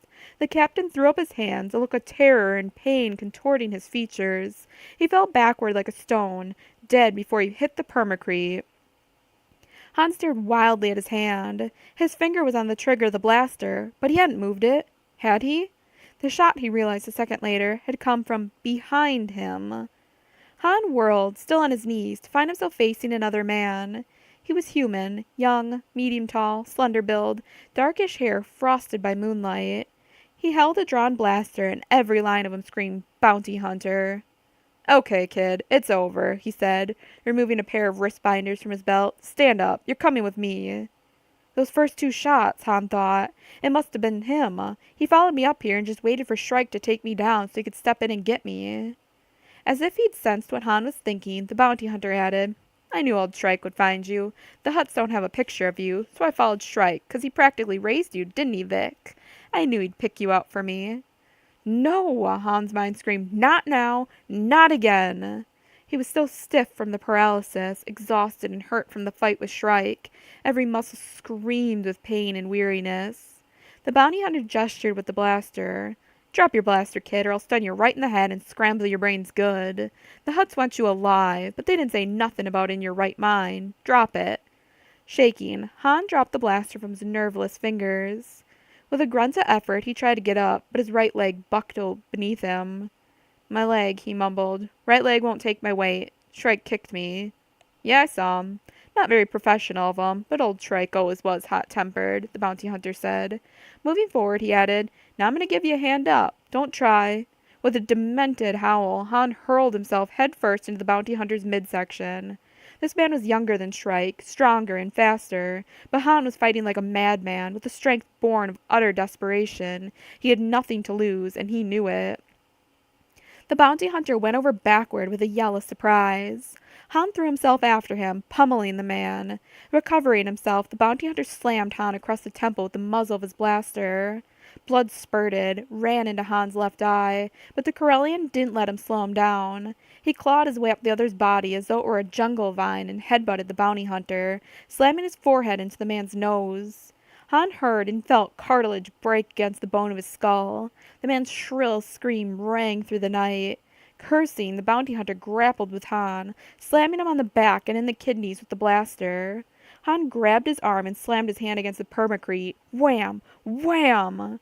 The blaster dropped from the man's fingers. Han butted the bounty hunter in the face again, ignoring the splitting of his own skin. "You're not taking me!" the Corellian yelled, slamming his head into the man's face repeatedly. With a yell of terror, the bounty hunter heaved upward with all his strength and set Han flying. The Corellian hit, tried to roll, and slammed up against the structure that housed the turbolift. The bounty hunter, his face a gory mask from his broken nose and split lips, rushed for Han, murder in his eyes. Han waited until the last possible second, then dodged. As the man went by, Han slammed his full weight into the other's shoulder. The bounty hunter's head impacted with the stone structure with a crack that seemed to echo throughout the icy night. The man jerked, went limp, then slid down the wall to lie motionless on the permacrete. Weaving, biting his lip and swallowing bile, Han lurched to his feet and stumbled over to the man. 2 fingers against his throat assured the Corellian that the bounty hunter was now as dead as garish Shrike, who was lying sprawled a few meters away, staring up at the twin moons with blank, sightless eyes. Han slid down the wall in his own turn and just sat there, his head whirling, sick and exhausted. He began to shake all over, and the bout lasted for nearly a minute. "Gotta get a hold of myself," he thought dully. "Gotta think. Think." Climbing back to his feet, Han staggered over to the bounty hunter again and stood eyeing him. The man was about his own size, and he, too, had brown hair. Darker than Han's own, but that might not be noticed. Han's breath puffed white as he yanked on the man's boots, pulling them off. Slowly, methodically, he set about stripping the bounty hunter. 5 minutes later, Han stood swaying, dressed now in the bounty hunter's clothing. Grimly, he began putting his own clothes onto the corpse. His worn gray pilot's jumpsuit, his battered lizard skin jacket, his boots. Lastly, he took a handful of credits and all of his faked IDs and placed them in the man's inside pocket, sealing the pocket shut. Then he sealed the jacket closed, too. Stumbling and limping, Han went looking for Shrike's blaster. He found it finally and went back to the body.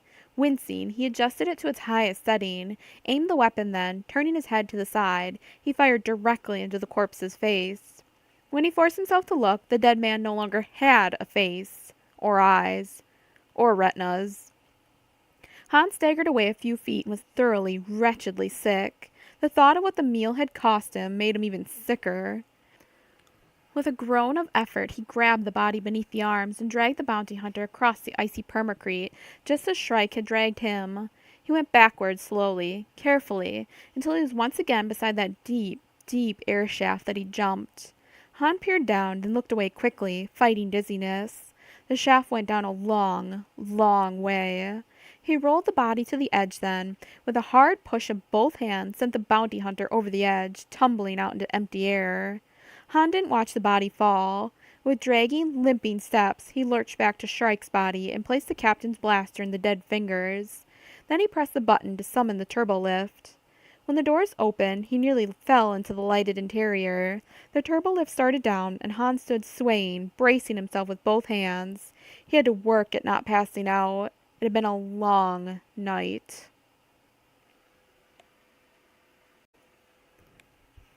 Epilogue. Rebirth. Han Solo stood alone amid the teeming mass of cadets gathered at the rooftop landing field on Coruscant. The tight collar of his new uniform chafed his neck, but he resisted the urge to tug at it. Doing so might wrinkle it, and Han wanted to look his best. All around him, cadets were being hugged and kissed farewell by their families. Only a few cadets were alone, as he was. Han scanned the crowd and noticed a dark-skinned boy a few meters away, who didn't seem to have anybody, and there was a young woman with military short hair standing across the landing field who was also alone. But most of the cadets had fathers and mothers, brothers and sisters and grandparents, uncles and aunts and cousins, who had come to see them off in their hour of triumph. Han felt a wave of loneliness. He was older than the other cadets, and that, too, set him apart. But hey, I'm here. I made it. The transport Imperator lay waiting for them on the landing field. Soon, the cadets would be boarding it for their trip to Caradia, the Imperial military training world. Han smiled a little as he studied its lines, its oversized dorsal fin. A Corellian corvette. How fitting. He gazed at the crowd again, searchingly, and suddenly realized he'd been hoping to see a certain red-gold head among the well-wishers. Dumb, Solo. Really dumb. You didn't really expect her to show up, did you? She's long gone. No, Han decided. He hadn't really expected Bria to show up, but maybe, deep down, he'd hoped she would. He sighed. Dulana had used to quote an old Wookiee proverb at him, something that translated into basic as roughly, "Joy unmixed with sorrow is suspect." Dulana. If only she could see him now. Han imagined her, her tall, shaggy form, her snub black nose, her little twinkling eyes nearly hidden between tufts of graying tan Wookiee hair. She'd be very proud today, he knew that.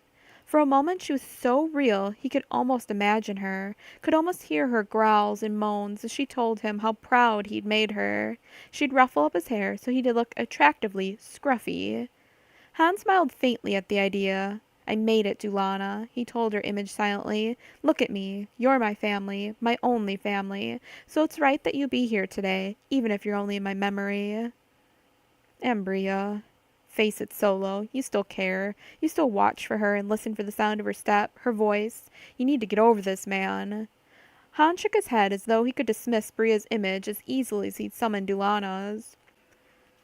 But he was taking Bria aboard the Imperator as surely as if she were here, walking beside him. No matter how he tried, he couldn't forget her.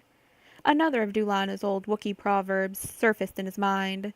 To have a good memory is to be both blessed and cursed. How right you are, Dulana, Han thought. He shifted his weight, and stabbing pain in his right leg reminded him of the fight the night before last. Han blew out his breath. He's dead, Dulana, he thought. Your killer is dead. You can rest easier knowing that, I'll bet. An Imperial officer was making his way through the crowd now. As he passed Han, the lieutenant paused and looked at him sharply. "Your name, cadet?" Han snapped to attention. "Cadet Han Solo, sir." "You forget how to salute, Cadet Solo?" "No, sir," Han said, and gave the man his best salute. The officer gazed at Han's face. "Cadet Solo, what happened to your face?" For a moment, Han was tempted to say he walked into a door, but he decided that the truth was probably the best answer. "Sir, I got in a fight." "Really? I could never have told," the lieutenant said, a tinge of sarcasm in his voice. "What was the fight about, Cadet Solo?" Han thought fast. "My opponent insulted the Imperial Navy, sir." After all, it was true. The lieutenant raised an eyebrow. "Really, Cadet? That was most unwise of him. Did you give him a good thrashing for his disrespect, Cadet Solo?" Han remembered just in time not to nod. "I did, sir. I assured the lieutenant that he will never say anything insulting about the Imperial forces again, sir." "Very good, Cadet Solo." The lieutenant smiled faintly and walked on, to the head of the group. Han breathed a long, slow sigh of relief. Made it through that one. An amplified voice echoed across the landing fields. A non-commissioned officer was standing beside the lieutenant, giving orders. "Imperial cadets, assemble in ranks." There was general confusion for a second, then the lines of cadets formed into ranks. "We will board the transport ship in rows. No talking, and pick up your feet." Silence fell. Han was in row 4. He stood as straight as he could, looking neither right nor left, waiting for his orders to move. From somewhere, the martial theme of the Imperial Navy began playing in the background. "Row 1, march! Row 2, march! Row 3, march!" Excitement coursed through Han, singing in his blood. "This is it, what I've waited for all my life."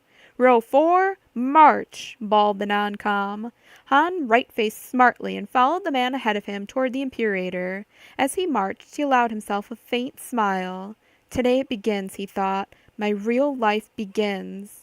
He imagined Ulana's and Bria's faces. They were smiling too. His feet were on the ramp.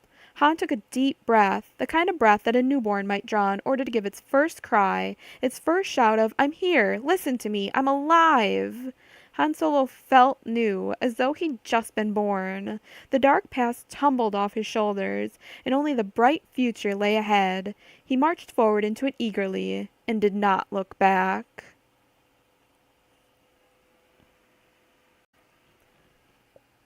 About the author. Anne C. Crispin is the best-selling author of over 16 books, including 4 Star Trek novels and her original Starbridge science fiction series. Her first appearance in the Star Wars universe came when her friend Kevin Anderson asked her to write 2 short stories for the Star Wars anthologies, Tales from the Mos Eisley Cantina and Tales from Jabba's Palace. Anne has been a full-time writer since 1983 and currently serves as Eastern Regional Director of the Science Fiction and Fantasy Writers for America. She is a frequent guest at science fiction conventions, where she often teaches writers' workshops. She lives in Maryland with her son Jason, 5 cats, a German Shepherd, 2 Appaloozas, and Michael Capobianco, a writer of hard sci-fi. In her spare time, what's that? She enjoys horseback riding, sailing, camping, and reading books she didn't write. Her forthcoming works include the 7th novel in her Starbridge series, Voices of Chaos, co-authored with Rue Emerson, and The Exiles of Bokurin, a fantasy trilogy from Avon Books. This has been Star Wars, The Paradise Snare, the Han Solo Trilogy, Book 1, by A.C. Crispin. Thank you for listening. If you enjoyed my reading of this audiobook and would like to contribute, you can head on over to www.patreon.com/theexpandeduniverselives forever. The link is also in the video's description.